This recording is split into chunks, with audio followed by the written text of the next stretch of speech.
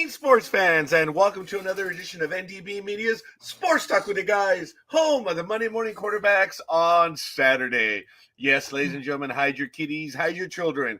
We are trolling the digital airwaves from Bangor to Maine, or actually Bangor, Maine, to Florida, all the way from Miami going over to Anchorage and on the way to Pomona. This is Sports Talk with the Guys, home of the Monday morning quarterbacks on Saturday.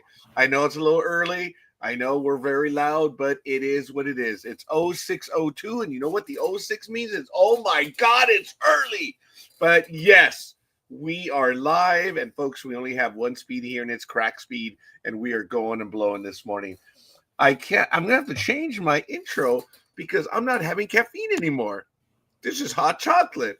I have not had I've had one cup of coffee in the last 10 days. But hey, it is what it is. We make you think here. We think, you think, we all think, and as such, we kill brain cells. And because of such, I guess that's the word of the day, we are the purveyors of the zombie apocalypse. You have been warned. Good morning, and good morning to everyone. Thank you for joining. And don't forget, head on over to ndbmedia.net down there and make sure you check out what is happening on the network. It is a glorious time here with NDB Media because we're a bit on the quiet side right now. We just have regular programming. We don't have a lot of stuff going on, but there is regular programming. Good morning, NorCal Girl. How you doing? Good morning. Yes. I am awake, thank God, to having a little bit of Kid Rock blasting in my ears about 2 hours ago. Which song from Kid Rock? Oh, God, the entire ensemble. I'm a huge Kid Rock fan. Boy, you really talked dirty early in the morning. Good for you. It's much appreciated. I sadly do not have my burrito. I went with a Maruchan cup of noodles this morning, sadly. It looks like it's all over your fork, too. No, they're not mixed yet. No, okay, the shadow or what? Oh, shut up. The shadow or whatever, the back of the fork. Yes, I am all comedian. I don't care. I will never say sorry anymore. It is done. I'm just going to go with it. But go ahead. Please continue. Yes. But no, when you turned the fork, the reflection looked like the top of the fork had a huge, large brown goo on it. I think it was just a reflection of what was in there. Yeah. But hey, did you hear about the guy with the fruit fetish? Do I dare? No. Really? Yeah. Yeah. He's effing bananas. Oh, God. Are we selling dad jokes at this freaking hour? We are going to bring a humor to this place that has been humorless for about 2 seconds. Oh, good morning to everyone. Welcome everyone to the chat room. Please let us know who you are and where you hail from. We'd like to know who shares in the misery of being on with us on this beautiful February 1st. I want to give a shout out to Solomon Walters. The dumb bastard's birthday is tomorrow on Groundhog Day, and I hope he stays in his hole. But happy birthday to you, Solomon Walters. I didn't know if you noticed or not, but we kind of have a little mascot on board today with us. I do not notice things which are not of me, but why don't you tell me about your little life form? This is my little life form. He's a little tiny loth cat, and his name is Gregory. From the person who gave him to me. As in our very own Admiral Greg. He's trying to run away from my shoulder at the moment. I think that's awesome, because you know what my response would have been? What? See this hickey? It's from... I didn't say it. There's no such thing. There is no hickey there, but I thought it would be great. Oh, that's from Loth Cat? Well, this is from... I was going to say, oh, that's a Loth Cat? Well, this is from my local vacuum cleaner. That's actually pretty good. I like it. Oh, my goodness. Well, ladies and gentlemen, it is a glorious morning at 6:06 a.m. Thank you for joining us. It is cold out where we are right now. It's only What, did I lose internet? Oh my goodness. I had a moment of terror right now. We have an air quality alert here in Southern California, but right here in hell, it is 58 degrees. It's going to get to a high of 69, an overnight low of 50. So it's going to be colder tomorrow. I believe we have California is being targeted by Mother Nature. Apparently, there are 2 atmospheric rivers on their way, but we won't talk about it later because we just won't. But hey, it is what it is. Humidity is at 46%, pressure is at 30.14 inches, and not rising. Rising, it's doing this. Visibility is at 8 miles. Sunrise will be at 6:47 a.m., which is approximately, 40 to 41 minutes away, or 39, depending on how you look at it. Wind is heading to the southwest at 2 miles per hour. Dew point is at 38 degrees. Woohoo. UV index at this time, 0 of 11. And we are in a waxing crescent for the moon phase right now. What are you looking at up there, young lady? Oh, I just happened to notice one of the things that came in. Yeah, that. Go Chiefs. The second it clicked, I looked at it. I actually did see it. Good morning, D123. Where are you at in the world right now? I'm in Pomona. I'm in Southern California. NorCal Girl is in Northern California. What's the weather like where you are right now? Actually, it's 51 degrees. We have some moderate to heavy rain because our atmospheric river has already started to come through. So, and it will get to a high of approximately 56 today. Man, that means I'm warmer already. Oof, it's 58 degrees and it's freezing out here. Well, we are going to see what's going to be happening, of course, this weekend. Good morning, Lukies. Thank you for joining. London, Londres. Ooh. Wow. Good morning. Afternoon. Oh, a tip of the hat there, lad. It's the afternoon. Thank you for slumming it with us. What's up? Wow. Thank you. We will boogie in. Whatever. We're going to get to it right now. As a matter of fact, taking a look at stuff that has happened here on the first day in February. Back in 1954, the Australian Championships men's tennis. Mervyn Rose wins his first Grand Slam title, beats fellow Australian Rex Hartwig 6-2, 0-6, 6-4, 6-2. Back in 1958, Tommy Taylor scores 2 goals and Duncan Edwards won in Manchester United's 5-4 win versus Arsenal at Highbury. The pair, among 7 players, killed 5 days later when the team's charter plane crashes at Munich Airport.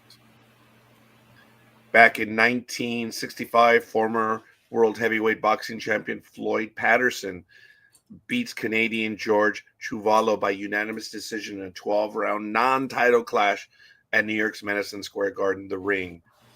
And it was named the bout of the year. I would have called it the fight of the year, but what do I know? Back in 1979, English international forward, and we're loaded with international news this morning. English international forward Trevor Francis becomes Britain's first £1 million soccer player when he transfers from Birmingham City to Nottingham Forest. And finally, in 1992, slugging outfielder Barry Bonds signs the highest single-year contract in Major League Baseball at the time at $4.7 million with the Pittsburgh Pirates. He would remain with the Pirates through the end of the 95 season, I believe, when in 96 he signed a 6-year, $42 million with the hated ones from San Francisco. Of course, if you do the math, 42 divided, 42 divided by 5, 42 divided by 6 is 7 million. I believe the Yankees only were offering 5 years and 35 million. That was a difference. If you want to look at it in baseball terms, it was one of the most colossal mistakes the Yankees may have made. But then knowing all the stuff about steroids, there you go. Love that guy. Which one? Please clarify. So it's all good. Do you have anything in history that you want to talk about? Because I actually have one last one that happened in the United States. NorCal Girl. Go for it. Galooly pleads guilty back in 1994. Jeff Galooly pleads guilty for his part in the attack on American Olympic figure skater Nancy Kerrigan. Yep. Confesses to racketeering in exchange for testimony implicating ex-wife Tanya Harding. A bummer. I remember that. A quick look at National Rugby League Down Under. Don't forget what we call Valentine's Day, February 14th. The Harvey Norman Women's All-Stars will begin in National Rugby League. But I do take it back. The men's will begin, on Friday, the preseason challenge. So round one begins this Friday at 12:30 a.m. local time. So that means it'll probably be some other time. It's 12:30 our time on Friday. So go figure. And preseason challenge round 2 will begin on February 13th for National Rugby League Down Under. In golf, right now, live January 30th through February 2nd, the AT&T Pebble Beach Pro-Am. Sepp Straka is minus 14 and 130. And coming in second, Russell Henley and Cam Davis at minus 11 and 133. A whole bunch of other souls are tied for fourth. At the Hilton Grand Vacations Tournament of Champions in Orlando, Florida, A. Lim Kim minus 10, 134. Lynn Grant minus 7, 137. And Nelly Corda is coming at minus 6 and 138. Also going on, the live Corn Ferry Tour, the Panama Championship. It is going on from January 30th to February 2nd, tomorrow. Panama City, Panama, a future target of the United States, if you believe all that stuff. Davis Chatfield, minus 8, 132. And Johnny Kiefer and Sam Bennett are in second at minus 7 and 133. That's a quick look at golf. We're going to take a look at all the other sports in just a moment. Let's head on over to NHL. And right now, somehow I went to the NFL. I apologize. Action last night in the NHL. I'm so sorry. There were 4 games. Put a shot of brandy in that cocoa. Maybe you'll think clearly. You know what? I have to take a shot of it right now. So forgive me, folks. It's baby steps. It's always baby steps. The Sabres 4-3 over the Predators. The Stars 5-3 over the Canucks. Avalanche blasted the Blues 5-0. And finally, in overtime, the Blue Jackets outlasted the Utah Hockey Club. And as we know, Yeti has been, our first story maybe, due to copyright issues and knowing that there's a thermos company, Yeti, that they didn't have a problem with, but apparently the hockey club in Utah was denied the rights to Yeti because, they were trying to secure the name for copyright. Well, nope, someone else already has it, and it didn't work. When you would think Utah, Salt Lake City, and Yeti, like, whoa, that's a marriage made in heaven. Has nothing to do with Salt Lake. The point is that it would work. Apparently not. Now in the running is the name Outlaws for the Utah Hockey Club. But we'll see what happens. Do you have the standings ready to go, young lady? Yes, I do. Please shoot. Goal, score, whatever. Don't tempt me to do things like that at this hour in the morning. All righty. In the Eastern Atlantic Division, we have the Florida Panthers, 63, Toronto Maple Leafs at 62, and the Ottawa Senators at 58. With Metropolitan, we have the Washington Capitals at 74, Carolina Hurricanes at 68, and the New Jersey Devils at 64. And the wild card right now we have with the Columbus Blue Jackets at 59 and Tampa Bay Lightning at 57. The Boston Bruins are 56, Detroit Red Wings 55, New York Islanders 53, Montreal Canadiens 53, New York Rangers 52, Philadelphia Flyers 52. And Pittsburgh Penguins, 50, followed by the Buffalo Sabres at 45. Moving on into the Western Conference, we have the Winnipeg Jets at 75, Dallas Stars, 67, Minnesota Wild, 66. In the Pacific, we have the Edmonton Oilers at 68, Yay! Vegas Golden Knights, 68, Los Angeles Kings, 58. Yay! In the wild card, we have Colorado Avalanche, 62, Calgary Flames, 57, Vancouver Canucks, 56, Utah Hockey Club, 51, St. Louis Blues, 50, Seattle Kraken, 49, Anaheim Ducks, 48, Nashville Predators, 43, Chicago Blackhawks, 37, followed up with the San Jose Sharks at 36. And as a matter of fact, as we take a look at the wild card standings in the NHL right now, we have in the Atlantic, or in the Eastern, you have the Florida Panthers at 63, late Maple Leafs 62, and the Ottawa Senators at 58. They're the top three in the Atlantic. In the Metropolitan, you have the Capitals, Hurricanes, and Devils. And on the wild card in the Atlantic, in the Eastern Conference, you have the Blue Jackets and the Tampa Bay Lightning. On the outside looking in, at this point in time, you have almost everyone. Yeah. The Bruins are out by 1, Red Wings another 1, and then 2, they're tied. You have the Islanders and Canadians, and then the Rangers and Flyers are tied, and the Penguins, and right now the Sabres. So it is really, really exciting out there. In the West, you have in the Central the Jets, the Stars, and the Wild that are right now in playoffs, and the Pacific, Oilers, Knights, and Kings. But looking at the wild card, you have the Avalanche, and it starts to loosen up quite a bit over here in the West. The Flames are 57, and then the Canucks are on the outside looking in, and you have a 5-point differential.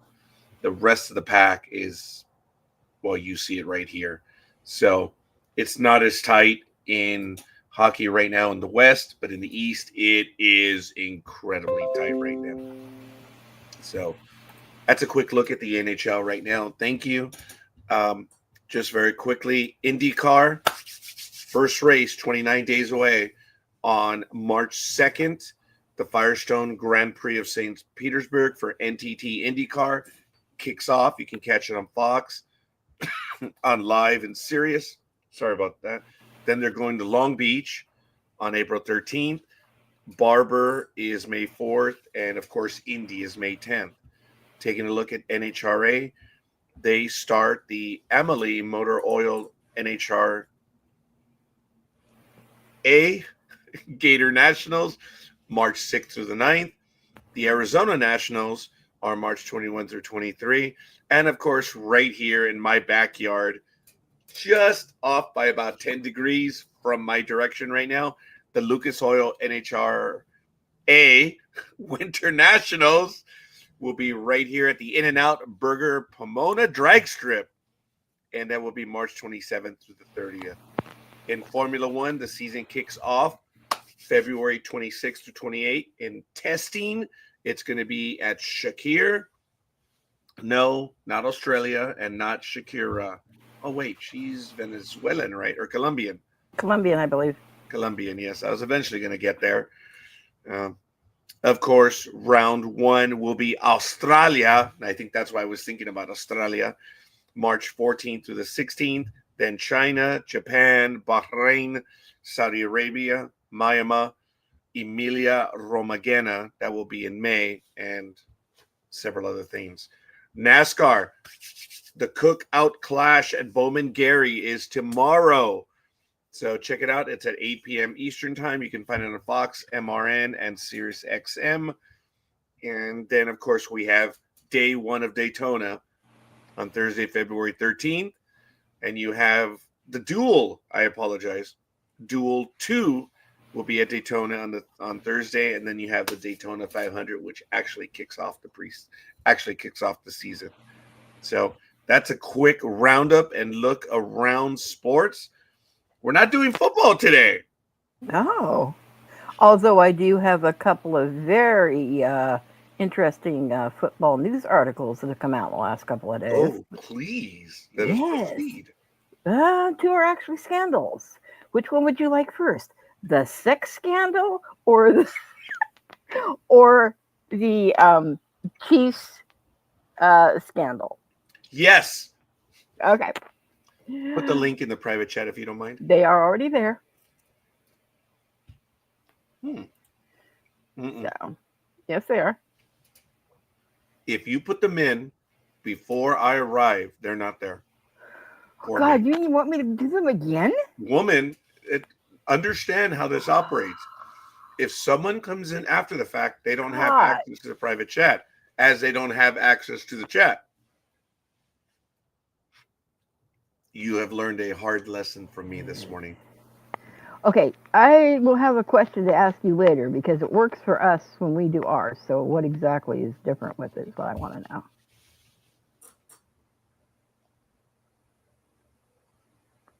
Ignore that one. It was already in the queue ready to go. Hang on. Oh, really? So I was right yet again. No, no. There was something else I'm talking about. Once again, I am right again. So why don't you get to it? Oh, This is fucking AP. away. Excuse Sorry. me.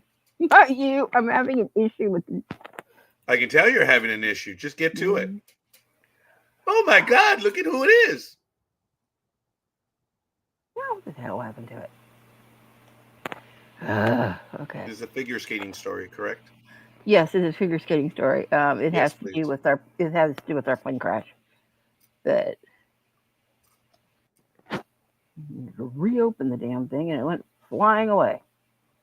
I don't want to paste, I want to copy.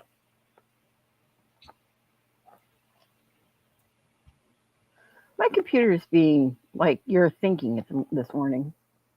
Oh, woman, watch out. Okay, This that is is as not yet. for Hang on. this is as per the AP News. Teen figure skaters and their coaches, group of hunters and students among victims of the air crash. That Yeah, is an image of Nancy Kerrigan, which we spoke of just earlier this morning. correct. There she's mourning the victims of the plane crash. Do you have the article up? Um, I'm trying to get the article, but that article is already up. If you just want me to Then go get with to that it. one, Get to okay, go. we'll go with that one first. Then since it's already up and we're having issues. Um, You're having issues. okay, I'm having issues. My computer's having issues. I don't know what we means when it's you. Okay. As in Mr. who couldn't think straight or talk straight this morning while he was doing the news. Okay. Baby steps. Baby steps. It's like Bangor and Maine. It's Bangor, Maine, not two different places. Anyway, this is talking about we had the plane crash a couple of days ago with the Black Hawk helicopter over the Potomac. There on board the flight, there were 8 members of the Wichita Skating Club that fly back and forth regularly, and they were returning from their national meet with their mothers and their coaches. And I'll go ahead and read the article. The victims of a crash between the American Airlines jet and an Army helicopter included teenage figure skaters returning from the national meet with their mothers and coaches, and a high college student coming back from her grandfather's funeral, on which I won't go into all these other people. There was a total of, as we well know, 67 lives that were lost. But from the Figure Skating Club of Boston, skaters Jenna Hahn, Spencer Lane were among those killed, according to Doug Zeg. Please forgive me on this because I can't pronounce his name. Zeghabi. It may be Zegibi. Zegibi, okay. The CEO of the Skating Club of Boston. Their mothers, Jen Hahn and Christine Lane, as well as their coaches, and both of these names are known in the skating world. Eva Jean Sheshkiva and Vadim Nakamov were also killed. Hahn and Lane, who were about 16, were returning from the U.S. Figure Skating Championships. We watched Jenna grow up from just a tiny little tyke into this amazing 13-year-old. A great performer, a great competitor on and off the ice. Spencer Lane, who was from Barrington, Rhode Island, took part in his first professional show in December with the Joy Skating products. And these kids, I will go on to say, are planning on, or were planning on, going more towards into this upcoming Olympics. Both of their coaches, which I've mentioned before, have won pairs titles in the 1994 World Champions in Chiba, Japan. The Russian-born pair also competed twice in the Olympics. As we already probably are aware of, most of the athletes and coaches were young. The skating organizations in Philadelphia and in the Washington area also said some of their own young athletes had been aboard the plane. Several athletes who were on the flight had attended the development camp held in the U.S. Figure Skating Championships, which ended Sunday in Wichita, Kansas. Wichita Skating Center manager Sean O'Reilly said the championships brought a groundswell of positivity, drawing the enthusiastic parents and young athletes from across the U.S. He said he was gutted to learn that some of the skaters had been killed. In Virginia's Loudoun County, a coach at the skating club was also identified as to be among the passengers. The club, Ashbourne Ice House, has said that its figure skating community has been directly affected, but did not give further details. So, and I'll pretty much cut it there simply because it just goes on to in more of the other details of the passengers, just some other stuff in general. But well, as a matter of fact, I'm sorry to cut you off. Oh, go ahead. Their coaches, Shishkova and Naumov, many people should know their names. Correct. They won the Paris title in the 1994 World Championships in Chiba, Japan. Correct. The Russian pair also completed twice in the Olympics. Yep, I had just stated that. Okay. No problem. It's a good thing that you reiterated it. So, but it was really a shame to find that this had happened, and this actually was pretty much a commuter flight that, for a lot of them, between Wichita and flying into DC, is kind of a regular route for actually a lot of these skaters. So it was kind of heartbreaking to find that out.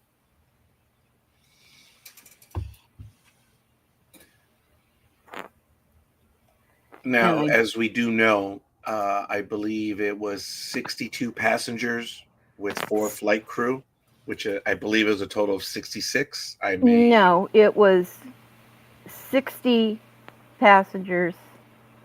It was a total of 64. Okay. Total on board, and then 3 on the Black Hawk. So it was a total of 67 deaths. We've already had audio from the flight tower, but folks, it doesn't matter. And unlike other people on this program, that just because they believe they hear everything from the first few hours, the reality is it's not true. We won't know the entire story until the report is out. And it's a shame that accusations have been flying. And it is. It's just an absolute shame. It was a disaster. It was a wreck. It wasn't a plane accident. It was a crash, and it's disappointing. Our hearts are with the families for having lost their mothers, fathers, daughters, sons.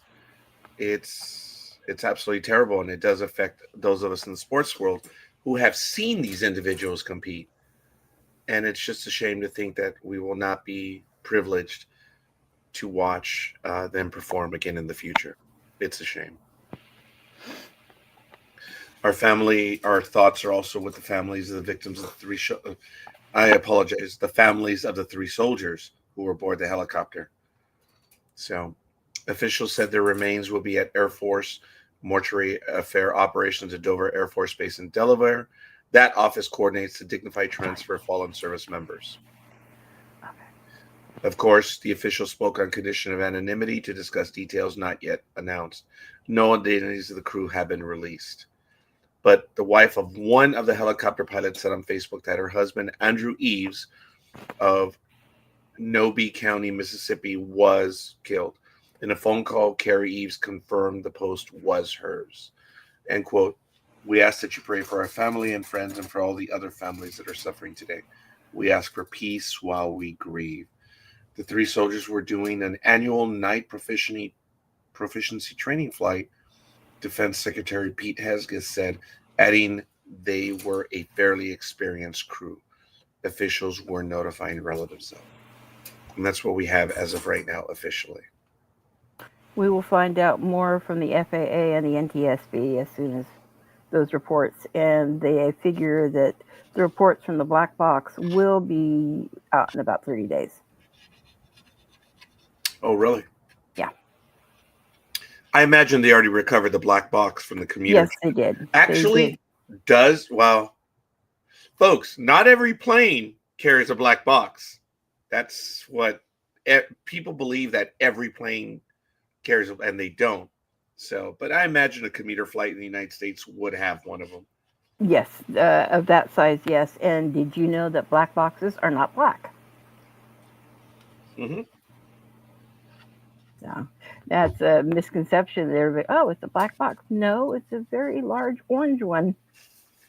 Yeah, as a matter of fact, it's named after the Black Hawk. That's correct. Yes. Yeah, there are other instances. I wish I would have taken a picture. This is way off topic yesterday, as we were in the office yesterday, and there was a moment where we saw a crescent moon, and I believe we saw Venus right above it. And then later in the day, when it was already dark, or I shouldn't say later in the day, but it was already dark, the crescent moon was lit up by the sun beyond the horizon, and it was blood red. It was interesting. I rarely ever see that color, and it was that in the distance. So. Do you still have a lot of smoke down there? Oh my goodness, yes. What color are they? Oh, they're orange. They're bright orange. For the black boxes, they're bright orange. Did you know that?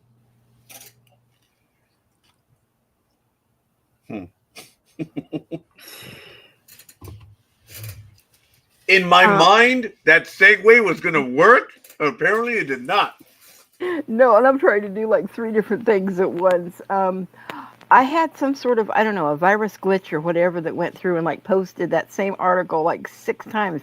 But the bottom article is the one that I was originally trying to post regarding the NFL's issues that are going on right now. Wow, yeah, you have quite a few items. So we'll get to that last one if you don't mind. Yeah, that's perfectly fine.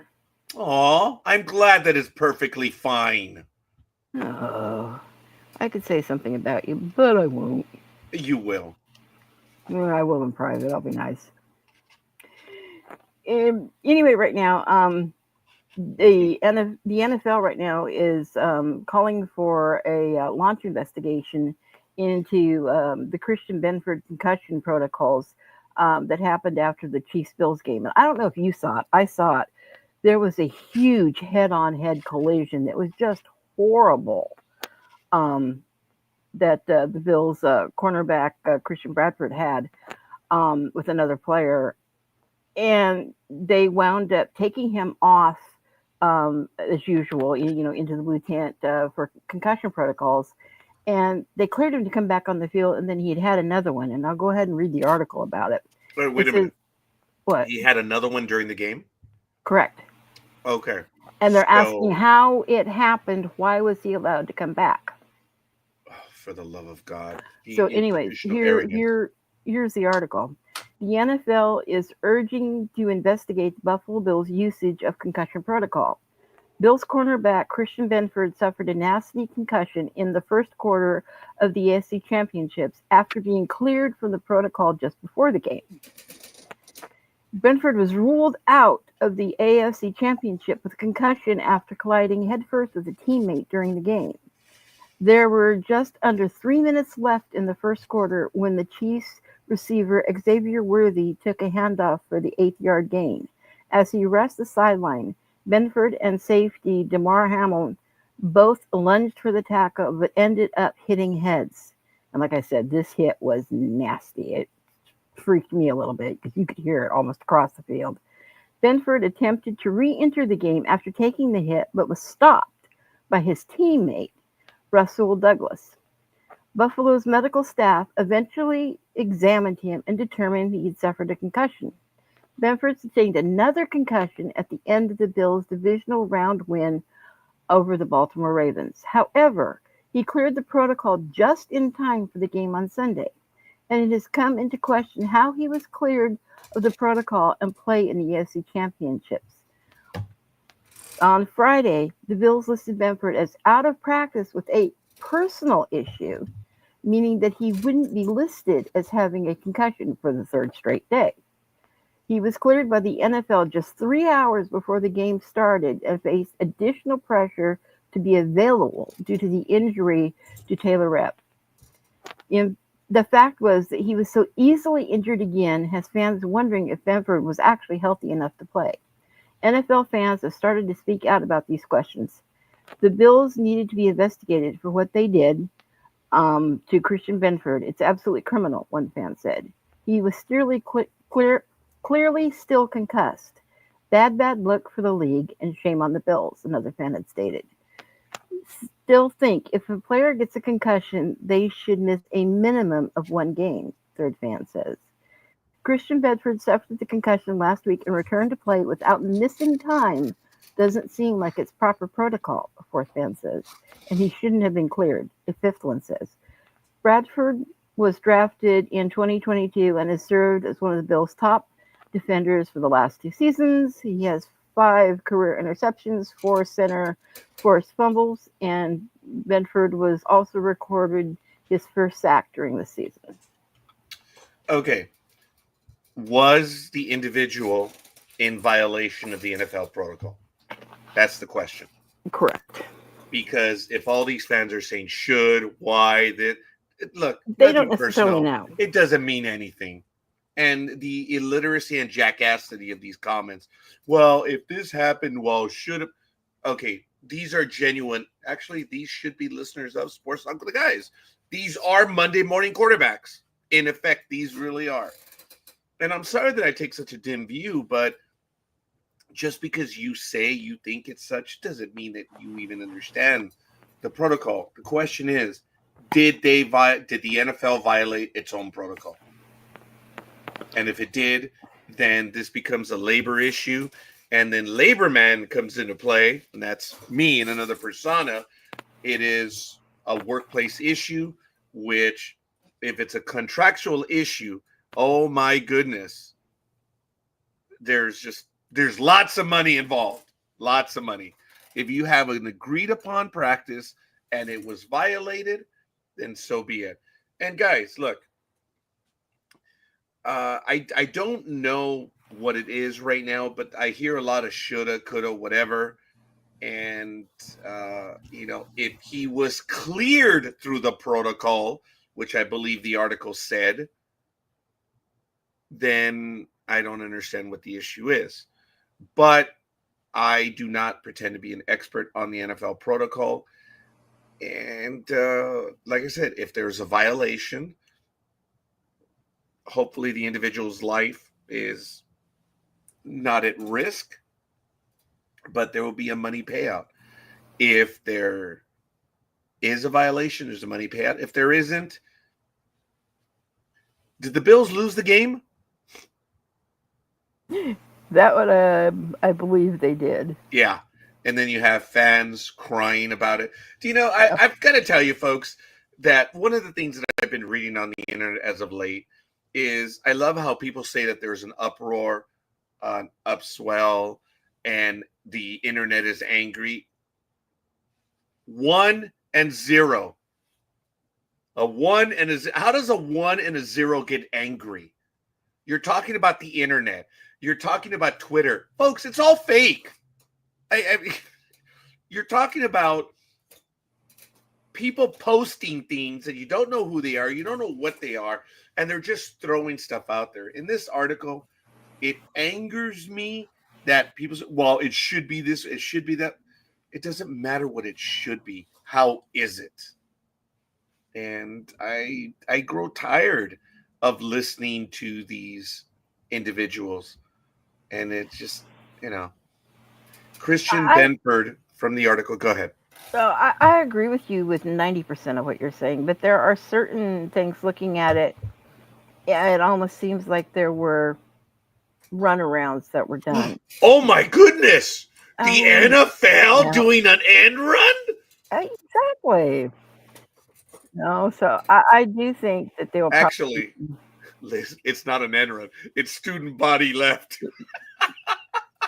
An end run, folks, is a military term. Well, not necessarily a military term, but an end run is, if you think of the NFL formation, an end run is going around the end.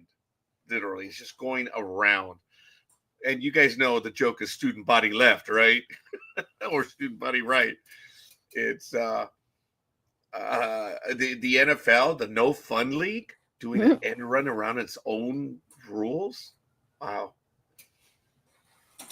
Do you realize how you open yourselves up to litigation today if there's a change or a violation of the procedure? What has the NFL Players Association said about this? Nothing that I've heard, and I tried to find something on it, and at the time I haven't heard anything either. Yeah. So I don't know. I can't tell you. Liz, do you believe the NFL? Again, this is an opinion, and we are clearly stating an opinion right now. Is there something dirty in Buffalo? I think there is, but really, I think the snow is a little bit yellow, shall we say? Oh my God! I actually thought you were going to say that. The internet gave people an opinion. Sure. Oh, look at that. Hi, Ash. Ash is right here. You stay away from my chocolate milk, pal. He's in need of attention. I apologize, folks. Oh, can you see him? He's trying to. It's cold this morning. He's hidden just behind. Oh, there's his tail. Yeah, there's his tail. Go ahead. Show the world your butt. Go ahead, young man. Oh, he jumped down. I think that was his opinion of this article. The internet gave people an opinion. I think proctologists would argue with you on that. They've always had an opinion. It's just more noise, quite frankly, folks. And my comment, and forgive me for reiterating, is it's all made up. It's all made up when people say there's an upswell and everyone is angry. Who's everyone? Yeah. They're angry in mama's basement? What does that do?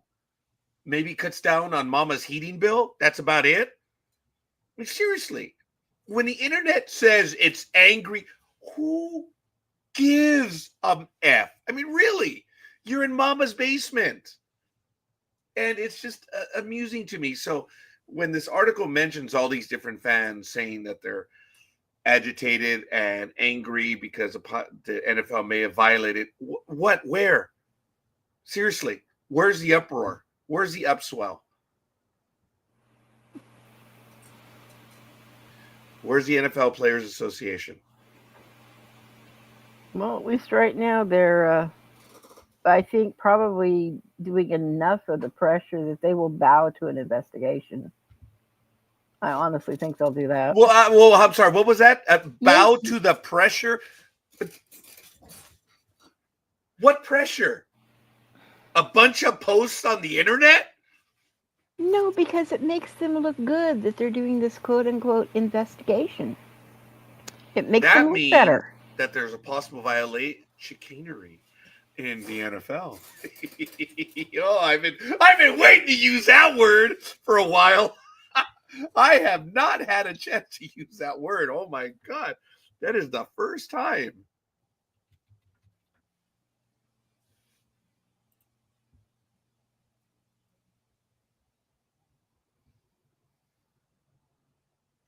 It might not have been the appropriate word, but it's okay. It's close enough. The use of trickery to achieve a political financial. Yeah, okay. It was the right word. It was the right word. Or legal purpose. Anything. Actually, yes. Because I was thinking of political. That's why I'm like, it might be a little bit too much. But no, I guess I was right. I used it correctly. A little bit of a stretch, but yes. Does it make it right? I don't know. I really don't know.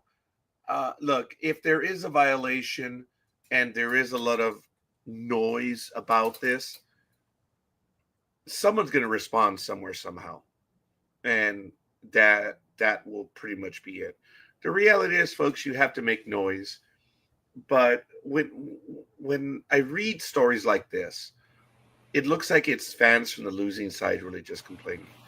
I don't mean to say it, but I remember one of my sisters back in 1981 claiming that the Yankees took money to lose Game 6 or to lose the World Series. And that always stuck in my mind. And I know she's probably listening right now, but I didn't see it.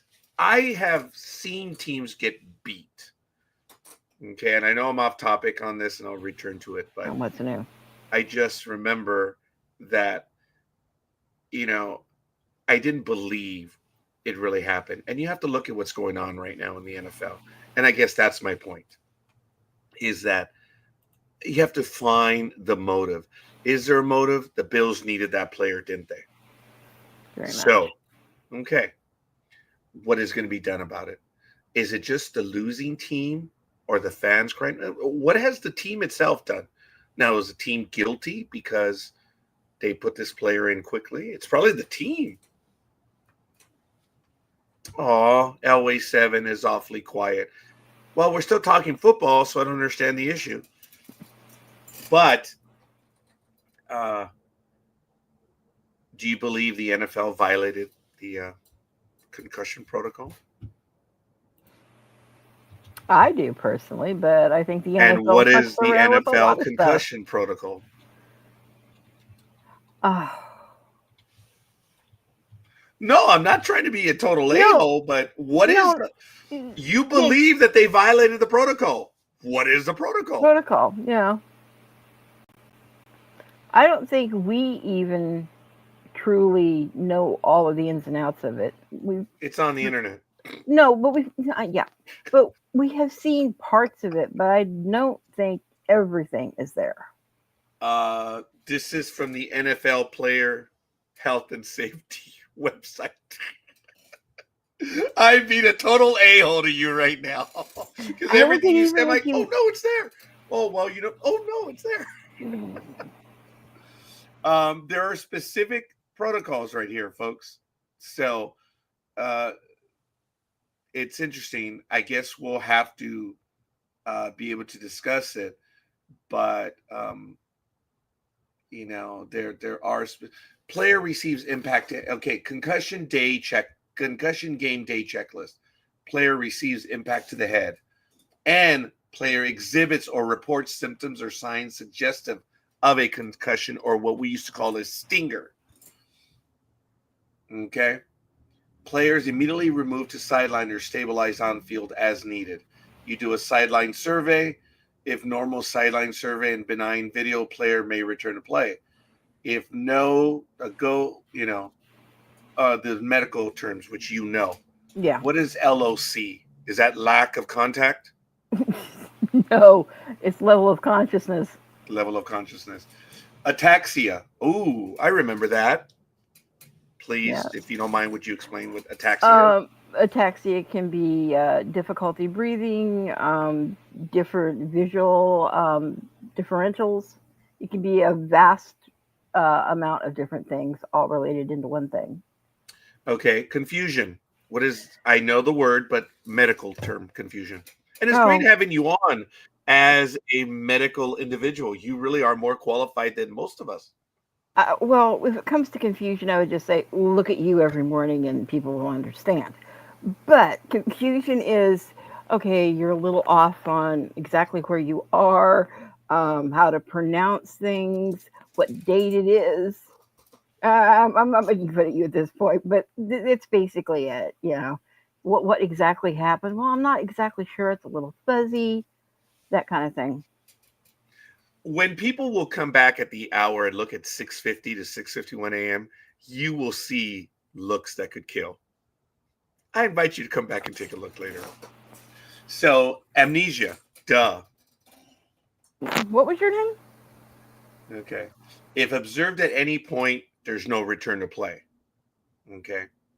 Now, on the sideline survey, you have to remove the helmet, team physician, and UNC player perform the sideline survey, which is no-go, history of event, concussion signs, symptoms, Maddox questions. Do you know what Maddox questions are? Is that who are you? Where are you? Basically, the usual. Who are you? Where are you? How many fingers do you see? Something from the current events. What year is it? Who's the president? That kind of thing. They have a video review, and then they focus the neurological exam on the cervical spine, evaluation of speech, observation of gait, eye movements, and pupillary exam. Correct. If any elements are positive, inconclusive, or suspicious of concussion, players escorted to locker room.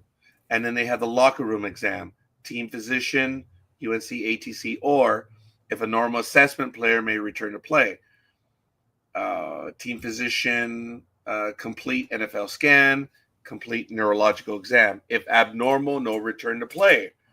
Player stays in locker room, periodic evaluation by medical team, follow-up neurological exam. Now, during the above checklist, if a player demonstrates progressive worsening concussion symptoms, no return to play. So the question is going to be, did this player no longer have the symptoms? Is there a defined waiting period? Look, if you get a concussion and the next day you're normal based on medical exam, what is it? Normally, it's 72 hours. Okay. And I'm not going to hold you to that. Yeah. I look, folks, this young lady who is here with me on today's program has a genuine medical background. And I'm not talking about being an admitting rep at Coastal Communities Hospital, which is what I was. That is the extent of my medical background. I was an admitting rep for about 4 months. That's it. This young lady is a real nurse. So she I worked has a level of neurotrauma expertise. for a long time. Yes, and even more so. Aisha, hopefully you are able to join us. So, unlike other sports programs, if I ask her questions, I'm not trying to embarrass her. As a matter of fact, I acknowledge her skill and experience. So It's just like, okay, you're talking about, the NFL's protocol, but the protocol that you're reading right now, I don't want to shoot anybody in the foot, but so far what you're reading is exactly a normal concussion protocol. It doesn't have to matter to do whether it's with sports, whether it's with you fell off your horse or you walked into the door. These are the same protocols that you're going to get no matter where you go. So I would have to ask you, are you implying that there's a different protocol than, say, for military? Say, a military lifestyle, to be specific? Is there one for sports? This kind of includes sports in it. So I'm not sure if you mean that or not, and it might be a useless question, quite frankly. I don't think, like what you're saying, applying for military, there are more in-depth things depending on how the concussion came about military-wise versus, okay, there are more protocols in place with sports and football to this degree when we have these massive head-on hits and you're following a standard protocol of what we would do in general for anybody. There seems to be, with these guys playing as hard as they are, with the chances of getting hit again that quickly, there should be more of an in-depth protocol. And I think whatever they're showing us is theirs, is not necessarily what they are really doing behind the scenes. I think they're taking it more in depth.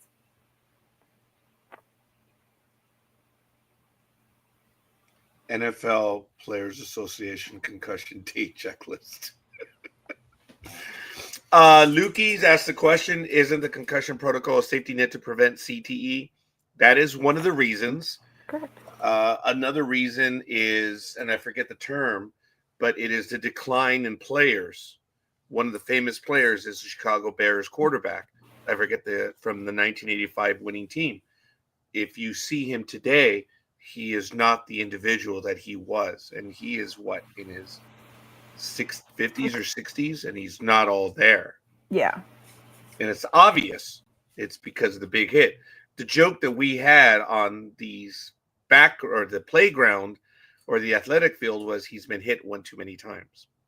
He definitely has TBI. Which is?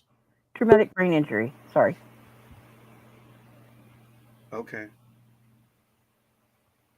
And ladies and gentlemen, I want to take a quick moment and welcome the big dog once he's able to join us. There may be a connectivity issue. And nope, there he is. Just took a second longer than normal. Good morning, big dog. Good morning. ¿Cómo estás? Oh, there's that, what I call a camel hump again. That little. Yeah, I've never, and you're the only person that ever says that, but I've never heard that one before.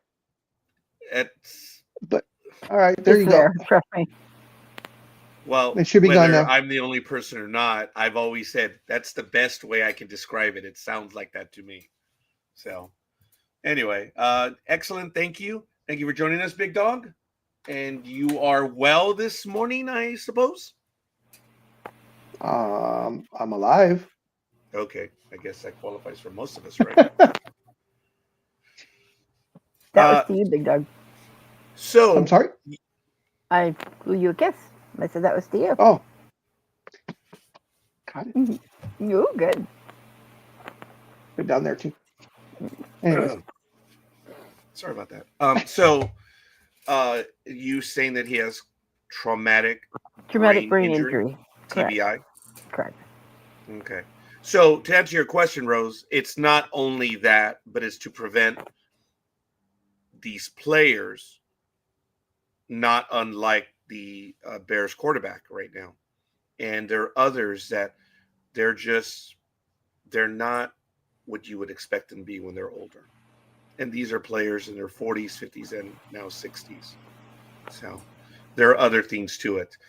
We're talking very quickly, big dog, that Liz brought up a story, which if you look in the private chat, are you able to find the article? It should be the last article in the private chat. I don't have anything in the private chat. Thank you. But anyways, what I've been listening to you guys for the last few minutes while I was getting ready. So who is under concussion protocol or the protocol didn't get followed? Is that what this is all about? There's an article that we've been talking about from the U.S. Sun that there are a lot of fans that are alleging the NFL violated its concussion protocol when it comes to a particular receiver. Correct, Liz? Correct. And that was Benford. Oh, I'm sorry. No, not a receiver. Cornerback.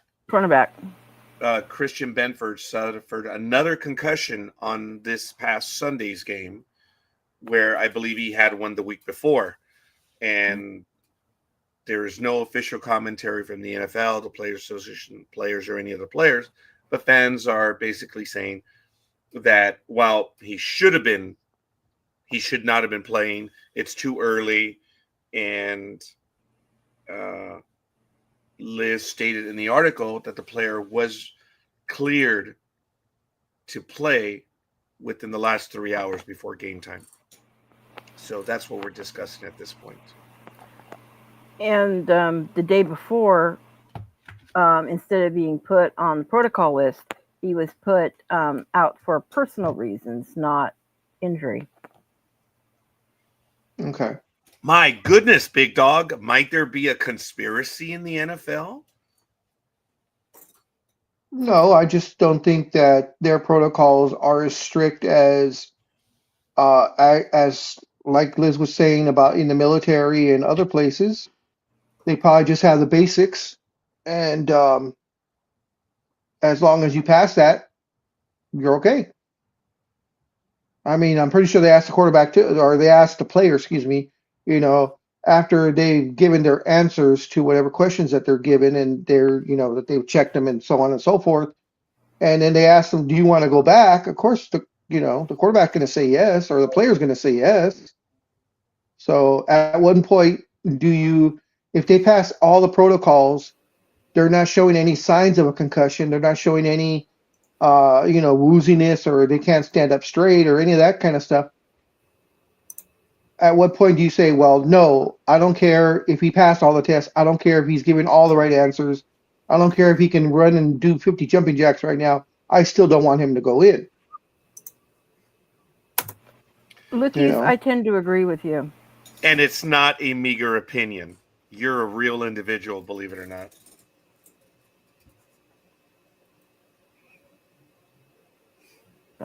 Anime girl, you got in here. Eventually, yeah. Good afternoon. Good morning. I've put something in the private chat, had the other talk. It will take you to a page referencing military rules and regulations on concussion.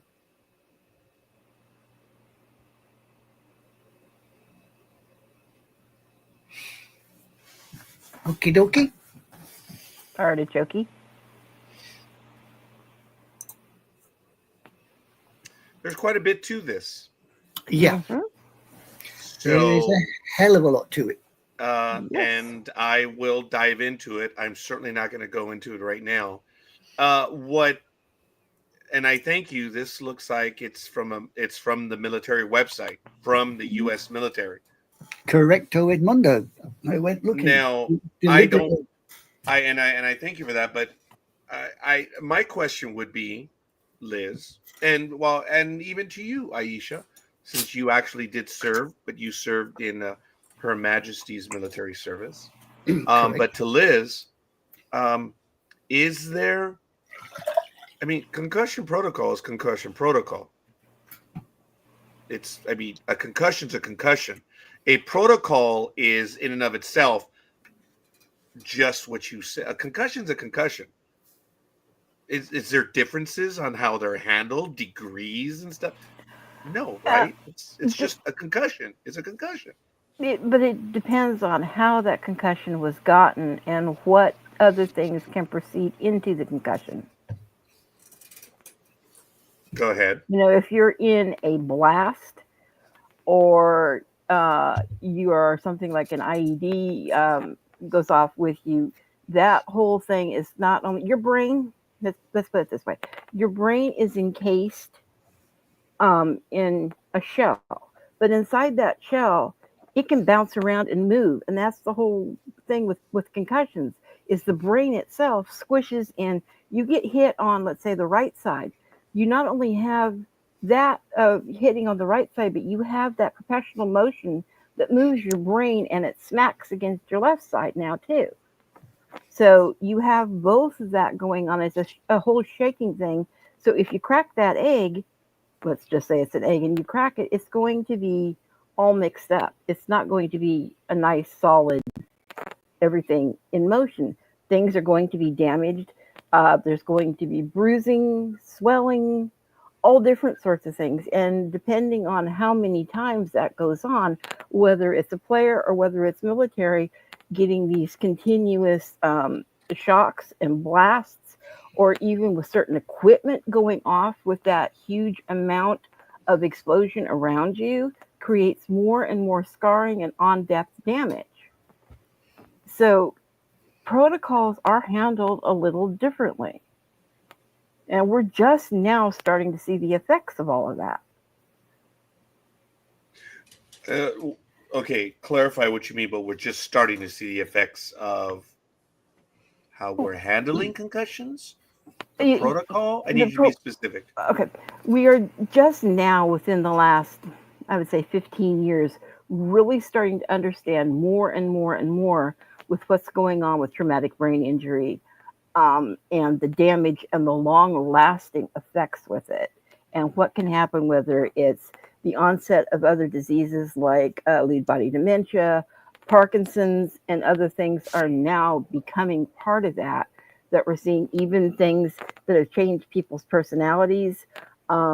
It has changed people's personalities to actually have them increased with PTS, which is post-traumatic stress. It is creating other things, memory loss. It makes you have like a fuzzy brain to where you're not focusing correctly. You can't remember certain things. Like I said, that ties in with the memory loss. Eyesight.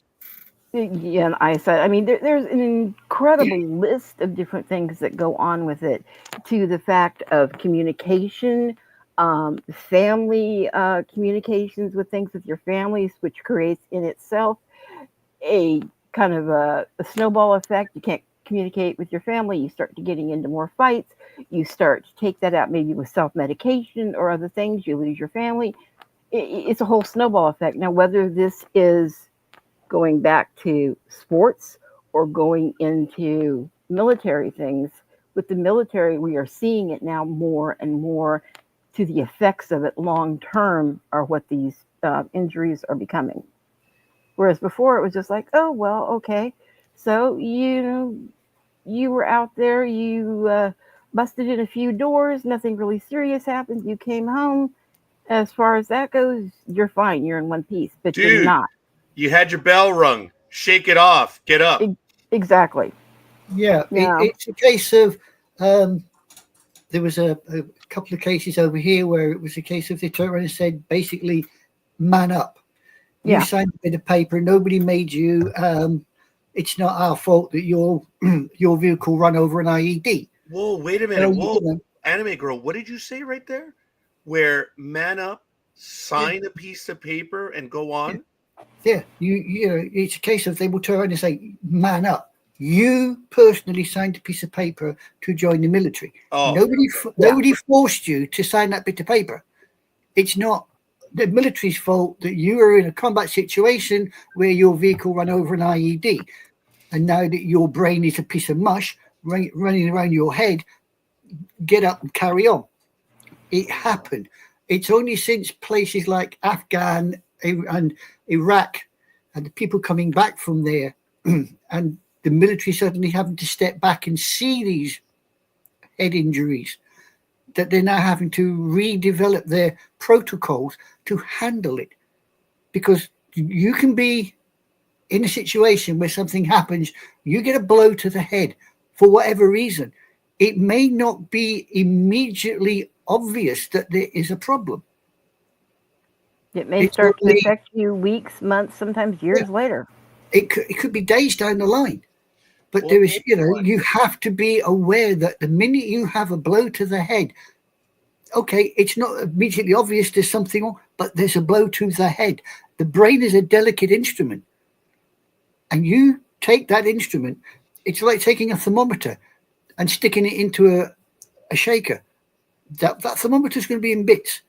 Your brain is roughly the same way.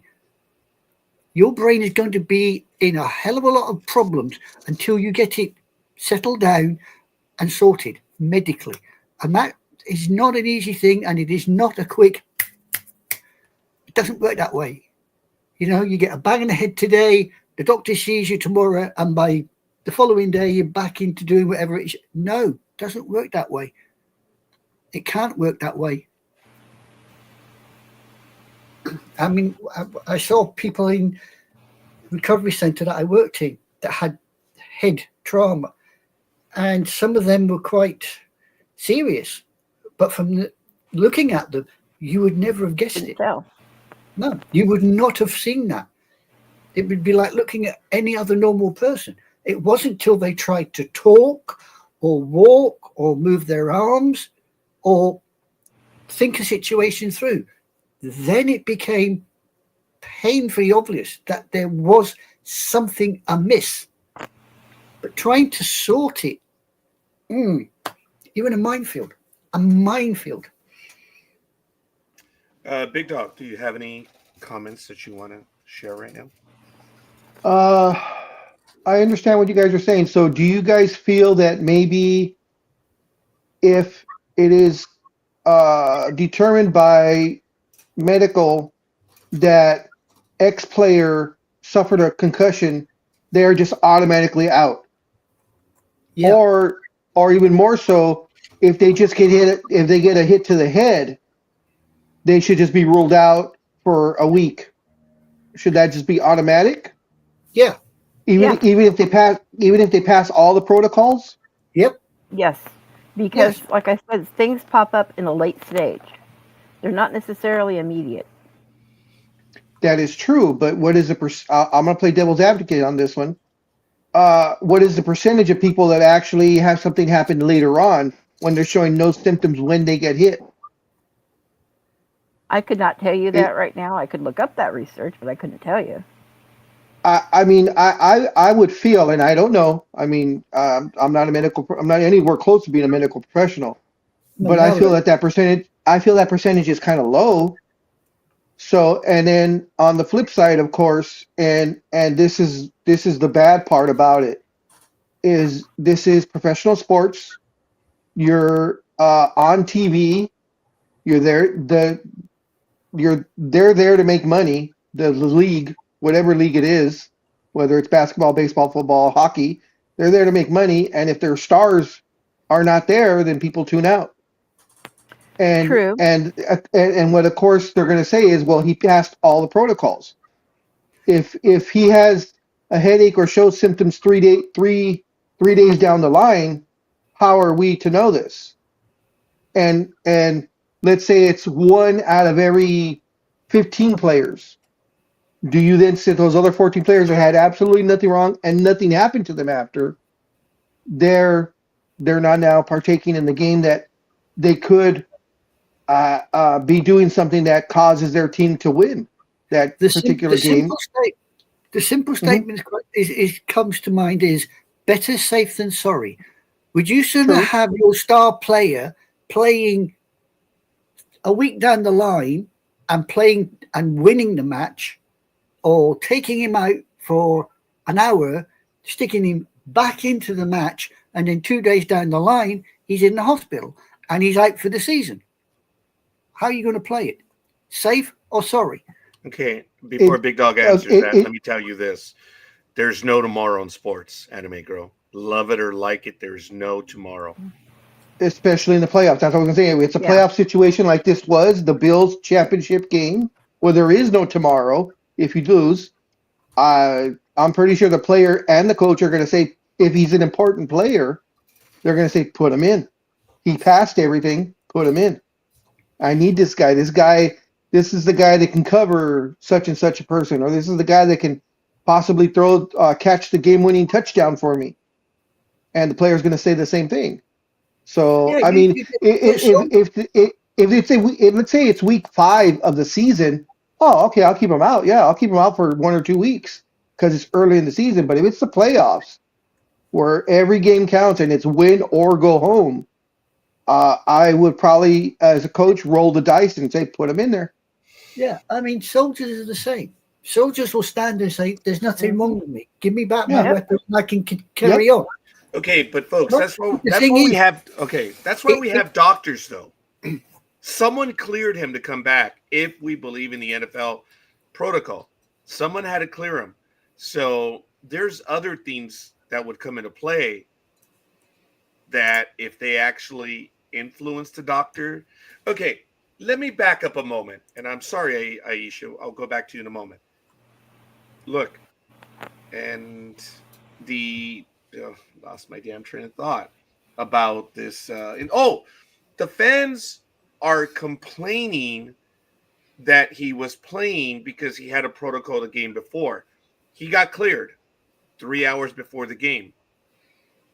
You're saying that he should be out, 3 days, 7 days, held out the next game automatically? Aisha, you said something earlier. You gave a specific time frame. Yeah, it'd be to be held out the next game. Because I mean, if you say a week, they play once. Oh, they only play once a week. So he would be ready for the next game anyways. But if they're going to change the protocol, you would say they're automatically out at least 1 game. Let's see if they change the protocol. I think I would not circumvent this, but instead of getting a doctor, a general doctor, bring in a neurologist. Have a neurologist at every single game. They have neurologists there. Are you sure? Yeah, it's part of the protocol. We just read it. I'm sorry, Roger, that I'm asked that. Oh my God. Look at that face you just made. Jesus Christ. I thought they were doctors. I thought it was just a regular doctor that was there. I didn't know they were neurologists. I apologize for asking the dreaded question on you that if you were sure. I'm so sorry. You've nothing to apologize for. You asked a question because you wish Oh to know. no, I doubted the mighty one. Oh my God. That face that he made as soon as I said, "Are you sure?" Oh my God. Yeah. That's one of my triggers. I've always said when someone says, "Are you sure?" Okay, and as I said, I did not know that they were neurologists. I thought they were just regular doctors doing the exams that they need to do. Because I already know the NFL. You know the NFL as well as I do. They're not going to go out and get the best neurologist in the world. They're going to go get the guy that works in the emergency room. Yeah, I mean, as far as I'm aware, when it comes to head trauma, you have to have someone who's qualified in that field. A normal GP would turn around and say that, no, they're not qualified. I don't know. Wait a minute. Wait. I misunderstood that. You said what? That they're not qualified? A normal GP would probably turn around and say that they are not fully qualified when it comes to head trauma. Okay. Simply because he wouldn't want to make a statement about a head trauma and then have it backfire on him. Correct. Then he becomes complicit. He doesn't need that. So he would say, get a proper person in to check the guy out. Yeah. So, and we've lost Big Dog. Oh, dear. Oh, No, he's back. I think he was just having connection problems. Oh, yeah, he's back. Is he back? Yeah, sorry about that. I glitched out. I don't know what happened. I sounding okay? Do I sound okay? Yeah, you sound fine. Okay. There might be a tiny delay, but it's probably not you. I'm detecting an anomaly on the network right now. So as folks, I'm always telling you, I'm always watching the stuff. There's a high use. So I don't think it's you. It's the net. It's like StreamYard right now. So hopefully it stabilizes. I don't think much was said when you stepped out right now, Big Dog. But Aisha, you want to go ahead and continue, please? No, I'm probably big sister stepping in, huh? Big sister stepping in. Well, she attacked me on this one, so. Yeah, but she's allowed because she's your sister. I know those rules. I guess. Yeah, twisted sisters you don't upset. Yep. I said plenty. Well, I'm not done talking about you yet. You had mentioned, guys, we have a lot of comments in the chat room, and I want to get to them, and then we'll continue. There are too many football players that were affected by injuries to the head that ended their careers. Justin said, on a bit of a tangent, the referees, I feel, always have a favorite, but some are better at hiding at it than others. I talked about that a year ago on Major League Baseball umpires. In the last game, it was very obvious they were playing favorites. Lethal Migraine says, when I got my concussion, you would never be able to convince me to stay out of a hockey game for a week. And then Lethal said, doctors, they're as void of knowledge as anyone. I don't listen to doctors. I know me better than they know me. Major League Baseball, actually, I can note, Major League Baseball did not. This was done by a study, and I forget where it was printed, and I don't think I kept the link. But it had to do with bias, and it was sad that Major League Baseball umpires do have a bias, especially the home plate umpire. And I talked about that last year. So the referees, as Justin said, that I've always believed they've had their favorite, but they're pretty good at hiding it. Doesn't look like they've been hiding it this year. That's a personal comment. Oh, no. There's been a lot of comments about a certain referee. Oh, my God, Big Dog. Has there been bias in the NFL refereeing this year? I mean, honestly. Has there Who would have thumped it? Of course not. There, no way. Really? You sure? Yeah, those refs are as honest as the day is long. Anime girl. Only if you As live a in third Alaska. party observant, has there been any perceived difference in officiating this year? I mean, I didn't see the game concerned, but I have heard that a certain game where the hairy cows were involved, the referee missed several calls, shall we say?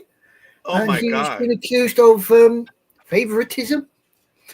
Oh my god, the referees should all be fired. Oh, then we can hire Thank you, Roger Lukey's. and Big Dog. No, It's a new no, ref. because I have a bias. Anyone who goes against the Raiders. Personal foul. No, Personal foul. nah, Personal I foul. can't. I can't. I'm too fat to run anymore.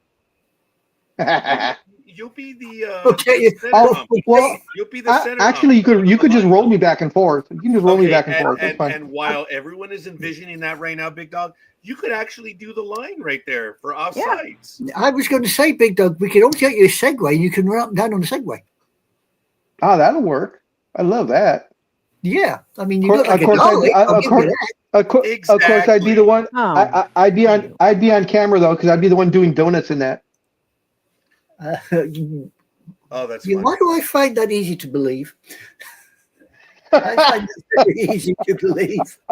Lukey's, You're did you see asleep. this from Justin? Go away. If you're not being sarcastic, I agree. LOL. I don't want to go away. And I like it here. Lucas, you're not- No, oh, yes, yeah. it's my daughter's pesky cat who's at my window looking at me very much like, go wake them up. I need attention. I need attention.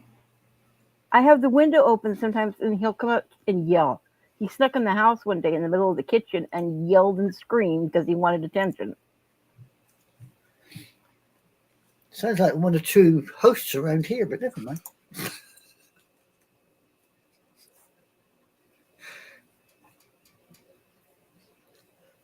One or two. Wow. I'm just Both saying girls this all. have gotten the death of stare today. I'm just saying this Stare all. of death. The death of stare. Yeah. Hey, I think it's great, but I appreciate the commentary in the chat room, folks. Look, this is definitely a hot topic issue. Good morning, Matt. Matt will be the referee. Thank you, Matt. I think he's fairly He'd be fair. a good ref. Well, I just said he's fairly fair, so we'll see, folks. I don't know. Could he make a call against the Raiders? I think Speedy and I would be on the same page then. Actually, I think Speedy would be, because he called a foul on me one day, so I think he could be fair. So, I know you could. I know you'd be. You talk a big game, but when it would come down to it, there's no way that you, with your moral compass, would allow yourself to not call the proper call. okay, and I appreciate. I stayed quiet, but I agree with the Big Dog. You have not lived till you've gone to a basketball game with the Big Dog. Because the Big Dog loses his mind when look, he's laughing, but I'm serious. Big Dog and I, when we're at games, I believe we're fair. We call it. We're like, oh no, that was not. Like Big Dog will call traveling on the Lakers as well as the other team. So, all kidding aside, and I appreciate that, Big Dog, what you said. I'm going to try to make the right call. And I think Big Dog's going to try to make the right call because I sure as hell don't know what the hell the 3-second violation is. I know what it is, but I couldn't call it. It doesn't exist anymore in today's NBA. Nor does traveling, yeah, or carrying over. Matt would never call anything against the Oakland A's. Oh my God! I'd like to see you call against the Yankees. I can't see that happening. Oh, I have. Oh, he would. Oh, he would. Yeah. He will. Oh, yeah, he would. As a matter of fact, I think Lukey's and Elway would even say that in the last World Series that we saw every game together. I think they would agree that. Look, I try to call balls and strikes correctly. Do I get it wrong? Oh, hell yeah. But I believe in the axiom of you need to be consistent.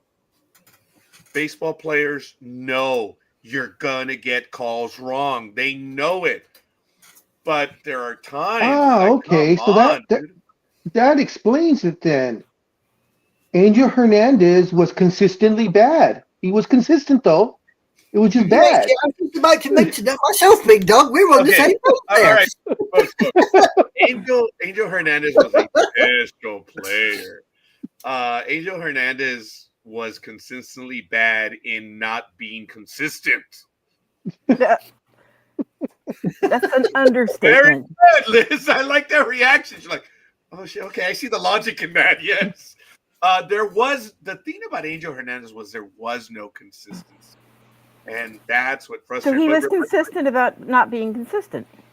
Right. Now, but remember how when the whole thing of Angel Hernandez was going down, what did I say? That there are umps that are just a little bit worse than he is. And the minute that he left, what did I say? We're going to find those other umps. My God, have we found them? They're always been there. Oh, yeah. But it must be frustrating, though, as a player, when you go look, when you go into the game and you look at the, the lineup card or whatever, and you see your umpires and you see home plate and Angel Hernandez attached to that. You're like, oh, shit. And as Justin said earlier, is the strike zone going to be like this? Is it going to be like this? Is it going to be, Aw, how sweet. Roger, you, Peter, Matt, Aisha, Liz would all be more fair referees than the ones that we have now, Lukey. That's funny because of what Lukey said earlier about fire all the referees. Yes. Matt says, I think the NBA is doing a major event today in San Francisco. Leslie Nielsen did a better job calling balls and strikes in the Naked Gun movie than Angel Hernandez in real life. By the way, the left-handed pitcher in Naked Gun? He was a real Major League Baseball player. That was lefty Gary Lucas, by the way. He was a real – actually, there were several real players that were in that one, but just FYI. I appreciate that. Just real quick tangent. I saw an article, I think it was on NBC or ESPN, it was one or the other, about this up-and-coming minor leaguer that he's making waves, not for his play, but the fact that he's a left-hander, but he's a catcher. Oh, yeah. Super rarity.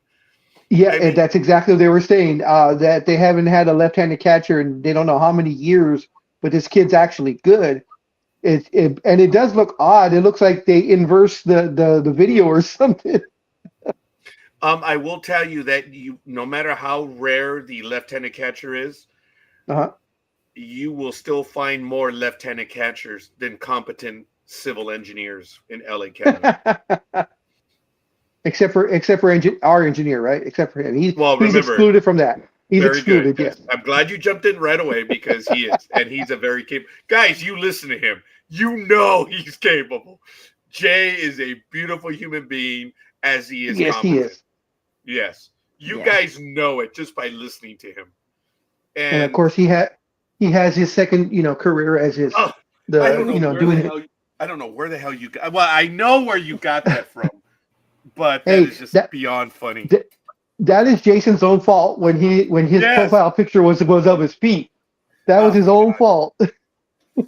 Yeah, that I would never have picked up. I never would have commented on it, but you know what? It works. It's just so damn funny. It is. Ladies and gentlemen, it's Sports Talk with the Guys, home of the Monday Morning Quarterbacks on Saturday. It is February 1st, 2025. Woohoo! To start off the February. I'm so happy. Someone is happy about February. Dude, damn you. Oh, I don't know. For this group, man, February is the Lonely Hearts Club month. Oh, damn. For all four of us. Oh, yeah. But there will be no love line. Sorry, folks. That may pick up in June. It's going to be on hiatus for a little while. But, okay, aside, it is February. It is February 1st, 2025. Thank you. And we have, of course, NorCal Grow here. We have, the Gimpy Cuddle Pup, who's on the mend. Oh, that's right, folks. He did fall a few weeks ago. And I did how not are you fall. doing? Dude? Oh, No, he didn't fall. He I'm loves to sorry. say I fell. That He was a moved- seismic event. moved Just his have to leg in a participate. That weird happened. way and did his knee. It's the memory. What No. happened? You see? Concussion protocols. Thank you. Okay. No, Aisha, it's stupid protocol, and I'm This is what I was overqualified. saying about confusion earlier. Just look at Roger. No, Yeah. no, no. See, you have to forgive everybody out there. You have to forgive Rogers because he has sometimers. Oh yeah, I had a great point earlier, and I flat out lost it. And of course he has sometimers with onset CRS. So Which is Definitely. Can't remember doo-doo. can't remember shit. Oh, yeah, I have seen. He also suffers from FIM as well. Yes. Yeah, foot in mouth. Oh, yeah. Sadly. Yeah, I do clearly. But we are having a wonderful morning. Wait. You'll have to forgive Roger. He went to Alaska, forgot how to walk, fell off a curb, and is broken forever. That's very kind of you, Lethal Migraine. I actually did hit my head, but that wasn't the injury. I rolled my ankle. Really, I didn't feel anything. I rolled my ankle. It's because it's empty. There's nothing to rattle around. I rolled my ankle, but 2 days of rest, my ankle was great. The heel, my right heel, never healed, and it has not healed to this day. So, do I have all that stuff? Oh, God, yes. And for all of you to tell me, it doesn't sting, because those around you can tell you the truth. What? No, I'm serious. What's the matter, NorCal girl? That's the second snort, right? That's I'm the sorry? truth. Oh, yeah, the people closest to you can tell you the truth. So to say that I have NFI, or I'm sorry, foot in mouth, or FIM, whatever you said. NFI means something completely different, Roger. I thought you were damn happy, but that's neither here nor there. What was that? I said NFI, November Foxtrot India, means something completely different, Roger. Okay, what is that? Not interested. Oh, not effing interested. Oh, bingo. Okay, fair enough. So if you've got NFI,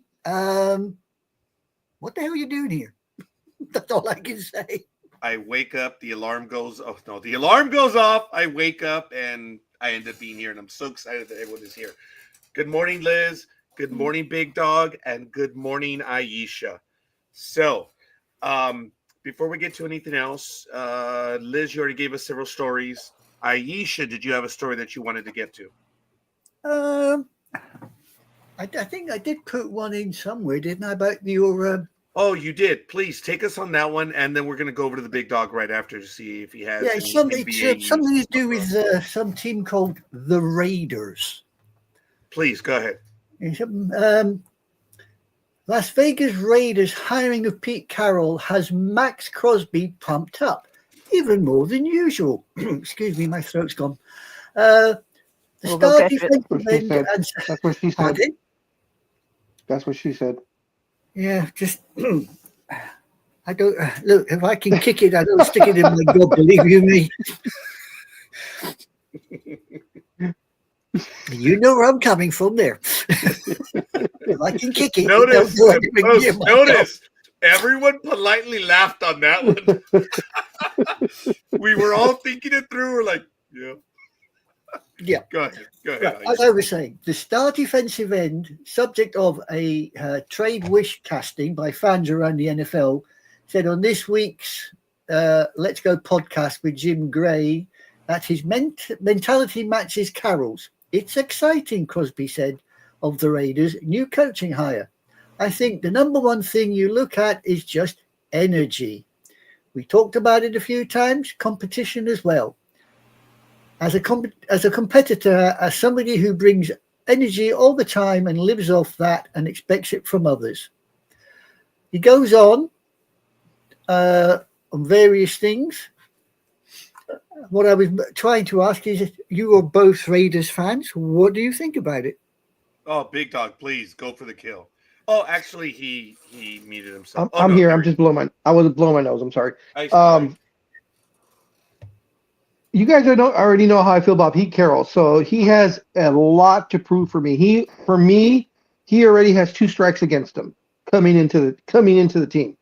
So unless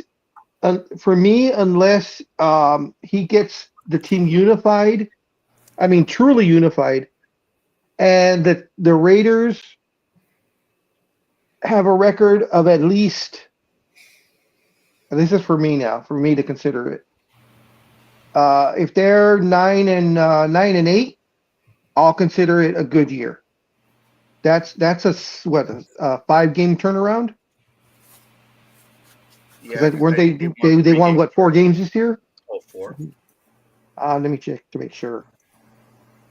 But to me, they would have to have a winning record for me to consider it a good That hire. would be 9-8. Yeah, that's what I was saying. Let's see, Raiders. The hell are the damn idiots?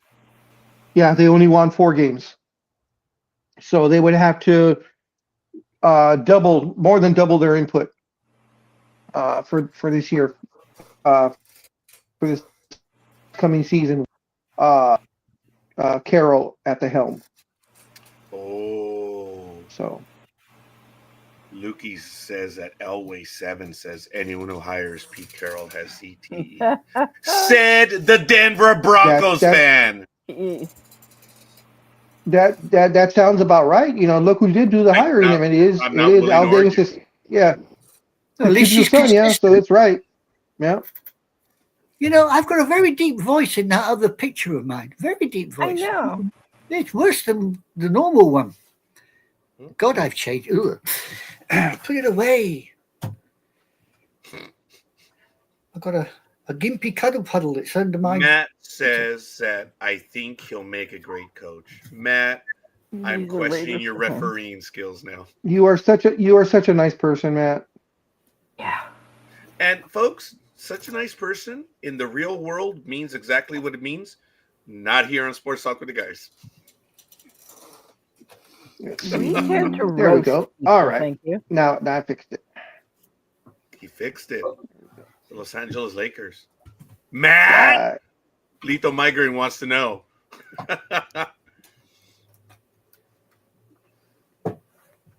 Very quick comment. Oh, sorry. Who knew the NHL is making all kinds of money?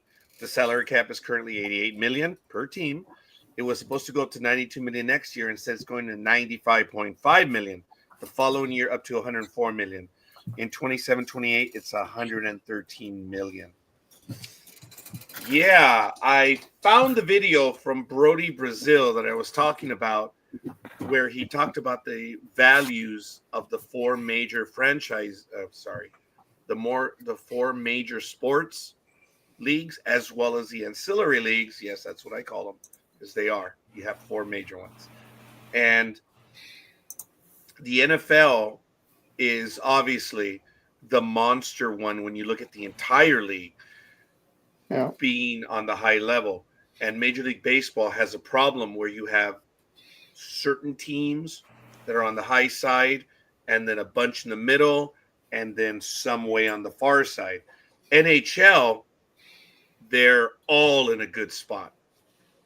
So, and then I believe he mentions, no, those are the top 4.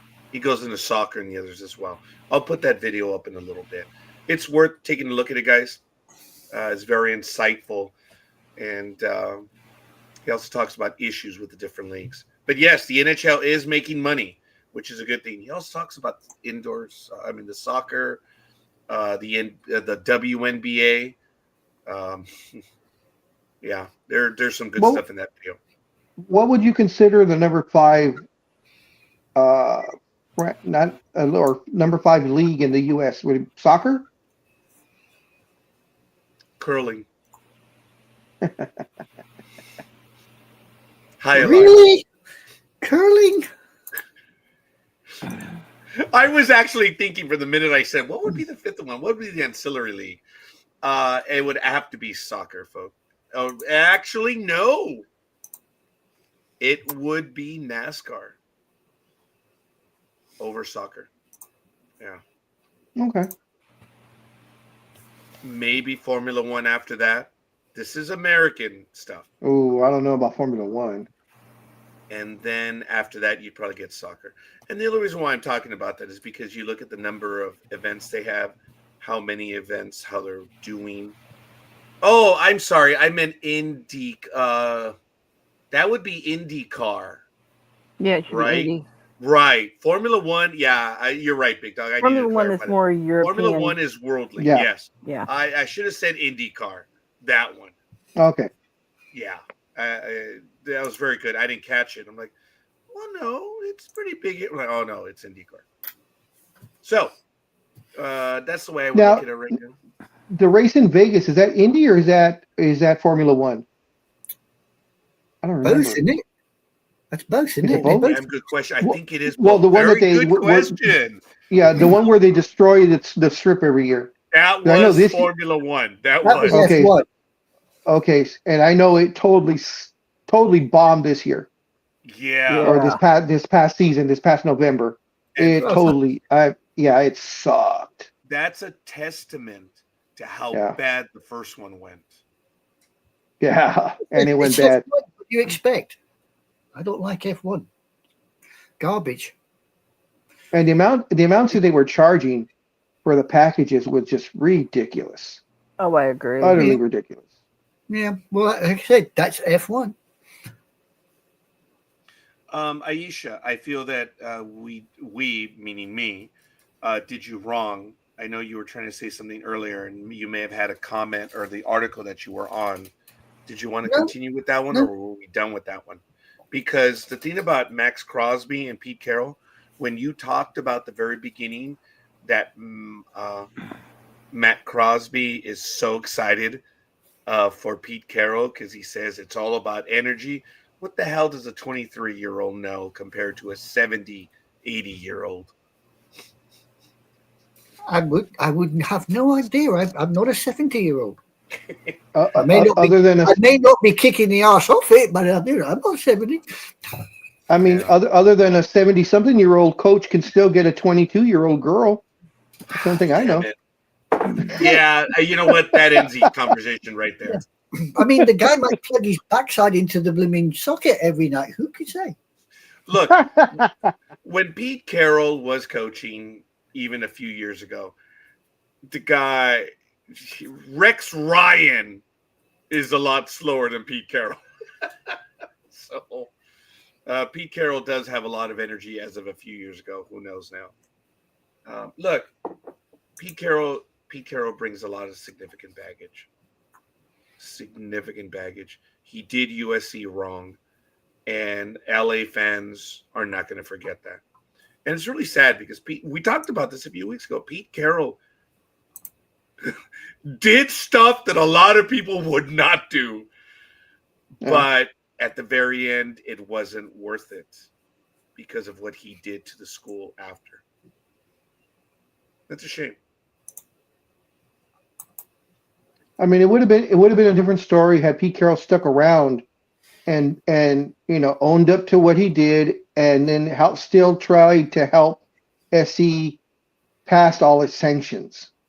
But the fact that he tucked his tail and ran before the sanctions hit, because it wasn't more than what, a month, 2 months, Raj, after he left that the sanctions all hit. Yeah. If it was even that long. Yeah. That's fair. I think that is very fair. It was so close that he had signed the deal, and we're like, oh, did someone get tipped off? I'm leaving. That was a joke. It was something to that effect. That it's like, oh, did someone get word and he bailed? He got out of Dodge just in time. So for you to say it was a month, 2 months, yeah, I could see that. Pete said an NFL record was something like 225 roster moves the first year he took over. I didn't know that. Wow. That's a lot, man. But yes, Lethal, yes, he did. They were a middling franchise at best, but mediocre is good. Yeah. I mean, people got to hating the Seahawks again. They hadn't been hated for a while. Guys, the the NFL West, the Chiefs, the Seahawks, the Chargers, and the Raiders, those were always 4 good teams that always fought it out. And the Raiders decided to take a vacay for like 40 years. I'm glad that one landed. In other words, the Raiders got raided from all their talent. No, the Raiders stopped getting talent. They didn't get raided from it. They just stopped getting talent. They sat on their laurels, and then the team got old, and then that was it. It was just like was not good at the very end. Yeah, he's Jerry Jones is the Crypt Keeper reborn. In the way he's handling, in the way he's handling the Cowboys. Yeah. I mean, we have said it many times, and it's even more magnified this season that the Cowboys. And I'm sorry to say this, Anime Girl, but I think everybody's attitude is the Cowboys are not going to be a Super Bowl contending team till after Jerry Jones is away from the team, or at least hands off the team. He can still own the team, but have nothing to do with the day-to-day stuff, because that's the stuff that's messing it up. Anime Girl, you will hear no argument from me with that statement. So you are quite safe. That's a true fan. I may be a Cowboys fan, but I am a bloody realist. And that guy is a pain in the butt. Just don't drop your soap when you're in the shower with him, because you'll probably end up with a nasty salty taste in your gum. Oh! All right. I like the way you talk of it, girl. I saw it. Did anyone else see it? Sadly, I didn't even have a chance to try to keep it out. No, thank you. Disgusting. Jerry Jones probably goes to Florida with Robert Kraft to go get massages. Ladies and gentlemen, that is an opinion on this program, which this host totally supports. Oh, man. Talk about dodging a bullet. Kraft, man. Did he luck out or what, dude? Well, he dodged the bullet because he kept shooting blanks. Yeah, he did. Folks, I'm going to have to step away for a moment because I'm all out and it's freezing over here. And even though I did take 2 of my pills at 7, I did. I saw you. I'm feeling randy. Oh, you saw that? Yes. You did? I took 2 of them. I forgot one. So the British.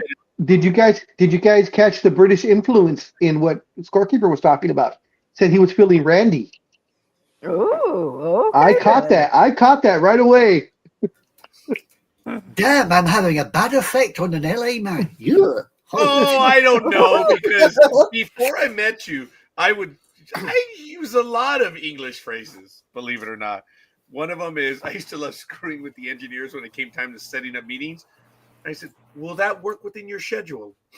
And they're like, what? They would give me a look like, what? And I'm like, go ahead, say it, because I'm Latin. Come on, you little bastard. Come on.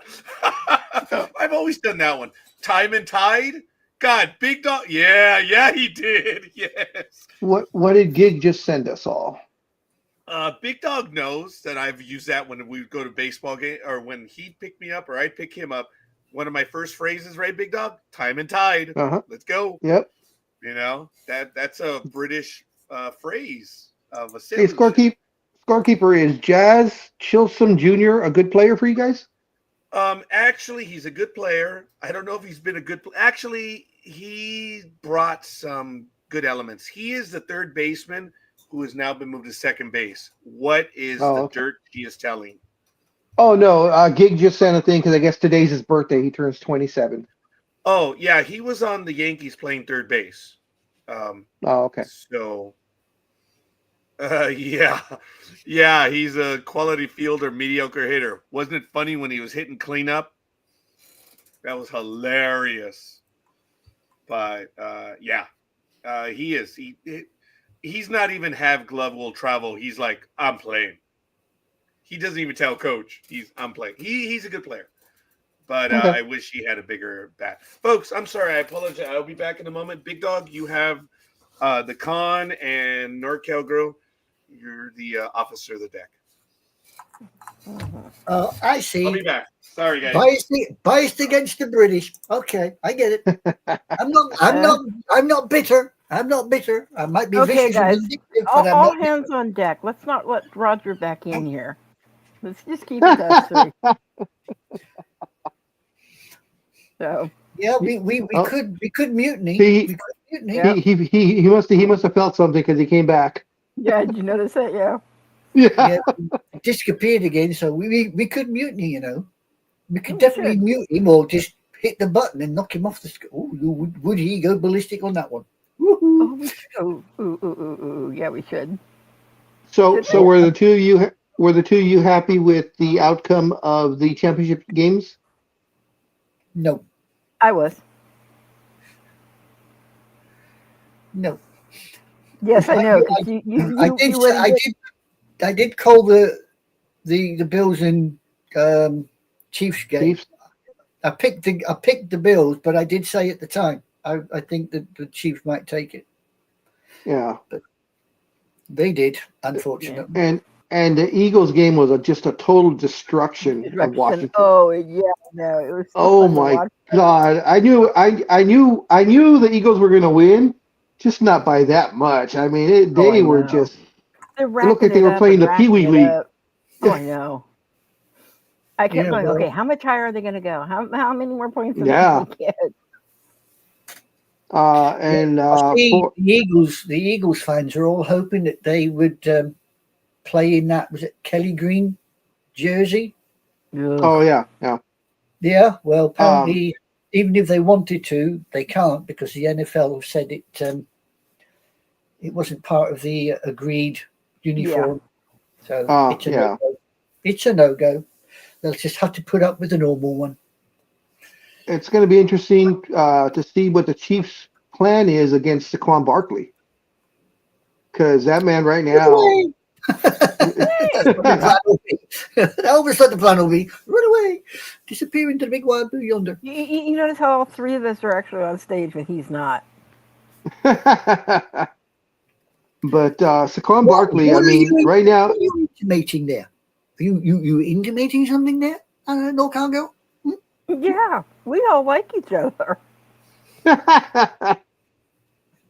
Yeah, that's why he pinches my avatar, because he likes me. Not. Ah. Well, I've seen Roger steal mine more often. Do you realize how scary it is when you sit here and you look at your own avatar and there's a weird voice coming out from behind it? You think, Oh, I know. the hell? Or worse yet, when the person who's gotten it screams when they realize which one they got. And the funny thing is, I keep changing mine every single week.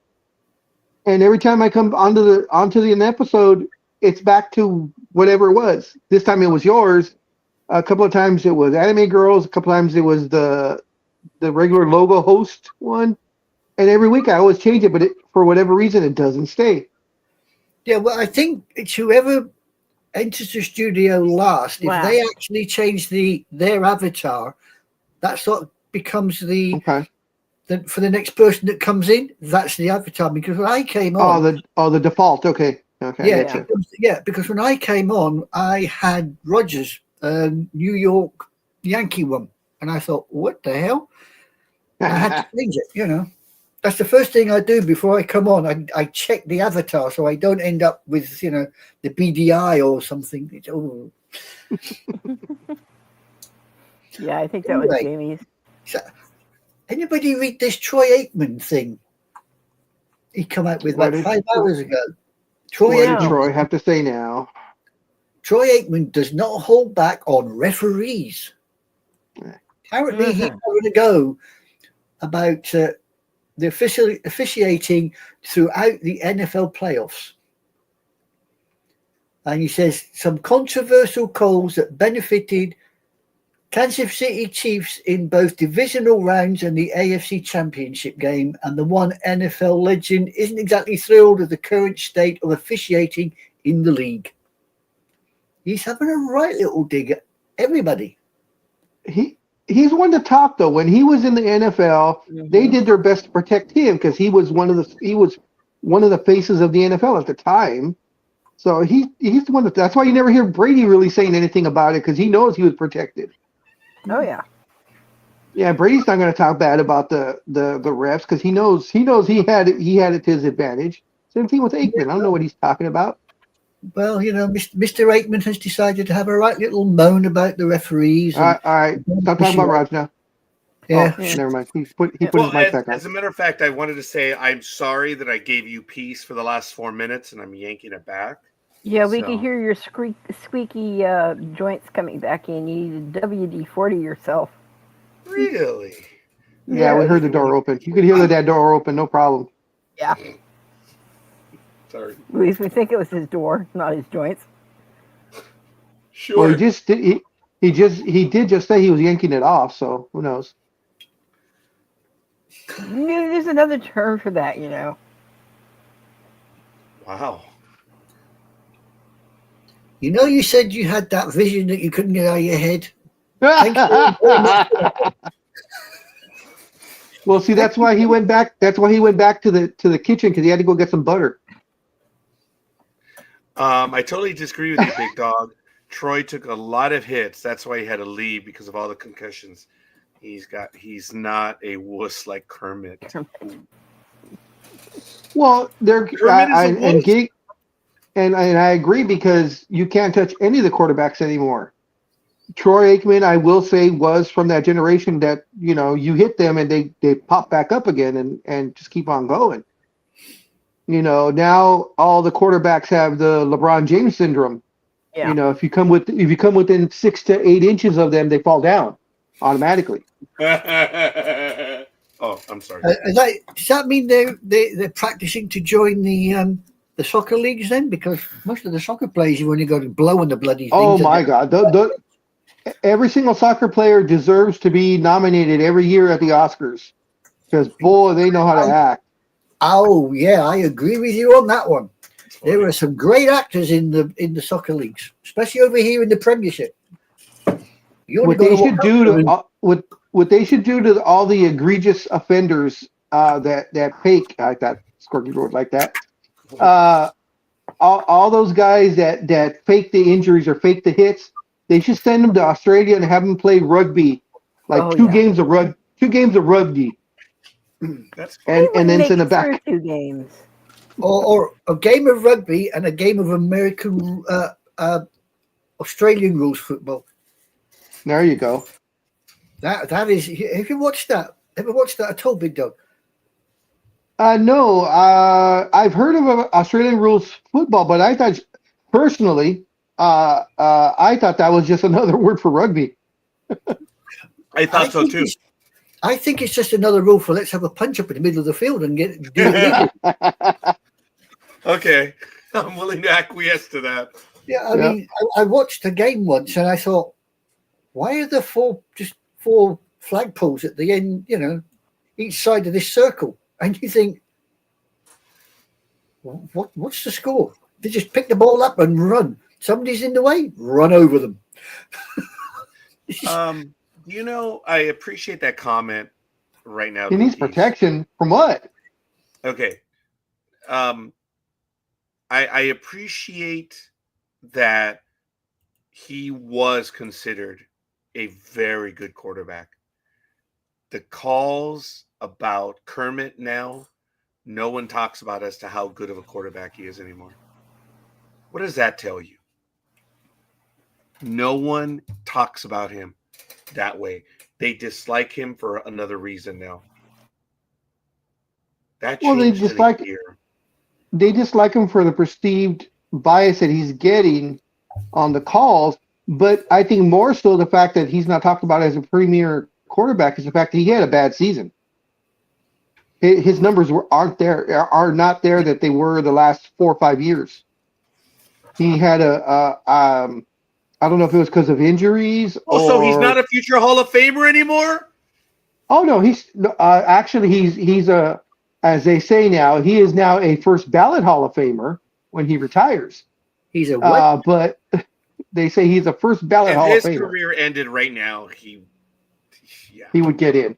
He would get in. Man, they've really lowered their standards. Never mind. Oh shit! It's 8 o'clock. I gotta go, guys. I'll try sorry. and come back on the phone. No, that's my Okay. fault. I didn't notice. Roger, I'll see you guys in a bit. All right. See you in a bit. All right. Hopefully he does call us back in a boot. That's Canadian now. Sorry. All right. And What have you been drinking or taking, for Christ's sake? You folks, put I have limp on us. dumped, nothing personal, lethal migraine, but I have dumped coffee. I have. And like I said, I'm not going to get into details. This is the first time I'm going to actually admit it publicly. I don't want to hear he's complaining, wanting, or whatever. But I joked about it on Facebook once I got the news.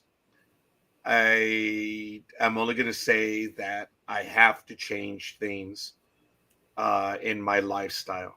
It's not would you please make an adjustment? It's, you have to do this so that you have a chance to correct something. So it's no more I don't joke. want to get into any details.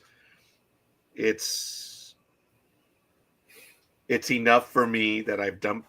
Coffee is one, soda's another, and there are other issues. And I don't want Queen of the Herd to do any public evaluations right now. I'm not going to talk about it.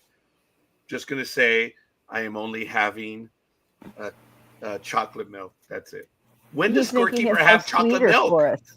What's Chocolate that? milk. One of the things, guys, I found out. He doesn't know that I found out, but one of the things is he's having calf problems, so he can't wear the high heels when he puts his Daisy Dukes on to go pole dancing. You are full of shit. So he now when he does his pole dancing, he has to wear flat shoes, no more heels, because the 6-inch stilettos were just getting to him too much. So that was one of the restrictions now. Just want to put it out there. You mean problems with the fishnet? No, the fishnets go on really easy. It's just the fact that they kept grabbing at them and ripping them. So he'd go through usually a couple of pair a night, but other than that. So what about the over-the-shoulder boulder holders? Is he having to give them up as well? No. What are those? Over-the-shoulder boulder holders? I know what those are. Okay. He's an A cup. He's an A cup, so he's okay on there. Oh no, sadly, a little more than that. We gotta go, guys. Bye. Bye. Now you've upset him. Oh my God. So, Roger, Yes. you're now on this stuff? Is that what you're saying? Not Tesco. I am actually doing the what is it? Go to hell, lethal migraine. Go to hell. I can talk. I'm on this stuff. Oh, yeah. Oh, I'm doing the orange juice right now. I'm doing a lot of I haven't done the apple juice yet, but I could see Roger and Heels on a double date with Bruce Jenner. No. But thank you, lethal migraine. Roger's better looking than Bruce ever was. That's reassuring, but I have to ask, what the hell are you drinking? Excuse me. I'm better looking than Bruce Jenner, and I'm at my age. And I ain't no picture, I'll tell you. I look like a back end of a bus that bounced off the wall. I don't care. I don't know how he ever managed to create Brody, because that's one fine-looking boy. Sure. That's because he wasn't confused when he made Brody. He wasn't. Are confused. you sure he's actually did? Well, I'm not gonna look. I'm the luckiest SOB in the world. I have my daughters. They're absolutely gorgeous. They sure as hell didn't get anything from me, thank God. So I'm really happy with that. I do know the Almighty has a sense of humor, and thank God he was asleep that moment. That's how I know I lucked out on that one. So it's all good. I'm drinking water. You're bragging and complaining there, Matt. Yeah. Yeah. So it's all good. I purchased this desktop thing to keep my coffee cups warm. It's a USB one, so I really don't know how good it is, but I'm giving it a shot today. And I did it yesterday as well. And I don't think I'm all too happy with it. I guess that's why it was discontinued at Staples.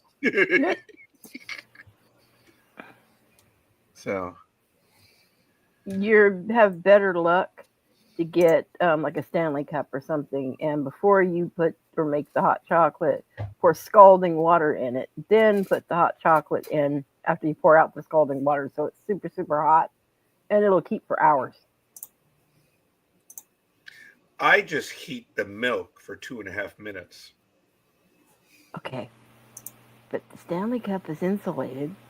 Oh, I have a Stanley. I have a lot of insulated cups. Okay. Yes, but it's got to be not the plastic insulated, but the actual metal insulated. For the love of God, I am a professional driver. I have the insulated cups. I said so. I'm not talking about the little 7-Eleven, which let me tell you, those 7-Eleven cups hold them very well for being the cheapies. Ah, chew. Bless you. Damn, I thought I'd muted myself. Oh, God, hang on, I'm gone. Sugar-free 7-Up at home, sugar-free Gatorade while I work. I'm not there the same yet. way. I know. I'm drinking matcha. What's matcha? How much liquor does it have in there? I was about to say, is that with or without the alcohol? You know what? I first of all, I'm gonna have to take pictures. I know you can't tell, but this garage is now spotless because my assistant was over yesterday, and before she walked in on Thursday, one of my buddies from school was here, and just before she walked in, I told her, "Don't get mad." Our first word was, "Don't get mad." Yeah, she did an incredible job of keeping it to herself, but I did tell her, "Don't get mad." She was beside herself, but she knows that physically I wasn't able to do very much this year. And what she did in 3 hours yesterday was incredible. And it's like, wow, I feel like I just moved in. So, yeah. Yeah, she got rid of all the cobwebs and the clutter. Clutter, yes. Yes. You organized a little. Yes. Yeah, we have to, because our plan is this year we're out, we're gone. Don't want to be here anymore. So anyway, she got rid of the cobwebs and clutter, but Roger's still there. I was waiting for someone to say that. Lethal, like I told you on Sunday, I absolutely adore you. I will never say that. There might be a sentiment, but I will never admit that publicly. All right, Anime Girl, do you have any stories you want to get to, or NorCal Girl? I was going to go to the big dog and say, "Hey, what do you want?" I'm like, "Oh, no, he's not there right now." I know, I forgot.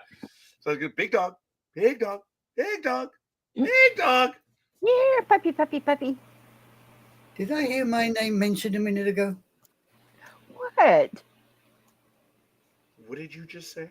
You're puppy, puppy, puppy. I think I'll leave you to I want to die. I think I now have CTE as well. I think I will say it. Do you two want to go get a room while She was talking about the big dog. It wasn't me. That's why I envisioned it. Yeah. They all say that. They all say that.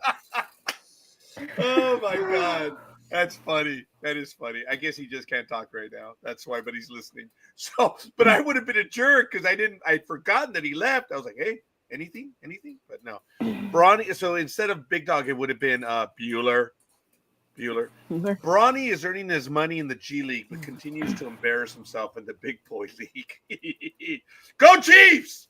Thank you, Luckies. That's like me when I come home. My sister and others from church cleaned out most things and threw away some stuff too. Matt, did they throw away the IKEA chair? Yeah, we never found out if that got finished or not. Matt, we were talking so much shite about you. It had to do with the chair. Yeah. Did you ever finish the IKEA chair? While you were out, Matt, it was almost every week or every other week. Big Dog would ask, I would ask, NorCal Girl, Anime Girl, even Gridiron Girl asked, did you finish the IKEA chair? Oh, Yeah. our numbers just dropped. Did Matt just leave us? No. Come on, Matt. Did you finish it? I have yet to step foot in IKEA, and there is 10 minutes for me. I went in one time, and I realized that I did not speak Swedish, so I walked out. I've got an IKEA settee, actually. He says, no, they didn't throw that away. Okay. But did you finish it? That's the question, Matt E. Yeah. Did you put part A to part B and you screw C with nut D? Want to give a quick shout out? I want to give a quick shout out to Elizabeth Olivia Cooper, Aisha Kerr, John Gajitos, and I believe he is still international. So he's watching us from across the Pacific Ocean, which is really cool. And Gridiron Girl. Gridiron Girl, where the hell are you? Why aren't you in the program? Why aren't you suffering? She doesn't want to be insulted like she was last week. I insulted her? I'm not answering that without the solicitor being present. She's faking sick again. Oh, that's right. She had a little bit. Oh, that's right. Come on, Gridiron Girl, get in here. Come on. Yeah, no excuse to be sick, lemon, lazy today. I sound like Kermit the Frog, so you can be in here. Oh, she doesn't want to be I with like Kermit.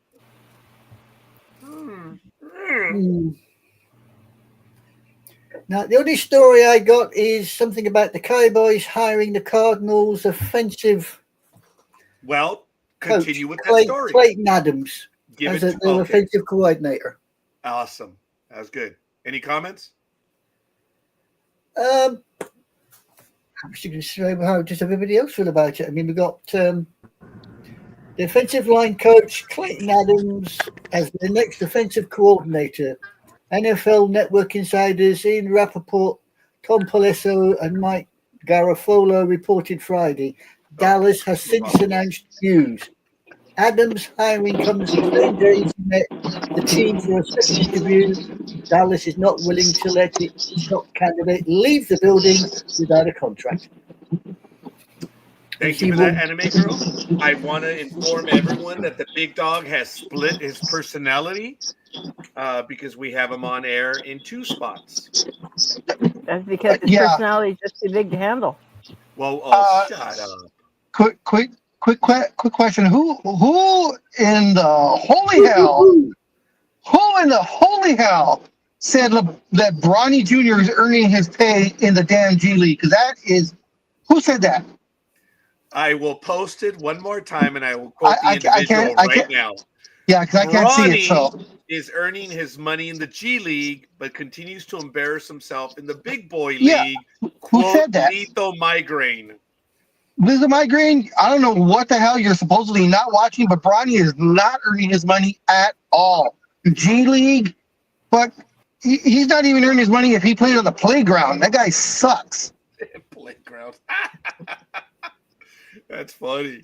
He's had 1 or 2 good games in the G League. Other than that, he is still ranked 333rd out of 336.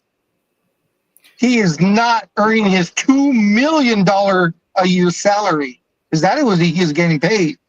Which is outrageous Big Dog, for a G League player. Yes. To answer you, Lethal Migraine said, G League MVP, baby! Yeah, well, I mean, I know he likes to goad people, and boy, he did it this time.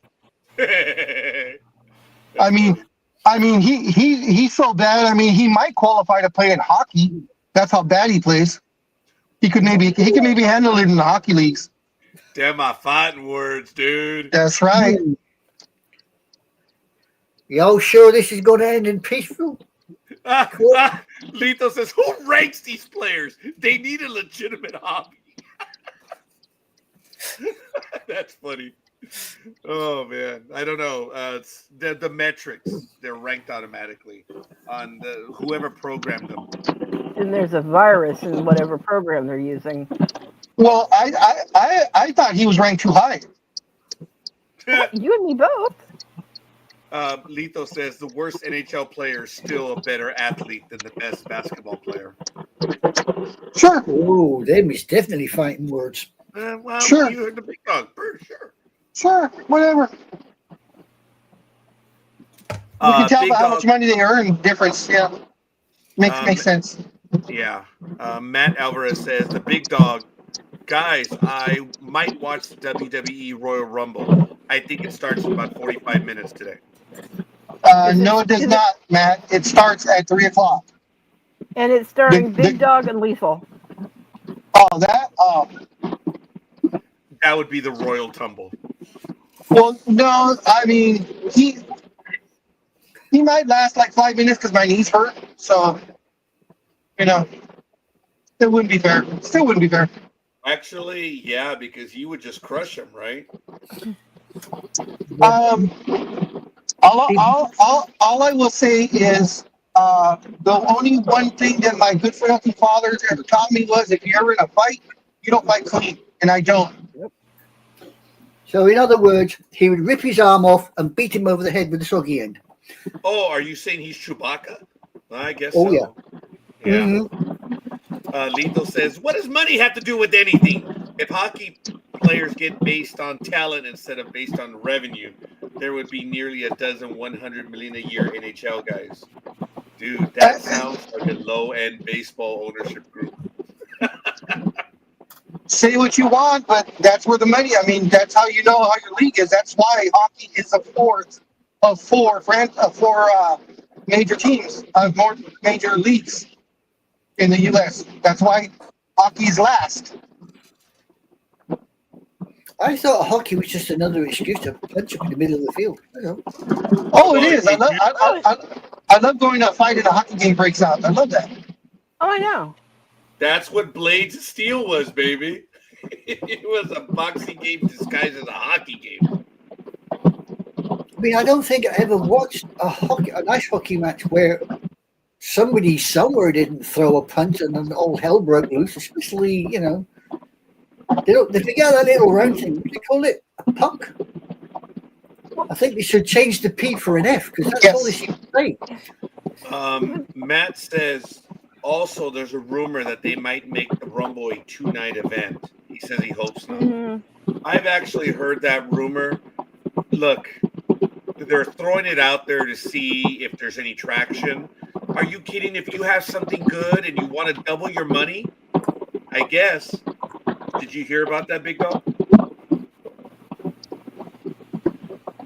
Yeah. That they wanted to make Rumble. Oh, you did too. And the way they would do it is, I've heard that rumor. And what they would do is they would have the women's Royal Rumble on one night and then the men's on the other night.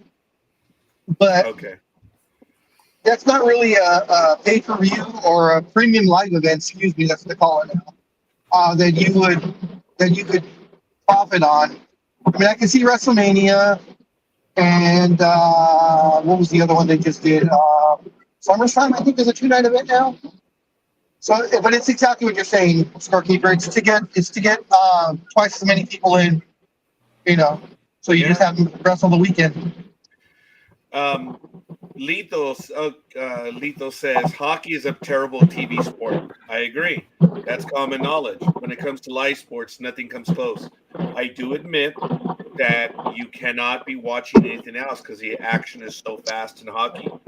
If you guys haven't seen a hockey game in person, you haven't lived yet. They're exciting, there's no doubt.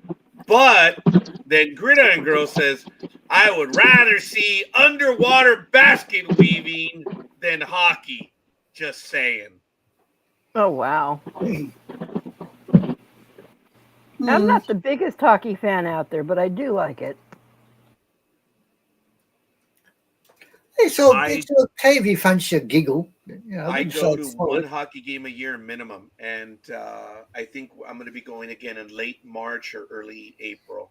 I'm excited about it.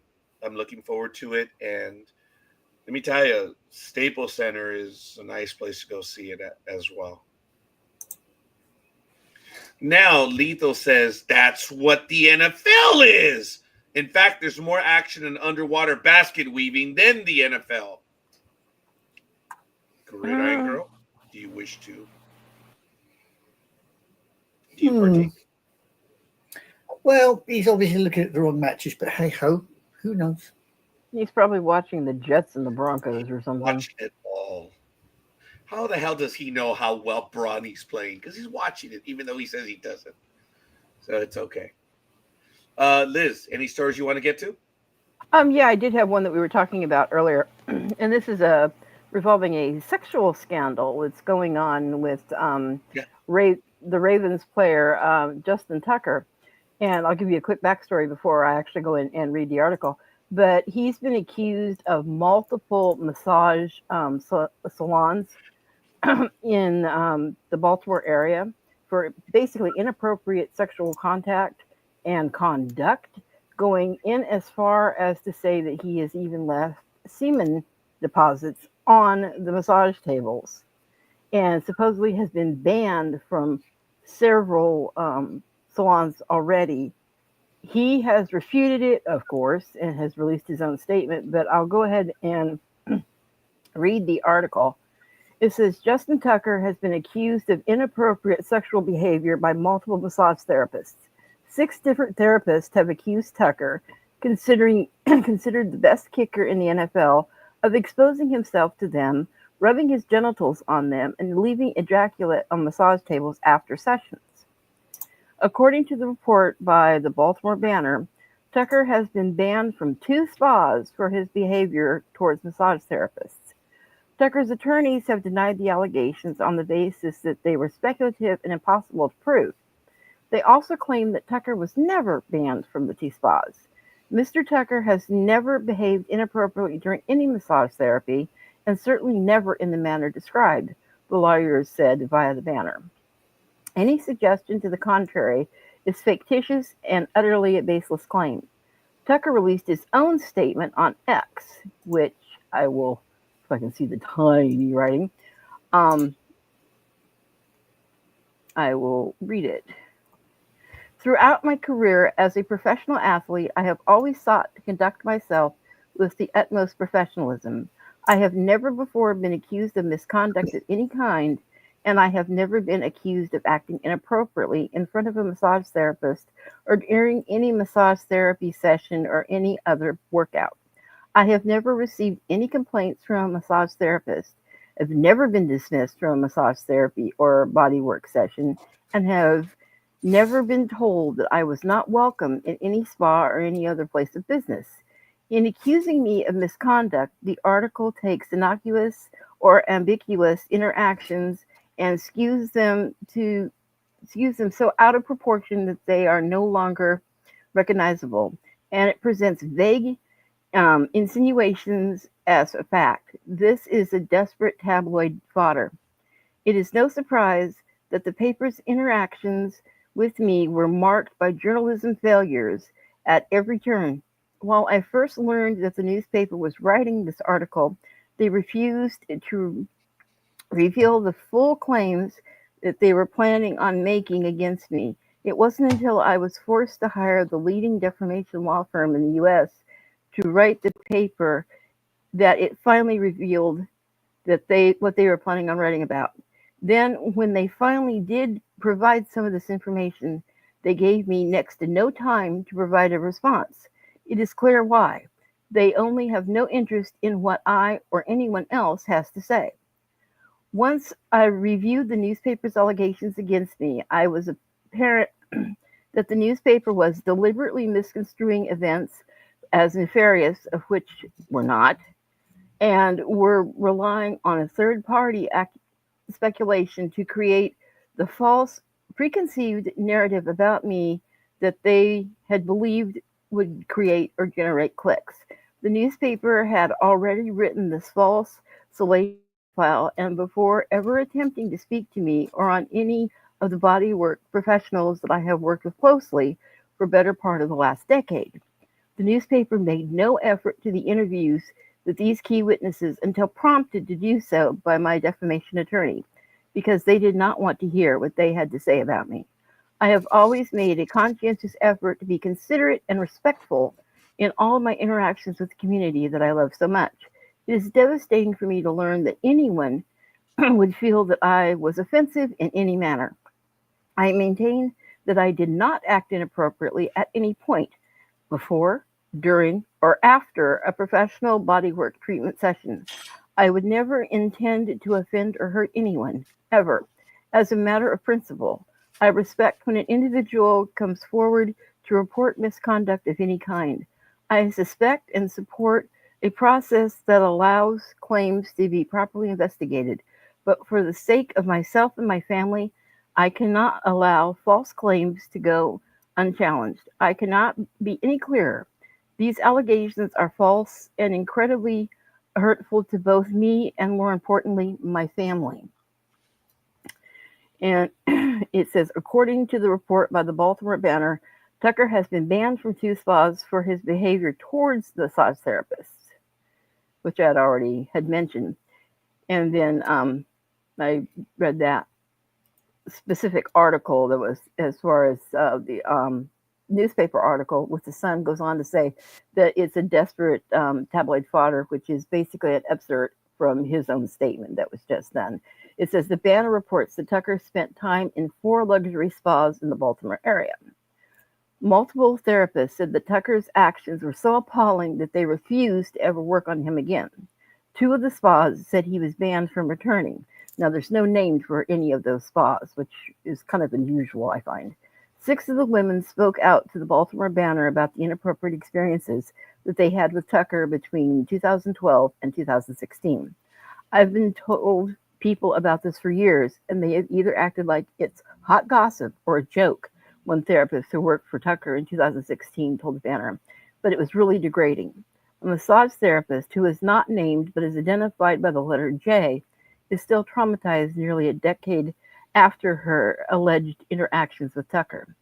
I cannot watch sports anymore. I cannot see his face. I see his face everywhere, Jay told the Banner. She noted that Tucker arrived for his appointment clad in Ravens gear. He made a point to tell me, I'm a kicker. I play for the Ravens, Jay said. She claimed that Tucker asked her to focus on his glutes and inner thighs, but kept exposing himself. I tucked him in like a baby, but he kept repositioning himself, so I would brush against his exposed private, she said. This is not a normal massage, nor it's not normal massage behavior. I did hundreds of massages, and I never felt or had anyone else do this. The Ravens did not immediately respond to the U.S. Sun's request for comment. Tucker is considered many to be the greatest kicker in NFL history. He has played 13 years with the Ravens, making 7 Pro Bowls, winning the Super Bowl, and being named to the Hall of Fame in all 2010 team. Oh, if I'd have known there was a larger blow-up of that, I wouldn't have strained my eyes so much regarding his statement. Are they suing him? They are just bringing forth the allegations right now. Okay.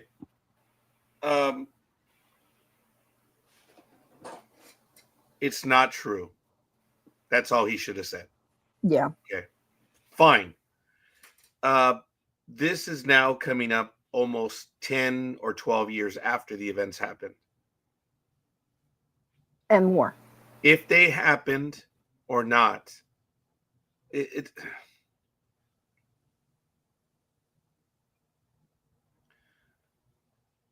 okay. There's no names mentioned. Did they mention the names of the shops? Nope, not a word. Okay. Now, I understand that this isn't the lead story, or the Sun is not carrying the story. Correct. They're not the ones that wrote it, so we'd have to go to the originating. Did they name the places? Did they name the 2 that say that he's been banned from? No, they just Can they give dates when he was there? See, there's so many things that I would say are necessary. I'm not saying they didn't, but in my mind, that's number 1. He was here on this day, this day, this day. You could begin to corroborate stuff. Mm-hmm. But if they're going to mention that he He may be the greatest kicker in NFL history, but he's done this, this, and this. And he did this, this, and this so long ago. It's kind of empty. Yep. No, I agree 100% with you. If It's like there's no one accusing and there's no name of a place, all he should have said was, hey, must have been editorial deadline. You had nothing better to write. Yeah. No, I mean, the closest they came to a name was someone with the initials that they're using as J as one of them. That is nothing in the legal scheme of things. Look, I understand what it is to be traumatized over an assault or something like this. I know exactly what it's like. You name them. I've named my attacker before. It just gets old. Yeah. I've named the person on the internet numerous times. And my thing is, there are so many people in my universe that hate me so much that I know watch this to ridicule me that they would have told the person. Person never sued me because I have witnesses. I'm not going to get into it anymore. And that's why I named the individual. And there are witnesses. Oh, they said, hey, did it happen? Yes. Did it happen on this day? Yes. That's it. I named the date and time, where it happened. Mm-hmm. So I'm not worried.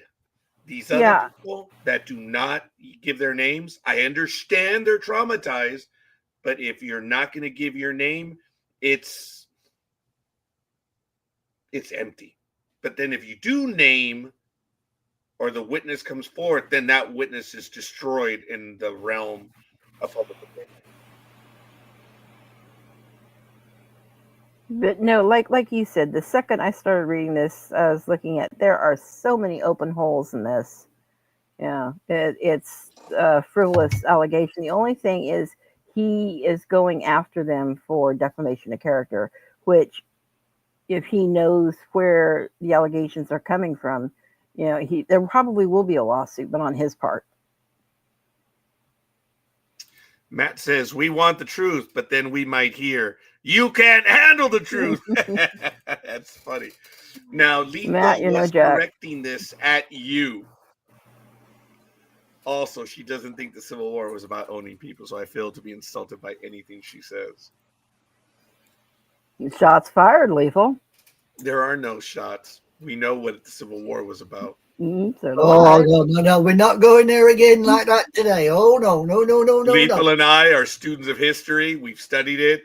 We don't take a cursory view of it. Sadly, it's something that we've studied our entire lives. It's funny. And you're not the and only I'm not one. asking her to respond. This is an editorial now. Look at the Missouri Compromise, people. Excuse me. I've studied history too. Do not dismiss me as some kind of mere bauble when it comes to history. I know my history. My country is still under bloody occupation, has been for several hundred freaking years. Don't stop, pal. Scotland, I apologize, Ed. You should do as well. I did. Moving on. Yeah. Next topic, please. Whatever it may be. Let's have that conversation. Let's set the date. One day we will, sir. Whoa, anime girl. This isn't against you. This is against her. Yeah, it's me he's coming after. I don't care. Migraine went after her. Bring it on. I don't care. When it comes to history, I get stuck in and I don't care who the target is. You start throwing shit around when it comes to history, I will fire back. You see, those that throw shit first generally get hit in the face with it. It's funny. That is funny. So it's all good. Anyway, now we've had that little argument, let's move on. Wow. Once again, it's not an argument. It's not. It's a correction. When he's wrong, he's wrong. Yeah, I'm sure you're accusing Lethal Migraine of being as such, but that's all right. Live in the world that you do. So, NorCal Girl, on this story, do you believe the nameless, faceless accusers? No. Okay. But no more so than I. No, go ahead. I was going to say no more than I believe my left foot is my right foot. They're ridiculous. The problem with these stories is since there's no one or location is willing to attest to them, it was editorial deadline. Mm-hmm. They had nothing better to say or do, and that's really a shame. So, yeah, not good at all. Not good at all. And it is a bummer. I do want to know, or I do want to share that there was some disturbing news in Southern California when it comes to our budget situation related to sports. One of the few college universities that extended an invitation for me to attend, believe it or not, NorCal girl, was Sonoma State University. I did receive an offer to attend Sonoma State, and should have gone. I didn't, but I should have gone. Over this past week, there were some things that happened, and the Sonoma State University budget has to cut $24 million. And guess where it's going to come from? 24 degree programs have been eliminated. 62 campus positions are to be eliminated. School enrollment has dropped 38% since 2015. And because of such, the entire Division II sports program is now canceled after 2025. Or after this year right now, 2024, 2025. Being lost are 7 women's teams: basketball, cross country, golf, soccer, softball, track and field, and volleyball. 4 men's teams: baseball, basketball, golf, and soccer. 227 total athletes, plus coach, trainers, and support staff. The entire California State University budget system has a budget which all schools were cut 7.95%. There's a possible budget shortfall of $400 million to $800 million next year. Less programs, less sports equal less vibrant campus. Sonoma State has been associated with the NCAA since 1964. And this is going around all of Southern California, or all of California, and I don't know about any other states. But when a college loses a sports program, how often do they come back? They almost never come back. Once they're gone, they're gone. Like most programs, unfortunately, within the education system. Once they're gone, they're gone. And we are looking at Division I schools that are pulling in millions, if not billions of dollars in its entirety. And other schools are losing their programs. In colleges, not like the big ones that have big football programs, baseball, whatever, to most officials, the easiest budget cuts are always sports programs. That's the first thing that goes. And it's now becoming a big versus small. If you don't have a football program, there's very little chance that your school is going to be able to generate money. And again, the viability of programs without football are just not great. And the question is, once schools lose teams, they never come back, right? And the answer is no. And the problem is being magnified all throughout California with these budget cuts. As a matter of fact, California has a serious budget. When I last heard, it was about $30 billion, I believe, the shortfall. I don't know. And it's going to get exponentially worse. So many colleges in California left for better pastures, such as, I forget which conferences.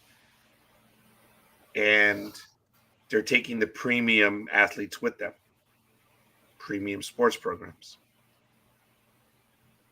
what is going to happen to sports programs in California? I know this is a narrow question, but Liz, what do you see happening in California over the next 5-10 years? Easily that. I see them disappearing.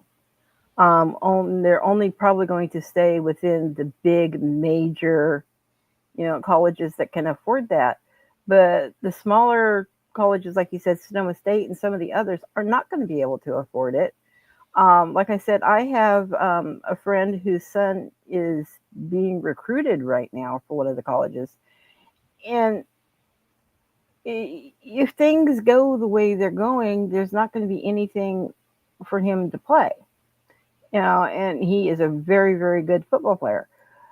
But it's all going to go. We are not going to have the budget nor that whole stable of young incomers learning how to do it and coming up to go move into, upper division leagues, move up into the NFL. We're going to lose so much of that talent because we're not going to be able to put them through unless they go out of state and some of the other stuff. But we're still cutting the stuff even far back as to it will eventually roll to high school. Oh, interesting. I didn't think about that. Yeah. Aisha, I know you're a bit quiet over there right now because I've narrowed the conversation to California, but in your back of the woods, are there I understand the economic situation in the United Kingdom, but are sports programs at risk over where you are at smaller schools compared to bigger schools? Is there an issue over where you are in your neck of the woods right now? As far as I'm aware, most school sports programs fall under the national curriculum, unlike the states. National curriculum. So if a particular school wants to concentrate on sports, like say Eton or some sort of private school, then that's funded by the parents and by the school. But other than that, the only thing that's coming under attack here, I would say, when it regards sports, is the actual facilities to play sports is being curtailed, and sports fields have been sold off. But with most British education, there is a national curriculum, and sport is on that curriculum, so it has to be covered.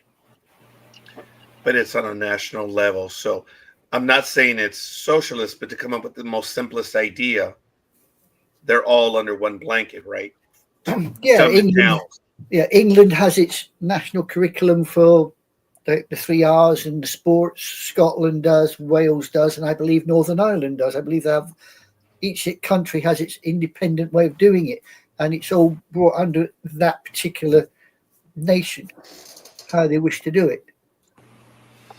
Here in the United States, other than the NCAA, which is the National Collegiate Association of Athletics, or Athletic Association, I'm sorry, I forget which order it's in, doesn't matter.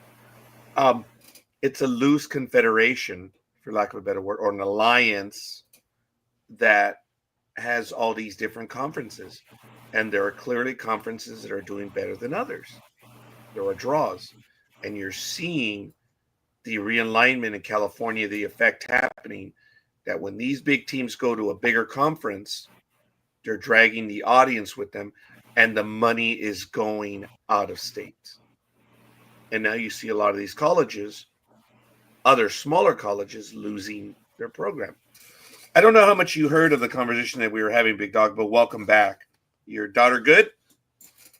Oh yeah. I'm assuming this has something to do with college athletics. Yes. Smaller colleges, yeah. What about them? I didn't hear. Okay. And fair enough. That's why I asked. In the last week or 2 weeks, all the CSU system implemented a 7.9% cut a lot of schools are going after colleges. Now, I pointed out Sonoma State, they're losing 7 women's programs and they're losing 4 male sports programs. But I also mentioned, in addition to that, there were 24-degree programs that were being eliminated. I mean, that's significant because Sonoma State has a $24 million budget shortfall. School enrollment is down 38% since 2015. Now, all the numbers I was talking about are CSU wide, except the 38%. The 38% is unique to Sonoma State on the school enrollment drop. Just want to make that clear. But it's going on in many colleges right now. Money is leaving the state because they're going to other conferences. Lethal Migraine had a comment that I haven't pointed out to. Is the Big Ten, that's really the Big 18, is making so damn much money. It's absurd. I agree. Listening to Mike Cronin whine about the travel is hilarious, though. Yeah, Pacific teams are learning travel is a lot more entertaining. But anyway, I guess my question is to everyone: when a school loses a sports program, does it come back? Liz gave her opinion. Yep, there it is. You see it right there. Once they lose it, it's very hard to get it back, and it also depends on what sport got cut.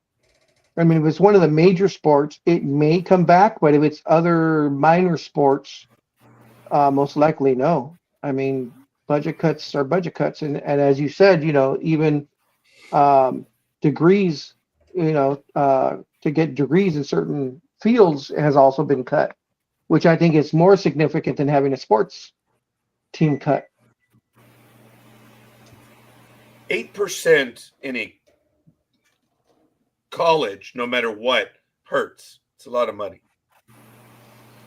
And California is facing, or the CSU system is facing, possibly between $400 million to $800 million cut next year, in addition to what it is now. It's going to be even worse. And that's because California is in the red right now.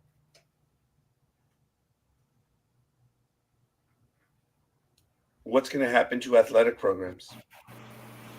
Is this a case of the rich get richer and that's it? It's not even about the poor get poor. The poor don't exist anymore.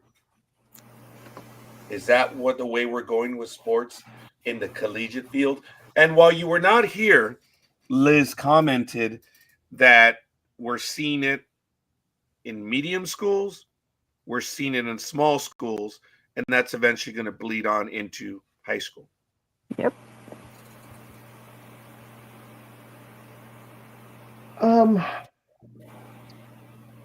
See, I'm not sure how it works with high school and how they get funded.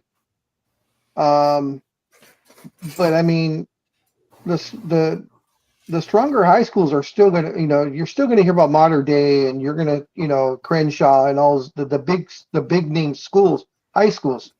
Those are still going to go because that's where people move their kids to or buy P.O. boxes so that they get the address so they can go to that particular school.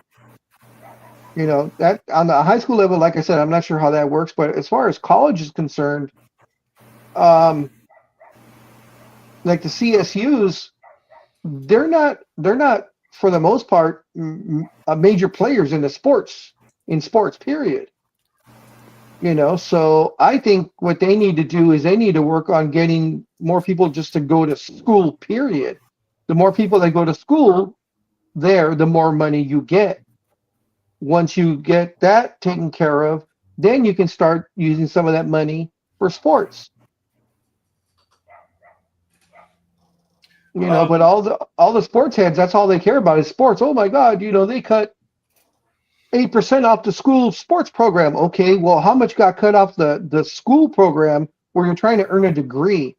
Because, I know a lot of these people, sports is their only way out. I understand that. But at the same time, they need to be learning something in case they have a knee injury or blow out their elbow, blow out their arm, and can never play that sport again.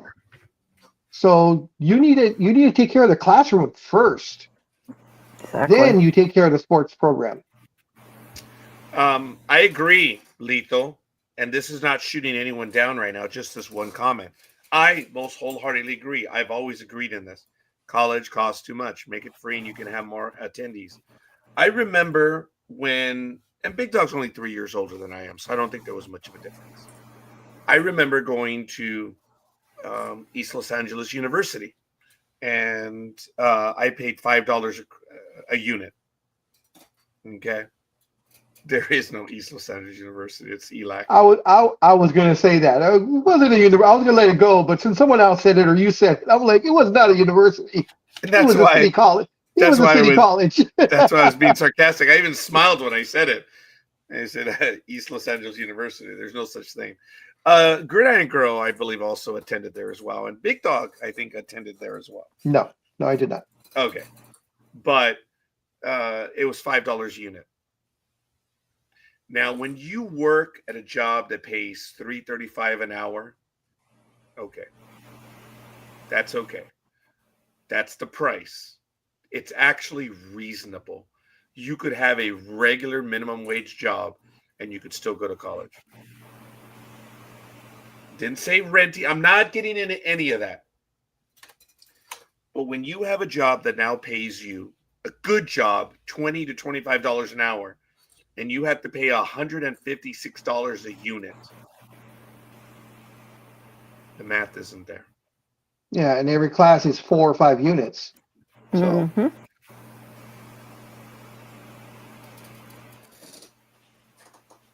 why have colleges? Why has it gotten more expensive? And you can't say it's because of inflation. No, I firmly believe it's because of the executive suite. Thank you. Oh yeah. I don't understand Definitely. how these trustees and all these people are earning. Do you know that and I'm going to put her out there, Janet Napolitano, former, I believe, Obama administration official. I think did she run Homeland Security? You know what? Don't know. Don't care. She is now the regent in California, and she earns more than the president of the United States does. Why? Why do their salaries always go up? They never come down, or they never stay static. They always go up. But educators, their salaries don't go up, and the fees for the students always go up. What's the deal? Actually, and a real quick side tangent on that, here in Southern California, the Santa Ana School District, of course, is cutting all the teachers and counselors and stuff. I'm pretty sure you kept up on that, Scorekeeper. But the superintendent is getting his raise of something like 9%. Oh, that's right. Yeah, that was in the last month. Yeah, I just saw this a couple of days ago, but yeah, so that's a big controversy. You know, everybody's getting cut and losing their jobs, but you know, the top guy or gal, you know, is getting a big old raise. And the students always have to pay more. And look, I really don't understand how it is. I really don't. I don't understand why you have to pay. You know, folks, and I've talked about this before, and I learned when I was seeing a neurologist, when I first discovered I had the issues in my neck, goes way back. I walked in one day of the week, and his office was jammed with people. And the best thing I can say is if you've been outside a DPSS office, you know the line. That's what this looked like. I was stunned. And I was like, do you just schedule me on days when there are no appointments? And the person said, no, today's public day. So what are you talking about? Dr. So-and-so opens up his office one day a month to those that don't have insurance coverage. I said, why? I'd like to know. I mean, it's great. Why? Because California paid for his education. And the understood agreement was California pays, you stay in California, and you service the very same residents that paid for your education. And that, I found out, was not only common to doctors, it was common to educators, it was common to anyone who got their education paid for in the 50s and 60s and 70s. It was understood you would give back to California. That was a nice, awesome, neat system. Yeah, that was when they had morals. Yeah, Yeah. Doesn't exist anymore. I was really surprised by that. You saw the comment by Matt Alvarez a moment ago. He paid $280 for one semester. The University of Minnesota football team has been garbage since the 60s, yet the head coach is getting something like $7 million a year and use of a private jet. What exactly is the U of M getting out of the deal? Yeah, these coaches in these big schools are earning ungodly sums of money. Who's paying? The very same students. It's unbelievable. Unbelievable. That is one of the issues that is wrong in college today. Look, I am going to begrudge a head coach. You're in a college, dude. Why the hell are you earning so? It shouldn't be that way. Yes and no. I mean, it depends on the university. I mean, if you're in a university like Florida or Nebraska, Alabama, SC, UCLA, those type of the big name schools, you have to pay a big name coach to come in and coach them. If you're constantly ranked in the top 10 every single year, you're bringing in ungodly sums of money to that college. So, of course, you have to get the pay to go with it. The university can't afford to buy him out either because the buyout is $24 million. Who the hell negotiated that deal? That's crazy. But, okay, folks, this is what I'm talking about, where I said something, which is a clear opinion, and the big dog answered with a clear opinion. These are the times that you just shut up and let it go. If your comment doesn't stand on its own, go ahead and come back with other stupid stuff. This is the way conversations should happen, and they don't happen anymore. You make your point, someone has something different, and then you come back to it. Like, no, don't do that. Your comment should stand on its own. Excuse me. So, yeah, that was a big tangent right there. To answer the big dog in a tiny way may not be directly an answer, because I want to revisit the issue of the small schools. What are we going to do? What is going to happen to these small schools? Insofar as you have these big schools that have multi-million-dollar programs. Does it matter? And that would be my response to the big dog. I heard you. I get it. And I'm not arguing that. Should we even care? Should we be worried about these smaller schools? Or this is America. Hey, tough. That's the way it is. That would be my response. And that would be to everyone else. Now, when you say, do you care, are you saying, do you care about the sports program going away or care about the college losing money as a whole? That's a damn good question. I believe it would be the totality. Yeah, because that was stupid for me to say it that way. The totality of the schools losing money. Okay. Because athletic program, and I'm glad you got that. Athletic programs bring in money for the entire school. They do. Yeah.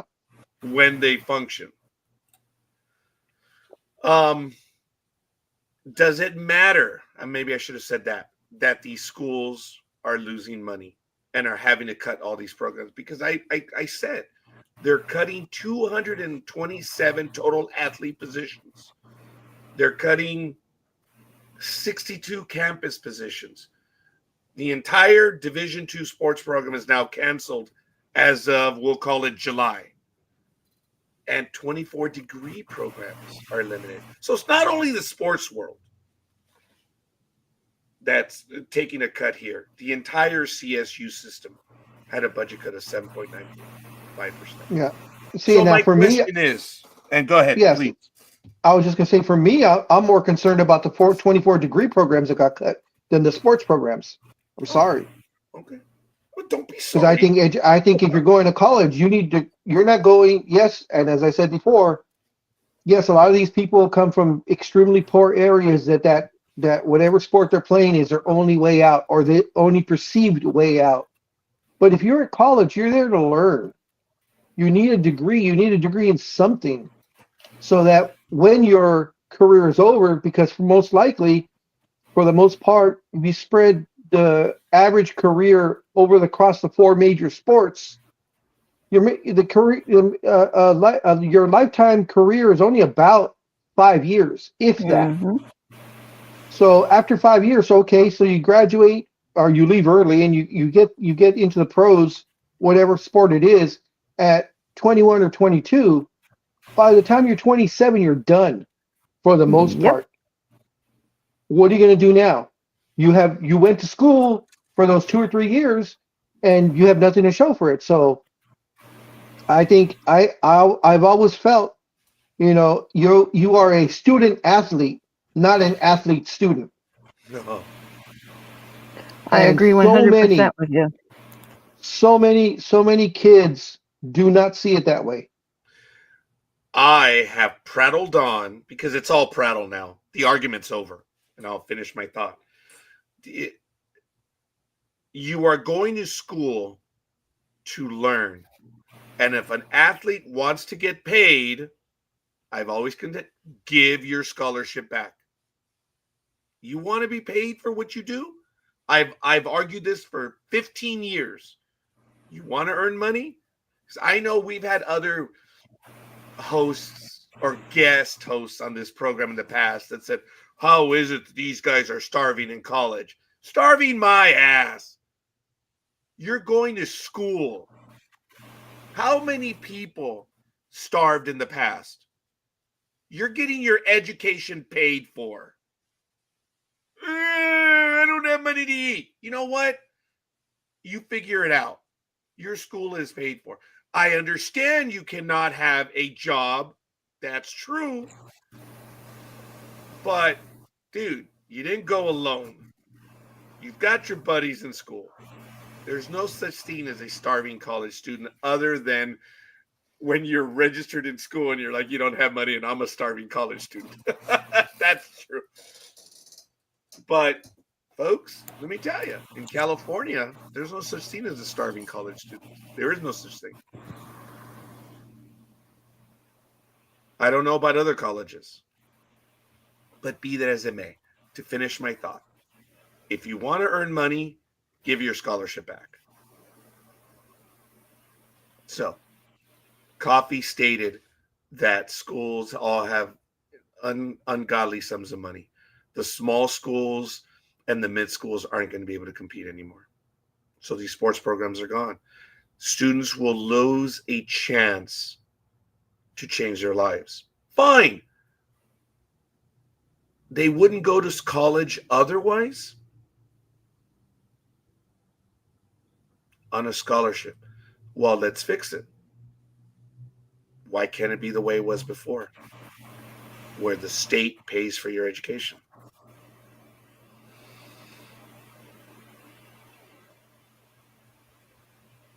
Oh, that's right. Some parts of the United States don't want to do that.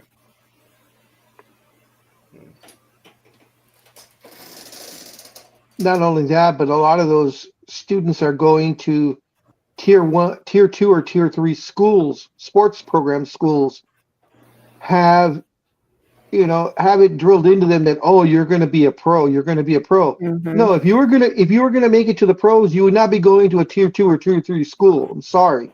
You'd be going to Florida, Nebraska, Auburn, Alabama. You're going to be going to the Yep. big name schools because those guys are going to recruit you.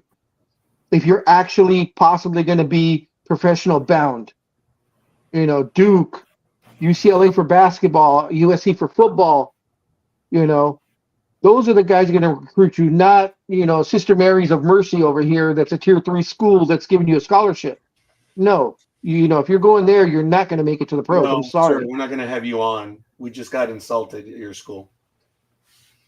Oh, Our upcoming guest was Vice Rector Jonathan Fleming of the Sister Mary School of what school do you go to? Yeah, Sister Mary School. Yeah, okay. Divine intervention. Divine Intervention? Oh, Armageddon. Okay, close enough. Our guest. I just made that stupid stuff up right now because of the school name he made. It's perfect when he says, "Oh, well, we're not going to have because of this dumb school." That was our next guest, dude. Oh my God! Sorry, we're being foolish on that. Now the athletes are being paid. There's no such thing as a starving college student, then, is there? In athletics.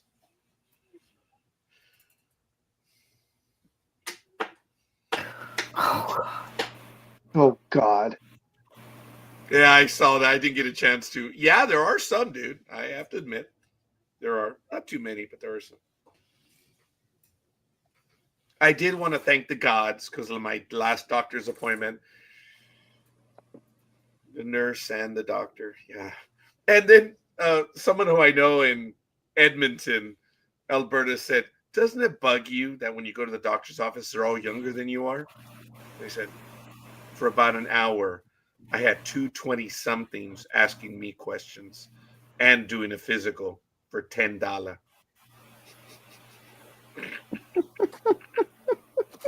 That's my copay, $10. And she didn't answer it back because she knew what I meant. I'm like, hey, they were asking me questions and it was 10 hours or an hour. Dude, it's always been that way. Do you know how much Carl's Jr. paid their store managers in 1990? $56,000 a year.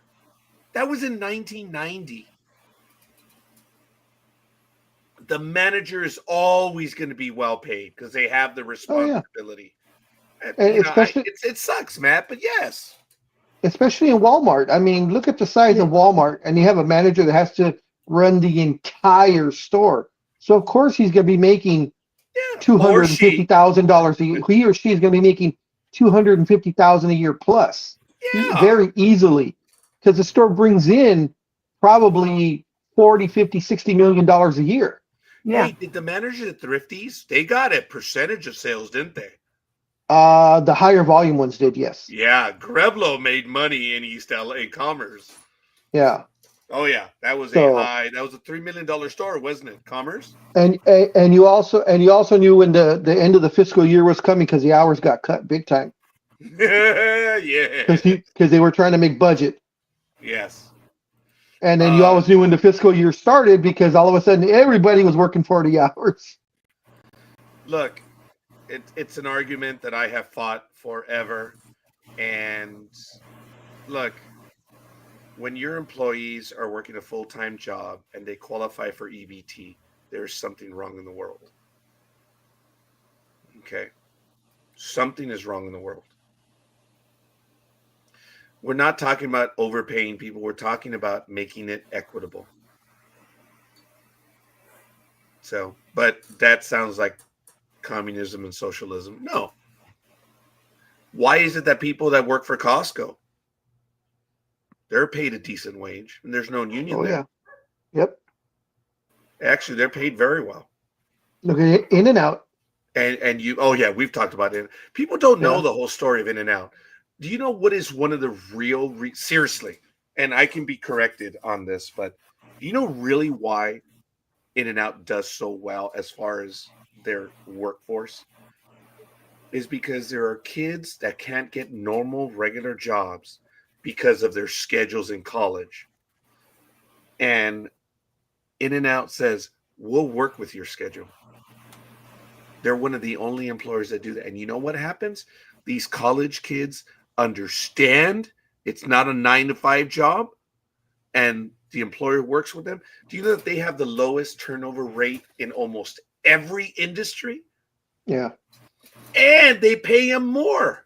Yep. Yep. So that means that In-N-Out not only has one of the fresh, actually, that's stupid to say, it has one of the most delicious, well-prepared burgers. Guys, it's fresh. It's good. Is the taste going to knock you away? Probably not. But it has a good flavor to it. Is it the most rollicking piece of ribeye steak? No. Big Dog, what attracts you in and out? Just the simplicity of the menu. I mean, it's been the same menu since they started. But for it's the a most good, part, fresh meal, isn't it? It's a good fresh meal. You know your burger's always going to be made fresh. They don't do any frozen. Your fries. Now the fries could be worked on. They need to do something about that. That's always been their knock. I think That's so. always been their knock. But they are made fresh and cut they're there, hot. and they're hot. Yes. You know, And but that's the thing. If you go to In-N-Out, it's almost old-fashioned. That burger is not ready in 2-3 minutes. The meal, it takes a little bit. And of course, for those who don't know, it's because of In-N-Out that we have the speaker system. This In-N-Out were the very first fast food chain to use the speaker system, where you order from the speaker and then you pull up. They were the very first to do that. Yeah, isn't that crazy? Yep. They were invented. But a little, I've really deviated off topic, and I apologize. But look, it's In-N-Out's a Southern California staple. It's a good burger. That's all it is. It's a good burger, and it will forever be. Is it going to knock you away with being the Morse Gourmet? No, it's not. It's like the moron that I finally had this famous In-N-Out, and it was nothing.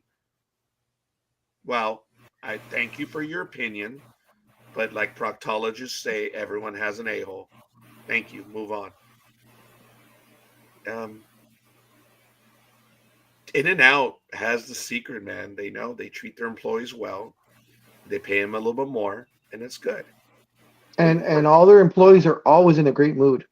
God. I don't think I've seen an In-N-Out worker in a bad mood. They may hide it very well, but you know, anytime you interact with anybody from In-N-Out, it's always a good experience. You know, Big Dog, and that's funny because I love messing with fast food people. I love messing with retail people. I try to make them laugh. I think Big Dog and I both have that in us, that since we've done that type of job, when we go there, if we can get a chuckle out of someone, it's worth it, because we remember when we did the job. And someone would have a really sharp little comment that they would whisper that only you could hear, and you'd laugh about it. And it was so damn good, you think about it for a day and a half. You remember that because it's mind-numbing work. It's difficult at times. I'm like that, except for McDonald's workers. I like messing with them, especially when we used to pay by cash, more cash than a card. Because let's say your total was $17.65. I would give them $22.15 and just watch their face and the brain almost explode. You can see the steam coming out of their ears because they couldn't figure it out. Oh my God. Oh God. And they're trying to give me back the $2.15. I'm like, no, punch it in. But you gave me too much. Punch it in. I did that the other day. My daughter Gmo fought me. Because it was like she was going to give me like $2.44 back. Okay. So I gave her a penny. She said, "Oh, no. I'm going to give you 4 cents." Yeah. Oh, okay, hold on. And then Gmo's like, "Dad, don't be Dad. Don't be Roger." And I said, "Young lady, you're going to give me 4 pennies back, right? How about if I give you a penny? Could you now give me me a nickel?" And she's like, "Oh." And she actually saw it. I said, "You're going to give me 4? Well, I want to give you another one. So what do you give me back?" 5 pennies. Give me a nickel. She actually got it. But I kind of whispered it to her. I got it. Says, "Young lady, instead of 4 pennies, I'll give you a penny. Give me a nickel back." Said, "Oh." I didn't embarrass her publicly. I wanted to chew the shit out of Gmo. You know, because she knows how to give back change. But she knows that most of these kids don't know how to give change. And that's a crime against humanity, man. Yes. Yes, it is. I But took yeah. the time with Ariel. Actually, the problem with Ariel is she doesn't understand the concept of money. Yeah. If I say go buy a 99-cent cone and I give her $1, I may or may not get the penny back. If I give her $100, I may or may not get the money back because she doesn't understand the concept of money. And I worry about her because of that. So with Gmo, oh no, that little spunky little squirrel. I'll get the money back once I say, may I have my debit card back? Or may I have the change? I'll get it back. It's funny. No, she's not a thief in any way. No. I'm not implying that. No, she knows what's going on. She's worked a register. She knows how to give change. And school kind of taught her. And I was so disappointed. They got like 2 hours of it. That's not enough. You need to spend a day or two on that. Got to have homework. Got to do all that stuff. So I taught her to. But then I have a okay. lot Let of me people pose. can't see numbers like us, big dog. Yeah. Well, but it's still basic math, though. Let's go across the board with everyone here. Who thinks Oh, sorry. that today's youth can make change? Oh, hell no. They can't. Okay, question to the chat room. Who believes that today's youth, I say those under 30, are able to count change? We'll leave it that way, right?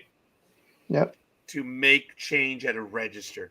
I know Lethal Micron's going to say, dude, everyone has a debit card. So, no. That's not how it The works. laws in the United States of America is that is legal tender. And thank God they're going after the people in San Francisco that say, "Oh, we don't accept change. We don't accept cash." Yeah. Like, yo, mama, we live in the United States of America, dumbass. You're taking the cash. You know what's funny is when my kids were still actually in elementary school, through elementary school and all the way through high school, I ran one of our largest PTA groups where we would be doing the craft fairs for the whole area. We'd be doing, the carnivals, the whole bit. And we were one of the largest in the area.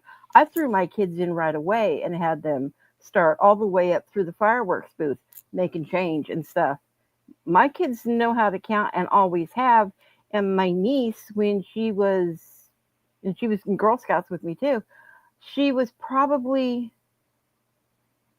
11. And she was the one who I had count out the cash and everything when we do huge Girl Scout drops. I mean, where we were dealing with thousands of dollars, and she'd be counting it out and getting it right.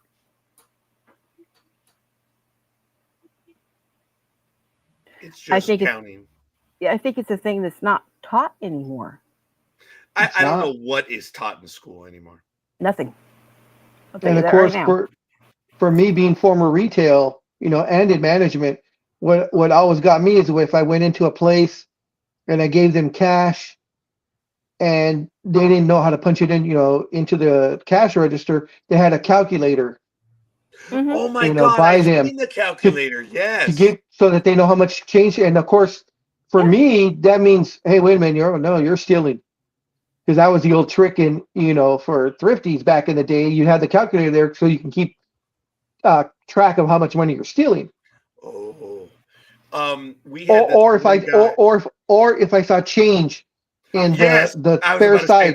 Yes. So if you saw a penny or a nickel or a dime, that meant $1, $5, $10. Yeah, I didn't know that, and we had one guy in the ice cream.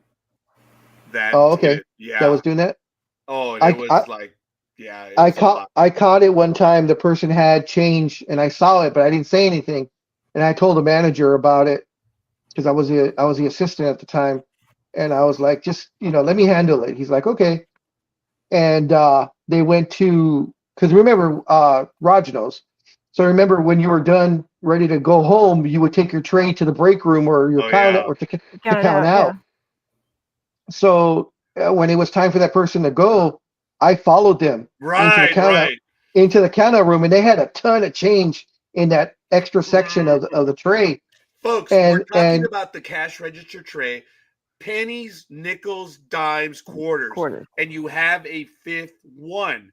Yes. You would hide the silver dollars or the 50-cent, not hide, but that drop extra them in one, there because you had 1s, 5s, 10s, 20s, and then you had the empty space.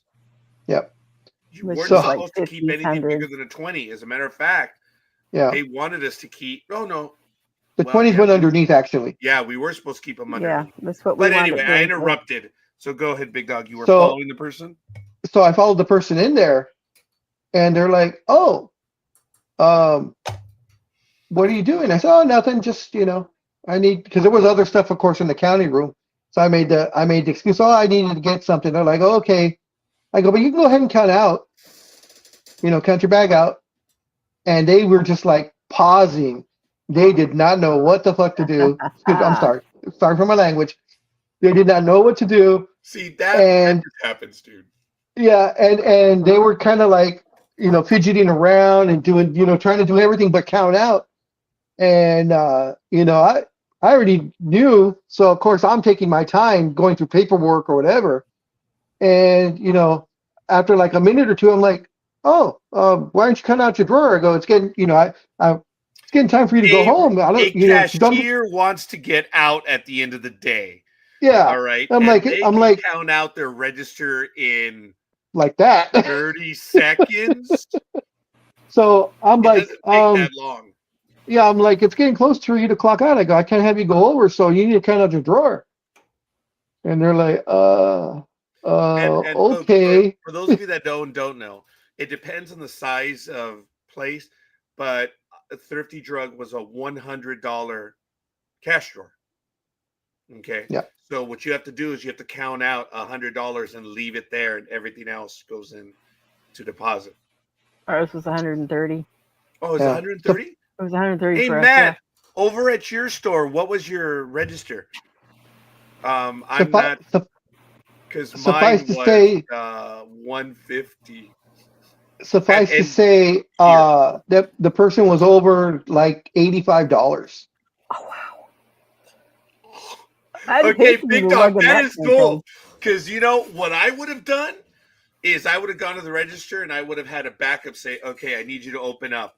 And I tell the cashier, "We just got a call that a client or a customer paid extra and they want their money back." So I have to count your drawer right now. So when the manager counts the drawer, the employee is effed. The employee has to just immediately stand right there. Well, you remember we used to have drawer check. We used to have a drawer check. Remember? Dude, no. Oh, okay, yeah. I never had those.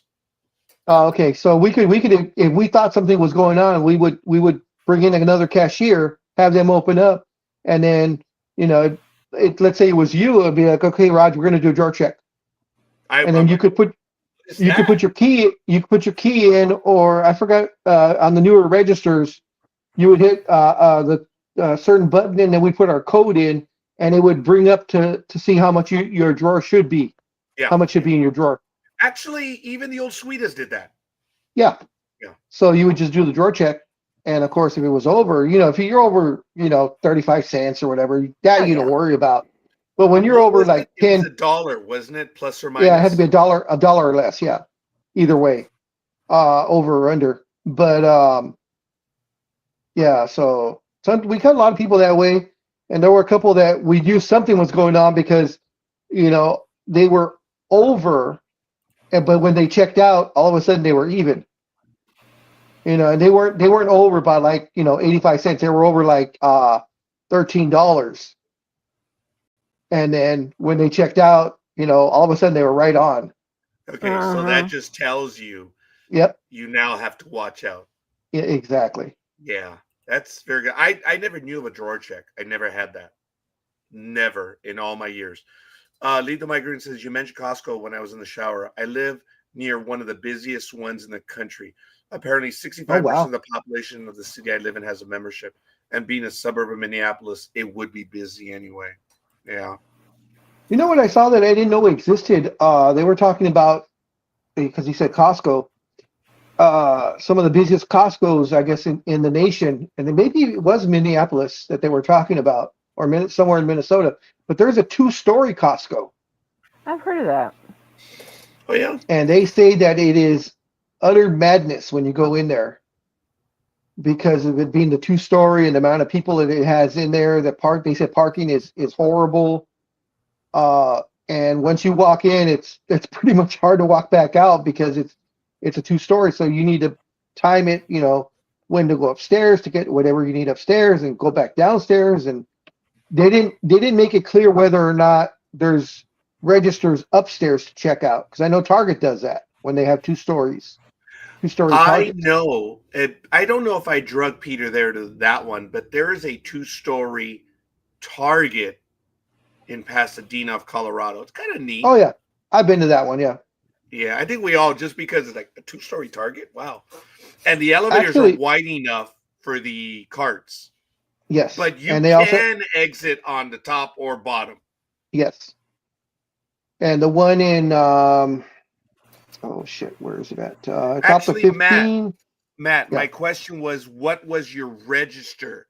What is your cash drawer? How much money did you have to have in it? That was my question. And I'll get you. How much did you start? How much did you start with? In other words, how much did you start with?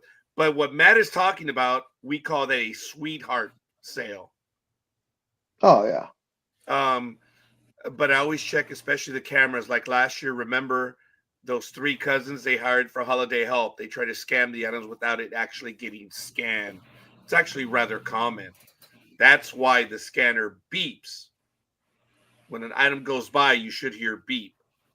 So it even tells the customers, it's like, hey, what's going on? It should beep. It's the acknowledgement that it registered. Oh, NorCal Girl has us. Oh, the 2-story Costco in Port Chester, New York. Yep. Oh, okay. Oh, wow. There's a video on it. Oh, the escalator. So there's an escalator that allows you to go up with the cart. Oh, wow. That's crazy. I would like to go to that one just to see it. That's the way the Target has it too. You have the escalator for the cart, and then the cart escalator's in the center, and then you have up and down on either side. That's when Target does it. That's how we had it with Walmart here too, because we had a double-story Walmart okay. for a while. Oh, okay. There's the Target in Escondido at the mall. That one is actually a 3-story Target. Yeah. Wow. Well, one reason why the one in Pasadena on Colorado Boulevard. Oh my God! Construction. What? I'm sorry. Oh my God! What? He is here! Oh damn! My God! All hands, battle stations. All hands. It is, of course, the mighty, the incredible Stud Muffin. What is up, guys? I made it. The answer is yes, you did. Thank you, Dream. It is. Thank you. Oh, Hey, look, Dream. it's Lean Green Dream Machine. That's good. Hey, Dream, did you have that second one last night? Oh yeah. Okay. Oh yeah. Dude, the minute you arrive, I'm still waiting for my phone. Oh Dude, my gosh. whether you're here or not, he always comments about it. So we've got to do something, dude. But anyway, how you doing, Dream? Good. I had my alarm set this morning so that I could be there for the whole show. And then as soon as my alarm went off this morning, I immediately smacked my phone and turned it off. And then Went back to sleep. right back to sleep. Yeah. In other words, you had a peaceful morning. Yeah, pretty much. When you get to a certain age, you wake up in the middle of the night to go to the bathroom and stuff like that. So there was that. So it was very eventful, but nice and smooth. Yeah, it's trying to find the appendage when you have to go to the toilet in the dark. I'm lucky. I just have to sit down. Boys are not so lucky. I think the boys know where their appendages are. Thank you. I think I know one or two that would have problems. Oh, I do know one or two that have problems. jeez. Oh man. Oh, well, we Oh, lost I the know big what dog. Hopefully appendages he'll you're talking return. about. You're talking about your toes, right? They don't know where those are. That's why they keep running into things in the dark, like corners of the bed, corners Man. of the door. Or a Lego brick. Exactly. Oh no, I made sure to get away from those. Hi, Dream, says Matt. What What's happened to up, Big- What Stu? happened to Big Dog? I don't know. He's been kicked out several times. Think about that. He might have computer issues. Matt says, and that's why they got fired. I'm like, you do know there's a camera here. Apparently they didn't, Matt. Here and one in front of you. Duh. They admitted they were stealing the items. Oh, wow. Okay. And speaking of management, both Big Dog was a retail manager. I know why Big Dog's gone. Yeah. Dream was a retail manager. I know why the big dog's disappeared. He Looking can't for his be on the toes? screen at the same time as the lean green dream machine. It just Yeah. blows the No, world. no, anime girl. Start it again. Okay. I said the big dog had a computer issue. You never know, he's had several. And anime girl started by saying, I know why he's gone. So Yeah. please tell us, why is he gone? He disappeared because he finds it difficult to be on screen with the lean green dream machine. Ooh. It No, causes a No. universal overload. no, because Two sexy Well, hunks on the same screen. Okay. well, no, what it is because all the dirty minds between Dream, myself, and NorCal girl, it overloads the system sometimes. Yeah. You realize we make a perfect triangle? Yep. Eiffel Tower. So equilateral. Yep. That's funny. I thought it was Oh, nice to leave myself, damn. but never mind. What's No, wrong, scorekeeper? Are you I just picturing the Eiffel Tower? envisioned it. I envisioned I saw the equilateral triangle. we can only be on screen for so long at the same time together. Otherwise, it drops our rating. Much like how rated PG-13 movies are only allowed one F-bomb. But how many titties is is a 13 rated film allowed? I never looked that up. Well, you should, Why? because I'd like to know. I don't go for the little tay-tays on a PG-13 movie. I wasn't expecting tay-tays. Maybe they are. There are some on some little bitty fairies flying around in a very Mosquito bite? classic Disney movie that's older than all of us. Snow White? No. Those would be dwarves. Peter Pan? Nope. Who gives a rat's ass? Which one? Oh, I'm trying to remember the name of it right now. Oh, for the love of God! Would you let me finish and just shut your mouth for 2 seconds? Thank you. It was the one that was all musical with Mickey Mouse directing the whole thing. Fantasia? Fantasia. Yes, Fantasia. That movie is way ahead of. That is not for everyone, sadly. Pink No, Elephant. Right. the animators were on mushrooms when they made that movie. Yeah. Probably. Mushrooms and care. alcohol. I mean, just be honest. Pink elephants on parade. I mean, really? That's Who the acid. hell came up with that? Well, acid has existed for about that long. I never knew Tinkerbell was older than me, but never mind.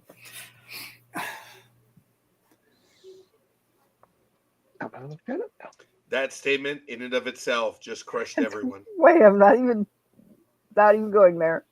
I know yeah. Tinkerbell, let's see. Anime girl, you kind of opened yourself up to that one.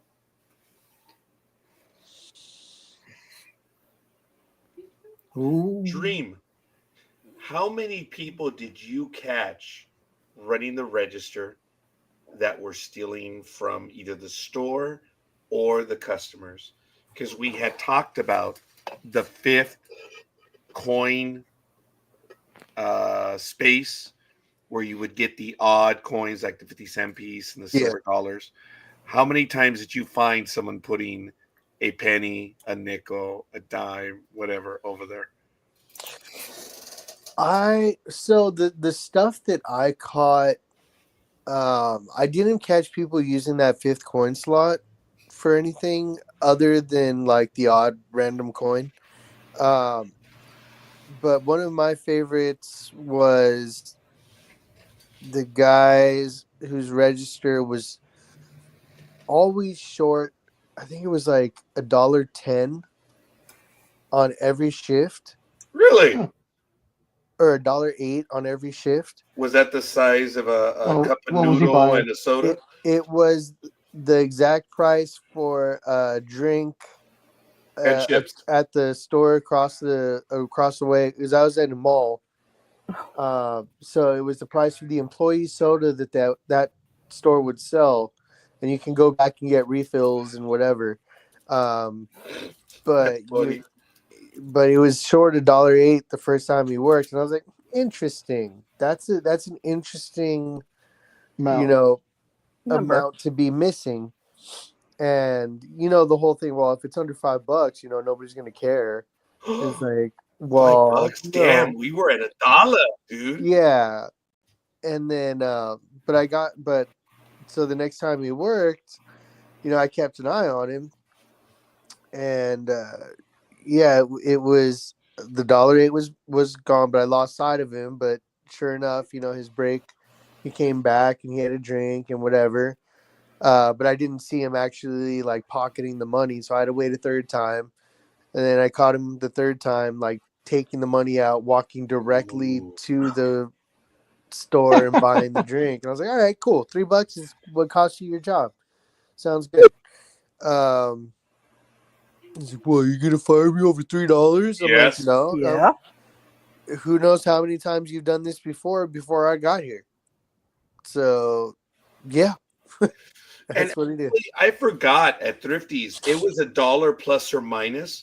But if you were over $5 plus or minus for like the week, there you would also get written up for that. Well, if you see somebody directly taking money from the register, Oh, you're gone. you're Yeah. done. It don't Yeah. matter if it's 50 cents. That's an integrity issue. It's like I always told people, it's like I can teach you the skills to do the job, but I can't teach you the work ethic, the integrity. Those are things that you got to bring to the table.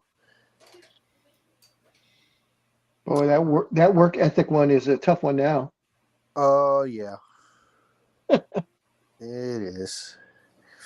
But also at the same time, like people are going to be directly invested in companies that treat them well and treat them fairly. Mhm. So if you aren't getting paid right, why are you going to give two craps? If they're treating you like garbage at the place, then why are you going to care if you call out or just don't show up? If they're constantly berating you or paying you an unfair wage, or there's things that go a long way on the other side of it too.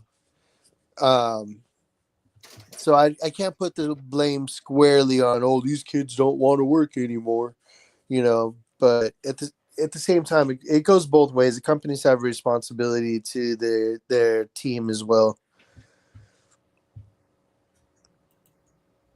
Yeah. Thank you for joining my TED Talk. No, I think that's really good. We were talking about that. We were talking about athletes earning money. That's how we went over to this, and how all small schools are losing out. And it was a good conversation. It led us to where we are, and it's good. So we're gonna go to on the same thread. Sorry to interrupt. Go ahead. Not at all. On that same thread, it's like there are NFL teams that have the crappiest training facilities that players just don't want to go to. And then they're like, oh, well, you can't go there. They didn't even have vending machines for us. They didn't even have, they didn't even have like food for us. Like we had to pay for our own food. We had to pay for our own this. We had to pay for our own that. And same thing, like if you watch Moneyball, right, for Major Oh League yeah, Baseball with the vending machine, like they don't that even was funny. like how does like why isn't the soda coming up? You got to put $1 in. It's the A's way of it's A's baseball. Yep. Yes. We put the money on the field. Remember? Yeah. There's a little bit between shortstop and. But you know what though? The deal actually did happen. The way it is, it did happen. And the team did stock their vending machine for like whatever 3 years or whatever. It meant nothing to that other team. It's true, but it's just it changes the whole morale, and it changes the players that want to actually play for that team. So yeah, I remember when our 10% discount at Thrifties went up to 20%. In the last 3 weeks, sales plummeted at all the stores because all the employees were like, well, screw it, I'm not going to buy anything till the 20%. Because remember that, Big Dog? No one bought anything the last 3 weeks. He's like, well, I'll buy it in 3 weeks where it's 20%. That was funny. Oh, I loved it for that 1 year or so when it was 10% above cost. Remember that? Oh, that was great. I heard about that. Yeah, that Thrifties was the one that gave me all my party supplies for all my kids' parties during that time. Because all that stuff had such a high profit margin. So stuff that we were selling for like, $2.99, the balloons or the little whatever toys and little crappy shit only cost us like 50 cents. Mm-hmm. So I was buying it for 60 cents. When I was at Carl's Jr., I knew how much everything cost, and they really are razor thin values when it comes to food. Yeah. But you know what is running at like 97, 98, 99%? The pastries, the cookies, everything are in that little thing up front. If you buy one cookie at whatever price, it's almost all profit for the store, which is really good. That's why they push these little pies and whatever. I was really surprised by the profit margin because they're all under like 10, right? They tell you on the inventory. They're like 0.07, whatever. But with 0.99 on the cookies and 0.95 on the little pies. That was funny. I got it. That's where that's true. That's what they get it in bulk. Yeah. You know what I mean? It's not like they put like 3 little pieces of apple in the apple pies at McDonald's. It's not like they're going broke on that. But I thought the joy of the apple pie was, taking a bite and it was volcanic. It would burn you for 3 days. That was good apple pies, not the ones apple they and have now. cherry pies. No, what I like to do with that, you throw some ice cream into a blender with the apple pie, and that thing works amazing. Yeah, it does. Yeah. So it's the fat boy in me coming out. Ha ha ha. Hey guys, if you guys want to go ahead and continue, you're more than welcome, but I will officially be done at 10. So we have about 15, 16 minutes. Are there any particular stories that you wanted to get to? Or we just carry on our conversation as we are, because we're near the end anyway. Well, I don't know. Maybe Dream, do you have anything you want to talk about since you're gracing us with your presence right now? Gambling man. Oh no, I put a really stupid bet down. No. We talked about it last night. I didn't help you with that one, buddy. No, I know, but No, he called me already. Anyway, it was an 8-leg parlay, and anytime you get that far, you're picking some random things that you shouldn't be picking. But I liked Saquon Barkley and Travis Kelce each to score a touchdown. Xavier Worthy to run to get so many rushing yards. I think it was 45. No, it wasn't 45. Hey, buddy. 50 yards, wasn't it? It was like 40. On the parlay that we did, We missed it by one, didn't we? Yeah. It Yeah. was what, a 5, 6, or 7? What was the parlay? It was like a 6-leg parlay, and we We missed missed it by one, dude. Yeah. It's always the one leg you miss. It's And always looking one. back, it was the You- most boneheaded one too. If you could get if you had a 12 pick parlay, It's always going to be one. it's going to be the one leg that you shouldn't have picked, that you were like, crap, I shouldn't have decided to do that. What was I thinking? All I know is that when we spent time on that parlay, we got 5 of the 6. Yeah. But yeah, again, it's always one. It's always a one. I know it was like Jalen Hurts passing yards. It was Mahomes to score 1 passing touchdown or more. And then the Eagles to have more than so many points and the Chiefs to have more than so many points. That's the one you did. Yeah. Okay. So it's going to be an interesting game.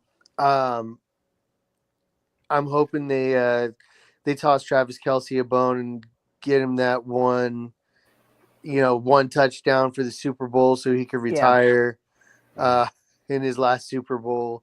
Is it really?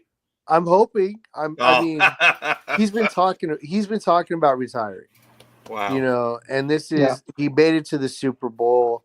It'd be great if he got a touchdown and went out on top.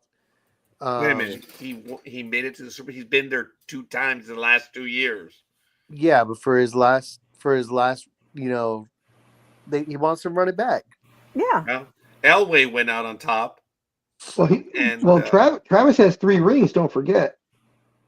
Yeah, because this is their 5th time to the Super Bowl in the Mahomes era, and Travis has been with them the whole time. So yeah, this is just 3 in a row right now. Yeah, Matt, possibly. I'm dying. What is the flavor you're going to go for? Because all of a sudden I am hankering Chocolate black chip mint. cherry and butter pecan for some stupid reason. From butter Thrifty pecan's Ice Cream. amazing. I'm craving, now that you mentioned that, butter pecan and mint chocolate chip, the way the old Thrifties used to do it. Well, that's what we're talking okay. about. I'm talking about Thrifty Ice Cream, yes. Yeah. Chocolate chip cookie dough is always my favorite. And butter pecan, chocolate malted crunch chocolate malted crunch for damn And then there sure. was the With- double with chocolate coconut- malted crunch. with coconut pineapple. Oh my god, why'd you gotta go there, dog? Matt, the Super Bowl is next week on the 9th. Yeah, today's a Pro Bowl, the Yep. one that no one watches. Yeah, and a lot of players are snubbing it. Of course, I mean, every single Eagle player and every single Chiefs player is not going. Well, That's yeah, why- all the Super Bowl teams don't go. Yeah, that's why it's stupid for them to have it between the championship game and the Super Bowl. They should go back to have it, Afterwards. afterwards. Then everyone can go. Yep. Give everybody a week break. Yep. And then I have issues with the way these games work with whether it be the All-Star game in the NBA or the Pro Bowl. It's everybody just half-asses it now. Yeah. Like it's part of being in football is it's such a huge team game.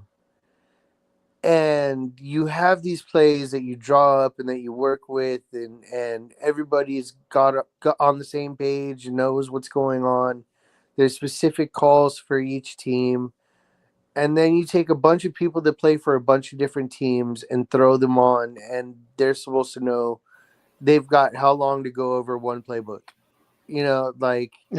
And then when they're going through it, they're not going 100%. They're half-assing it because they don't want to get injured and ruin their careers. And I get that. Football's not the game that you play lightly,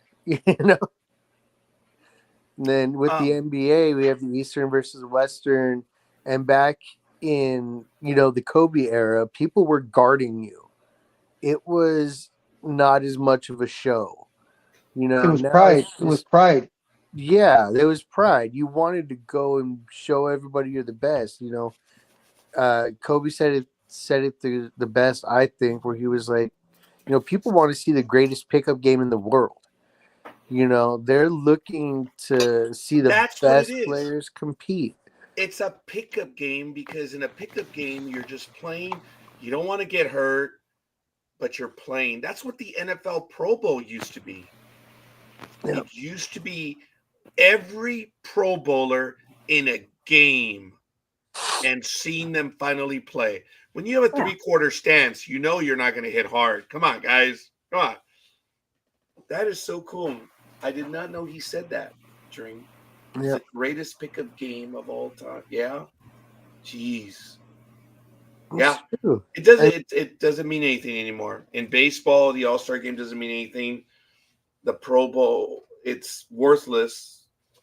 Do they still have in baseball? Do they still have that the winner of the All-Star game gets home field for the World Series?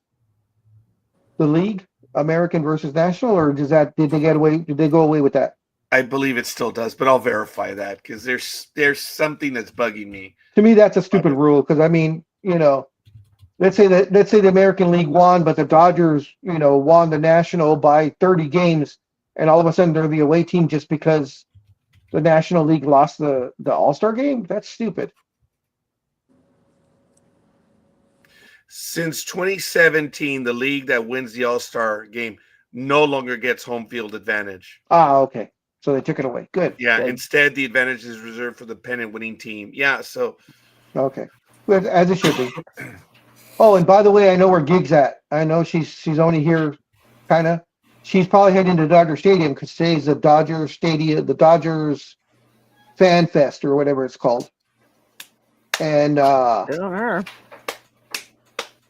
Otani was going to be one of the first players on stage. I think they said he goes on at 11:15 or something like that. Oh, you could bet on that. are you going to bet on it? No, but his manager might. Hey, dude, Or come his on. You made it translator might. clear. Well, Hey, the Raj, Dodgers- too bad. I mean, if we were rich, we could do it, but we're not rich. Dave Roberts is doing one of the sports dinners at Aguascaliente that they do like on a monthly basis. So Dave Roberts is doing a Q&A dinner there, and supposedly going to have one of the Dodger players there also. They won't say who. I looked into it just for the hell of it. Would you care to guess how much the dinner is? $5,000. 10,000 a okay. plate. No, okay. You guys are a little over the top. No, dinner was, I believe it was $750.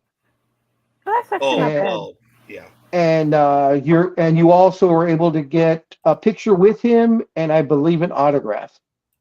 And the World Series trophy will be there for pictures also. I think that's a valid assumption because for us, $750 might as well be $10,000. There you go.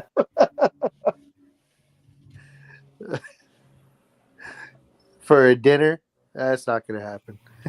Well, ladies and gentlemen, speaking of the Dodgers, they've already given out their schedule and their. Oh, I saw that. On March 29th, they're going to have an Oral Hershiser replica jersey given out to the okay. fans. On April 2nd, the Shohei Ohtani bobblehead. On April 11th, Freddie Freeman bobblehead.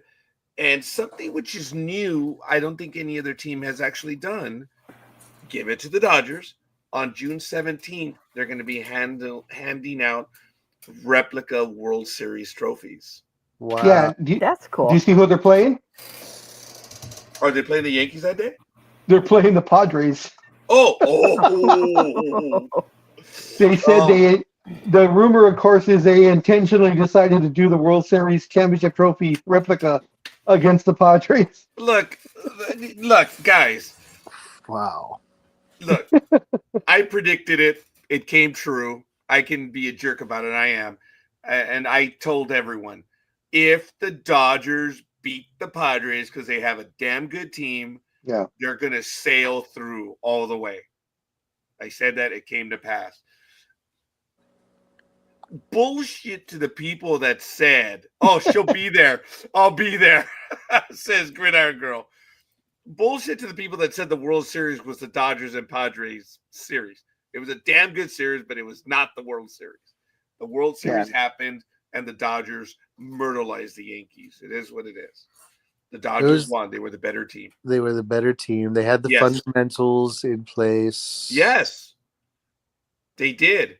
And I just think it was baloney how the Dodgers have a history of doing it. This is why I don't like the Dodgers.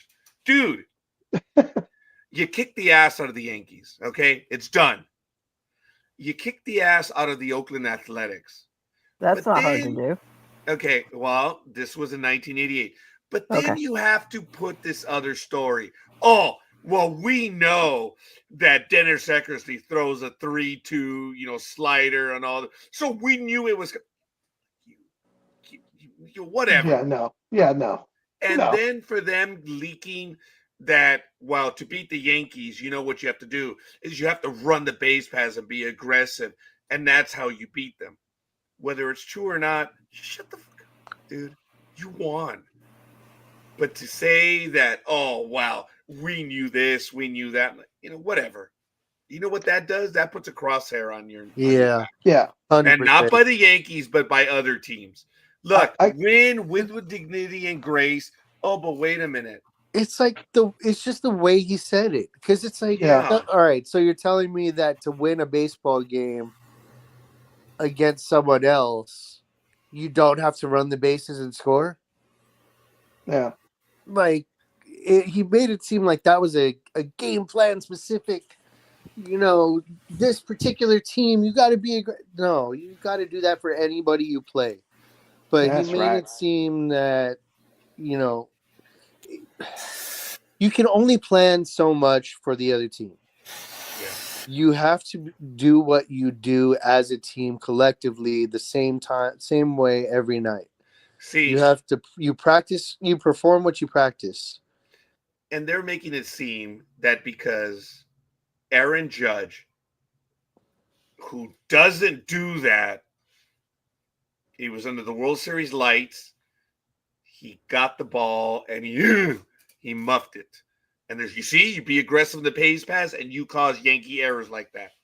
No, they're pointing the Aaron Judge one out forever. Like, yeah, whatever. The other one was the first baseman and the pitcher. That was clear. That was just incompetence. I lost my mind on that. And that was on the pitcher, right? It was on both of them. Both of them. Oh, no. I did. But I will. Okay, let me send it to him. Look, guys, the better team won. If you saw my World Series take, you saw I called the Dodgers. I said they're the favored team to win. I did my analysis as best I could, and it was, I said the Yankees have, obviously, they're the best team in the American League, but the Dodgers were the favored team. All right, Raj, check your Instagram. Oh, do I still have Instagram? Yes, you do. Yes, you do. Question to everyone here, since most of everyone here are Dodger fans. Do you feel that the Dodgers-Padres rivalry has now surpassed the Dodgers-Giants rivalry? No, I don't think that'll ever happen. I really don't. Dream? I think the hatred is there, but I kind of agree. I kind of agree with NorCal Girl. I don't think it's going to surpass the Giants. There's too much history. Yeah. Oh yeah. And says the Dodger fan living in a Giants household. Okay. Is this the new way to get on base? If you read the comments, it looks like it's always been done, or it's been done for years. They said on Yes, fast it's a pitch drag softball. bunt. Yeah, it's a No, drag bunt. that's all Score, it is. but Matt didn't think, and Matt made the comment of that people are saying that he didn't even hit the ball, and I'm like, how can you not hit the ball if you hear the thunk and you see the ball going back towards the infield? So of course, something hit it. Oh, But yeah. yeah, I can't play it because of the music, but I Oh, will okay, play yeah. it without the music. Here it is. Guys, look at it. It's a drag bunt. That's all it is. It looks different because of the way he's doing it. New way to get on base? No. Have you been alive longer than a year? It just I would love to see this tried in regular baseball instead of softball. Guys, just look at the way he's doing it. It's really a drag bunt. See, especially right there. He's dragging a bunt. That's all. BFD. And he's hitting the ball while in the batter's box, so they can't even say that. Yeah. Yeah. Just I don't believe Look, you he's would be able to moving have forward. It's a drag bunt, guys. Look, see? Yeah. It looks different because of the way it's like the Trey Yeah. Turner slide. He's one of the smoothest SOBs there is. Yeah, I don't think most people would have the control and accuracy to be able to do that. Oh yeah, you have to have great hand-eye coordination for that type of thing. Yeah, because you have milliseconds to decide whether or not you're going to swing. You know, like if you've ever broken it down, like from the time the ball comes out of the pitcher's hand, and you have to analyze the pitch, make the conscious decision to swing, and actually get your hands around to be swinging the bat. It's milliseconds that you have to decide. I heard that. Yeah, so did I. I had to choose my words carefully with you guys. No, we weren't laughing at you, brother. No, yeah, we're reading the comment. Lethal Migraine put up the comment of Steinbrenner is whining this week that the Yankees cannot compete financially with the Dodgers. I did see that. Yeah. And that is such a boatload of crap. I can't believe he said it with a straight face. Yeah, well, he was also implying that other teams couldn't. I could maybe see that. I mean, the Minnesota Twins, George Steinbrenner told Bud Selig of the Brewers at the time, he said, I can't compete with the Yankees as well. Yeah. I didn't buy the Brewers. Exactly. And baseball balanced it by the luxury tax and everything. Mm-hmm. Folks, look, any team that says they cannot compete now, when you look at the ownership groups, it doesn't exist anymore. It doesn't exist. Football, there's no such thing because of the salary cap. Everyone is competitive. In Major League Baseball, teams say they can't compete, but they're getting so much money from the red. That's what George Steinbrenner, Daddy Steinbrenner, always said.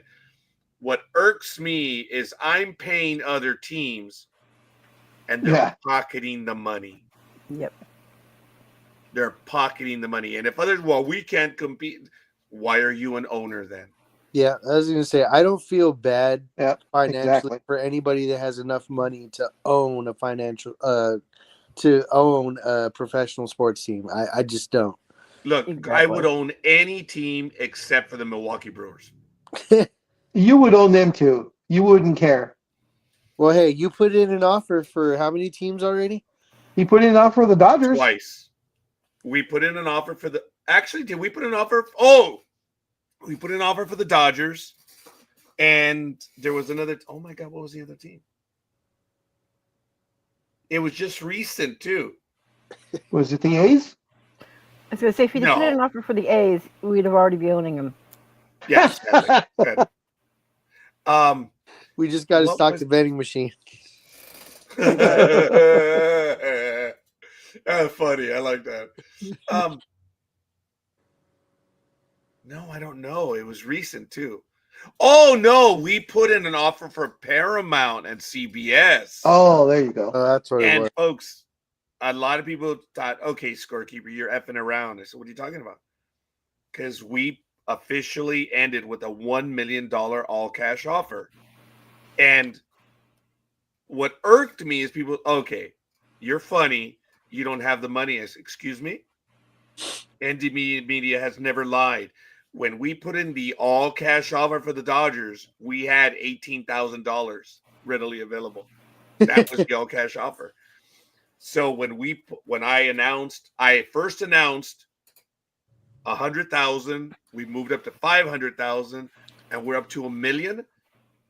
That was real, and it did irk me with, okay, now you're screwing around us. Nope, we have a $1 million all cash offer. Says you don't have that. And I said, we dumbass. And just to let everybody know, had that gone through and Scorekeeper owned CBS Paramount, Star Trek would be on the air 7 days a week. Wow, okay. 24/7. Yeah, Okay, hold well, on. not 24/7.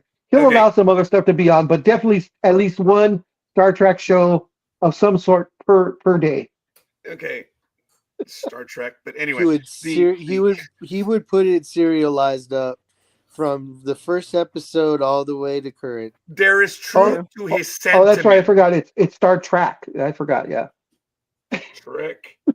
Star Trek again. I already said it once. I'm saying it again. But look, there would be wholesale changes. There would be, and I would probably start off with going back to some of the old talented producers, and I would say, "What are you talking about?" I mean the older guys, the ones that didn't give a rat's ass about stuff, and put good television on. Star Trek. Look, guys, there's a lot of people that dislike modern Star Trek. And whether you like it or not, it doesn't matter. Star Trek is Star Trek. It is a creature of its time. So yes, like a tribble. The only thing I would request. Uh-huh. The only thing I would request that is actually damn funny, dude. Liz, sorry. It's okay. Was damn funny. I was having a hard time not laughing too.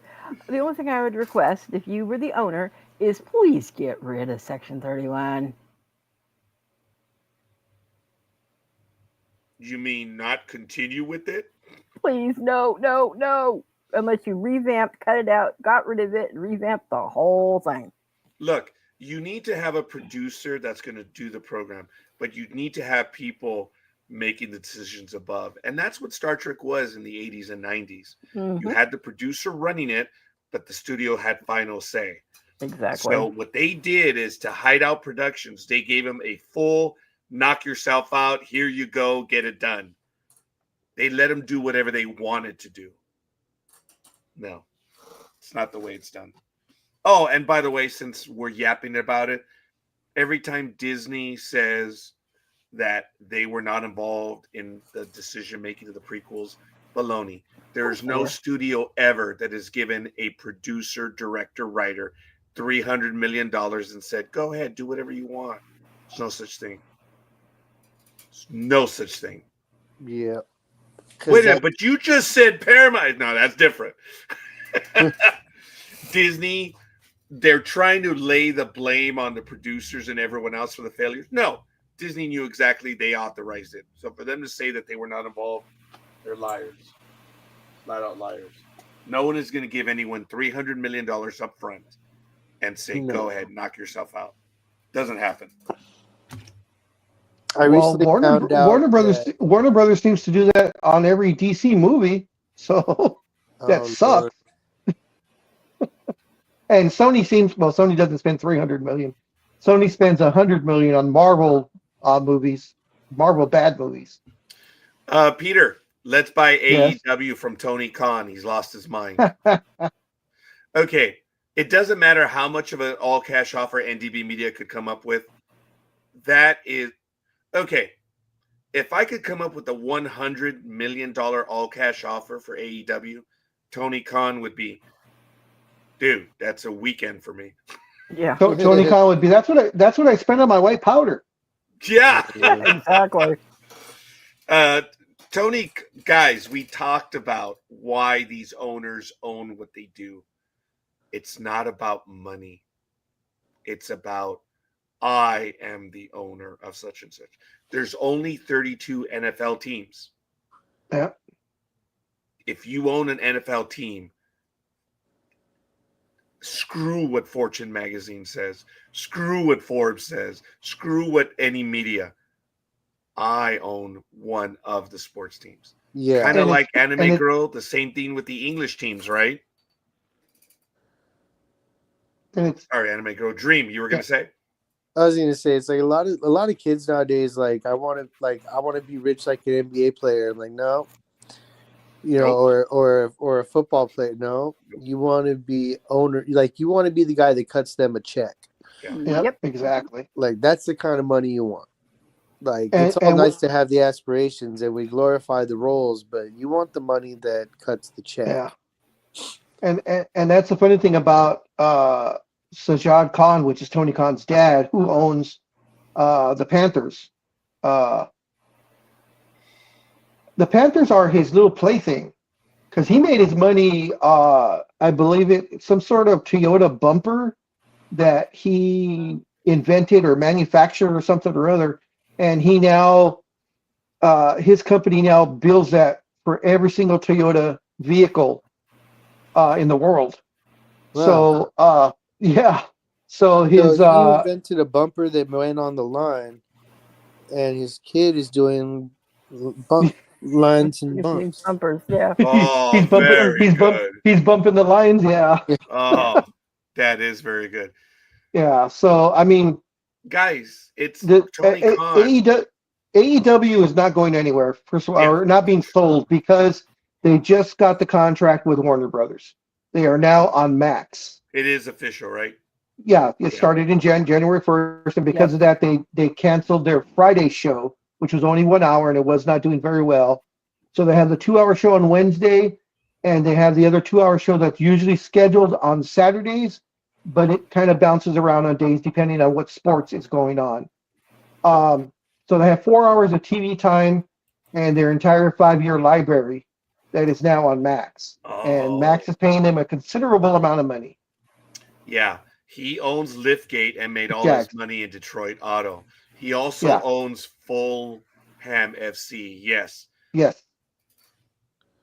So yeah, those are his playthings, and he when his son said, "Daddy, I'm a wrestling fan. I want to make a wrestling company." So Dad went, "Here you go. Go run it."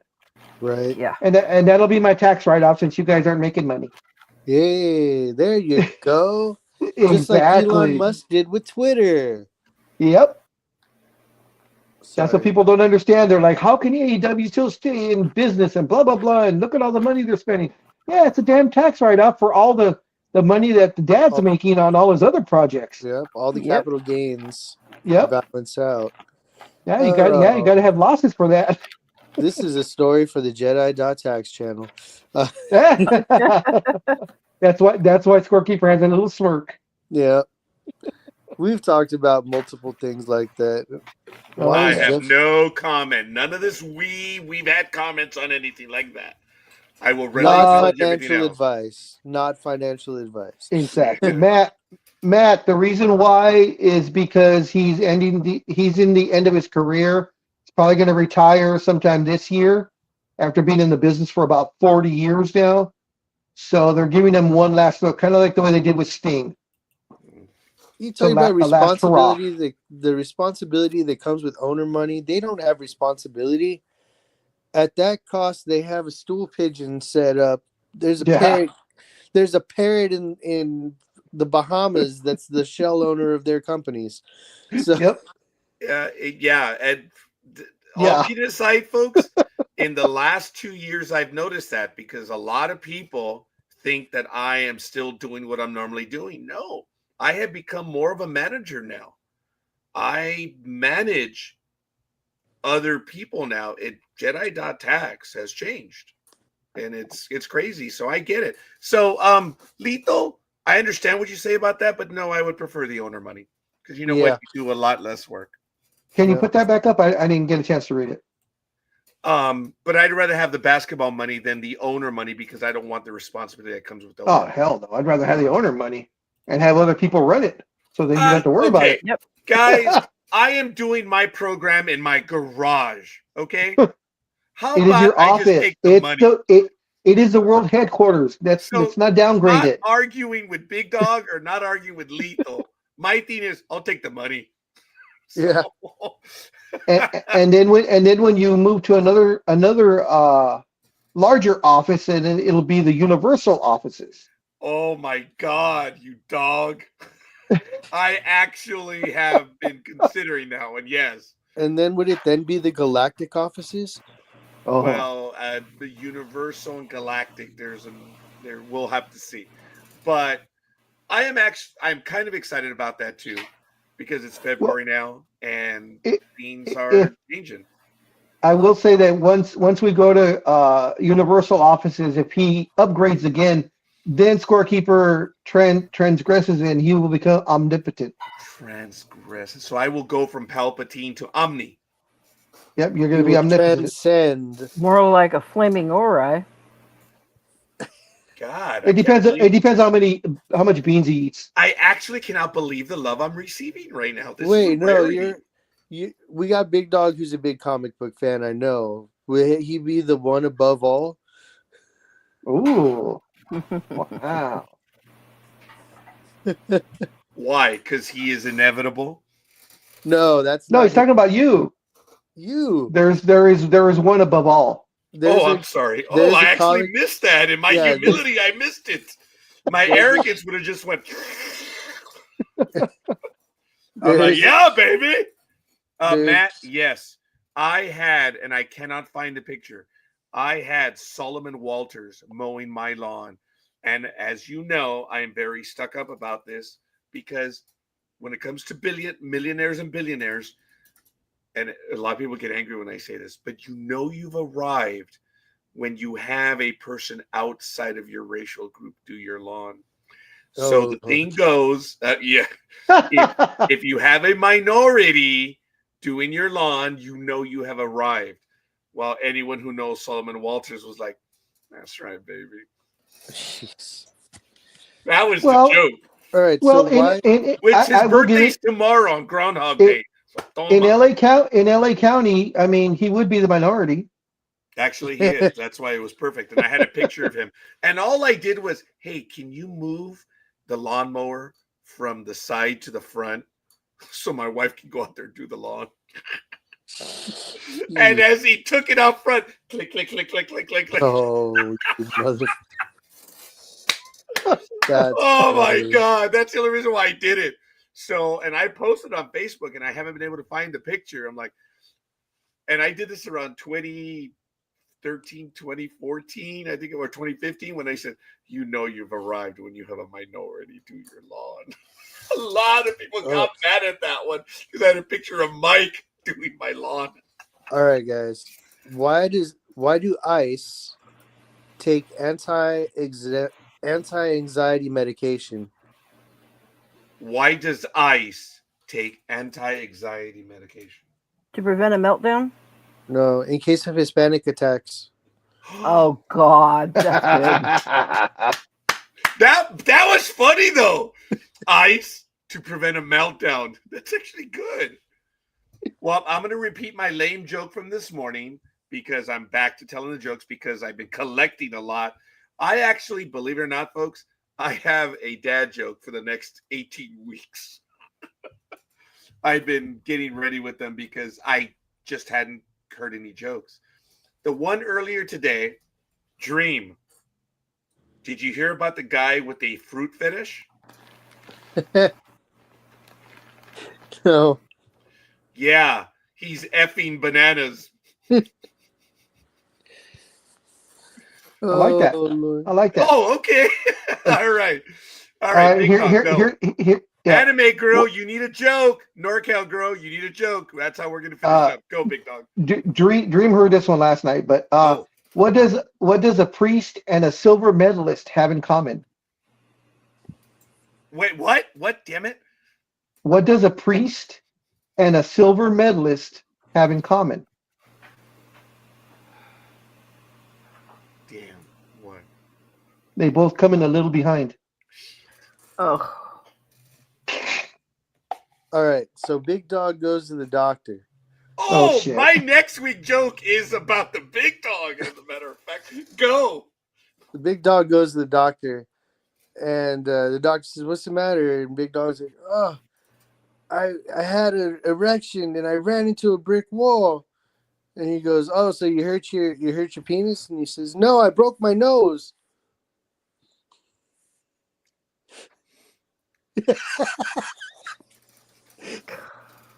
I got offended for you, big dog. You saw the face I made. I was trying to cover up the smile. That was actually pretty good. NorCal girl? Okay.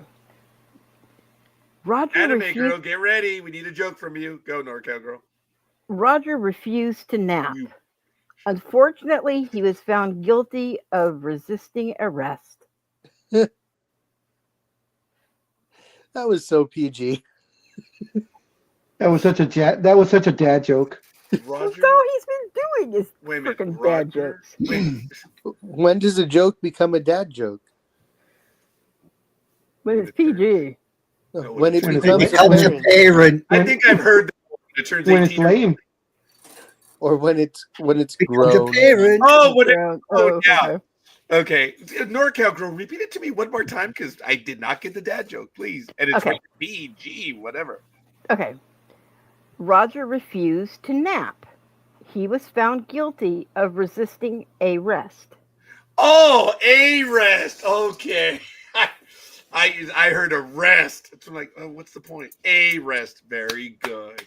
That is a good one. Anime girl. Everybody keeps pinching my jokes, so I'm not going to do one. So you. Oh, that's funny. That actually might be a joke in and of itself. I am dying to tell the one for next week, which is it's directed at the big dog. Oh, can I share one more with Big Dog? Please. Sure. All right. Yeah, So so Big Dog was on a bus, and he a little person gets on the bus and walks up and sits across from him on the bus, and he notices that this little person is wearing shorts and has got red hair of the pale complexion, and when he sits down, his shorts right up a little bit, and outside of the shorts, he sees the tip of the largest appendage that he's ever seen, to use NorCal girls lingo, the largest appendage he's ever seen. And he is just uncomfortable and shocked and just like, what is going on?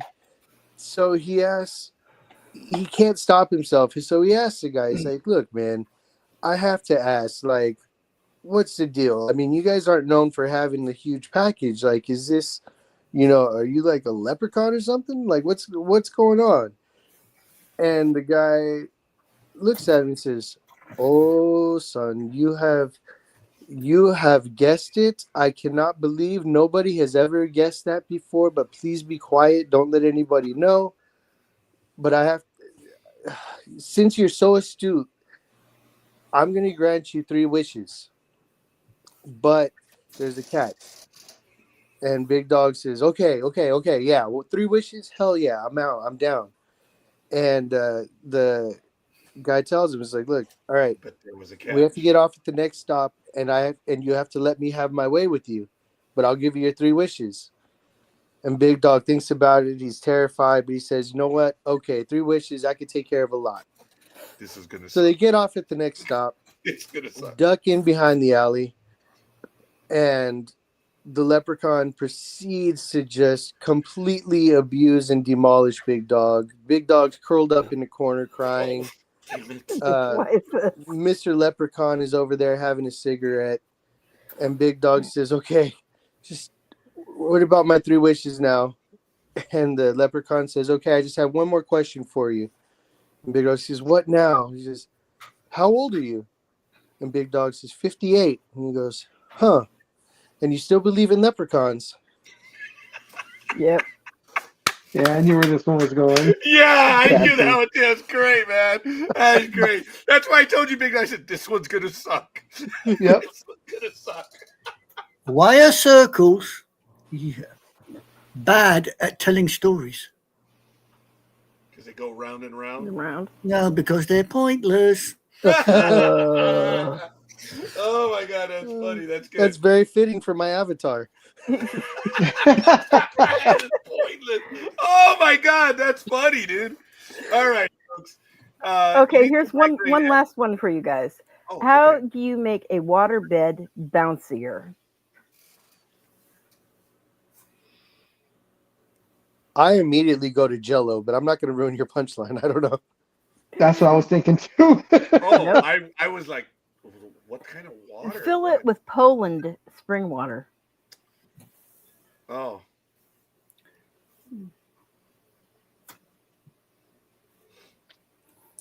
Wah, wah, wah. The migraine. Why are pirates bad at singing the alphabet song? Why? Why? Because they get stuck at sea. Oh, Oh, well, what is a pirate? What Was is a he on pirate's Jerry favorite? bus? Genie bus? What kind of bus? That was good. What is a pirate's favorite letter? R. Nope.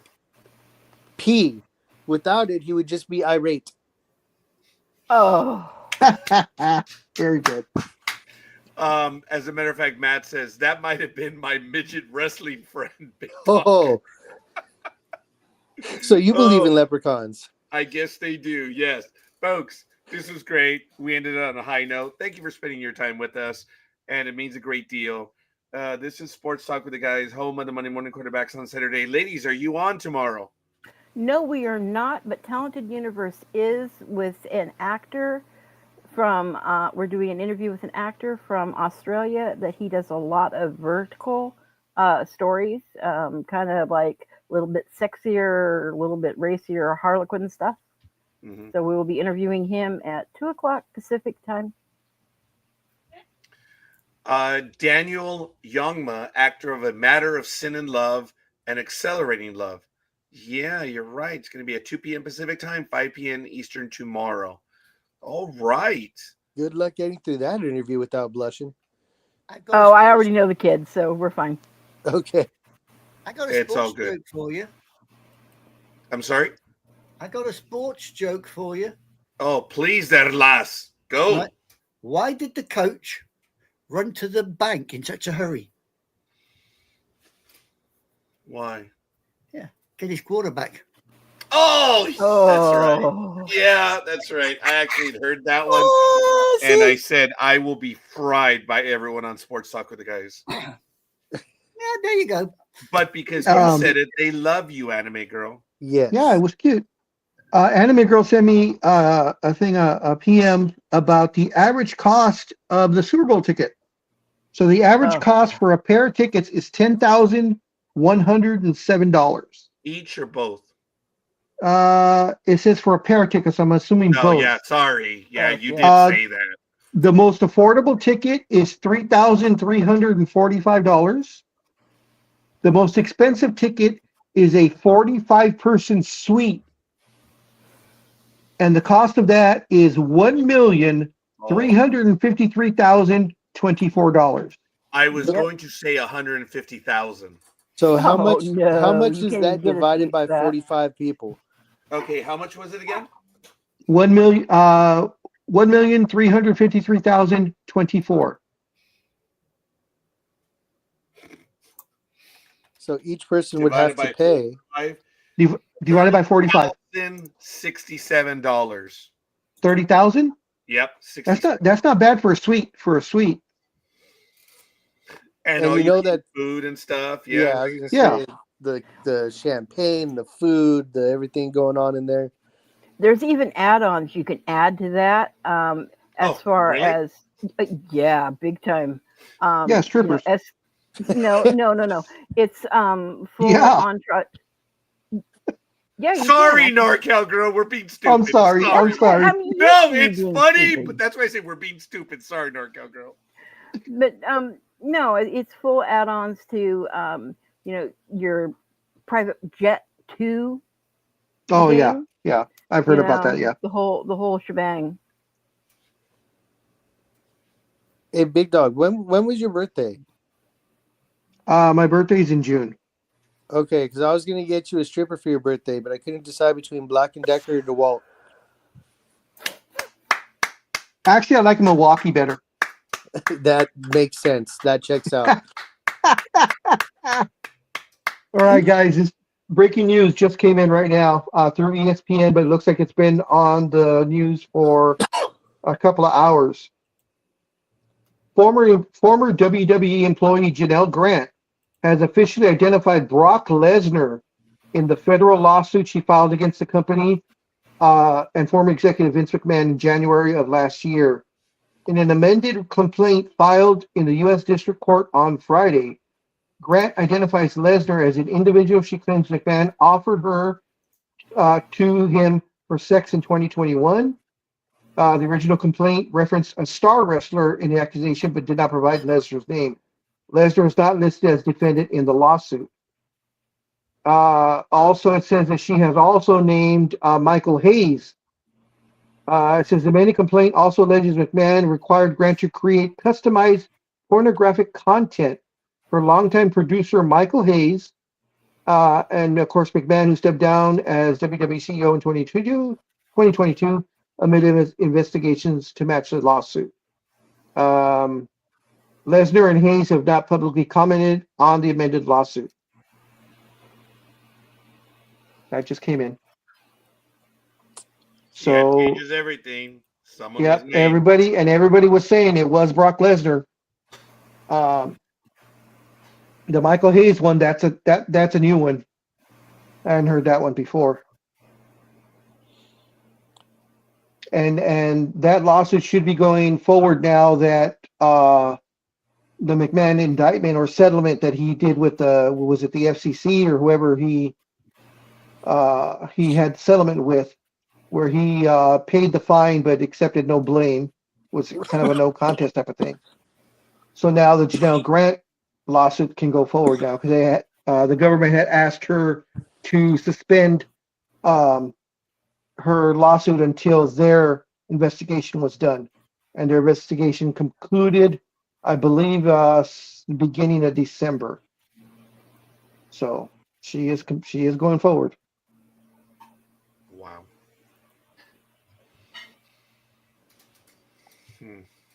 So Matt, if you were expecting Brock Lesnar to show up, it ain't gonna happen. Yeah. Probably not. Yeah, I don't think so. It's going to be out of town. Fair enough. Well, guys, I gotta go. So Yep. I will see you guys on the other side. I guess, are we done? Yep. Well, I think for me, I gotta get breakfast. Oh, yeah. Okay. I appreciate gonna be on everyone that tonight? joined us. I appreciate even Gridiron Girl who blew us off again. And it is what it is. I know her priority is football, but damn, girl, you don't have to be so damn obvious about it. So anyway, we thank everyone that commented early on and everyone who comments after the fact. We're in our 17th year. Both Monday Night America and Sports Talk with the Guys are now the longest running programs on the internet. And it's all because of you. Because if you didn't listen to us, we would have been dead already. So thank you. Are you on tonight? No. Okay. I will not be on for a while until maybe June because I've got some. Yes, go ahead, Anime Girl. A quick score for you in the Thanks, British Six Nations, the rugby. Scotland 31, Italy 19. Oh, hi there, lass. I bet you're happy with that score, are you not? Yeah, well, we did better than the Welsh, who got spanked again, but there you go, by the French. All right, fair enough. Like I said, guys, thank you, Dream, for joining us as well. Anime Girl, NorCal Girl, and Big Dog. And look, hey, Almighty, dude, we want you back on the program. I get it. Just don't get bent out of shape when I slammed you on the USC comment. I think Almighty got mad at me. And I'm like, dude, come on, man. You think he's such a great coach? Yeah, he is. But he screwed USC for 10 years. But beyond that, it's all good. Big Dog, take us out. All right, guys, enjoy your sports this weekend. Be safe. Don't drink and drive. If you're going to drink, call a friend, call an Uber, call Roger. Call Dream if you're in Arizona. He'll give you a ride also. Don't be drink safe and out there. drive. You might hit a bump and spill your beer. There you go. Words to live by. Adios, You- amigos. You southern hick. Oh, I miss you guys. It's good talking to y'all. I got. Bye. Bye. Oh, we were waiting. All right. See you later, Dream. Anime Girl, NorCal Girl, Big Dog. We're out of here. See you guys on the other side. Hey!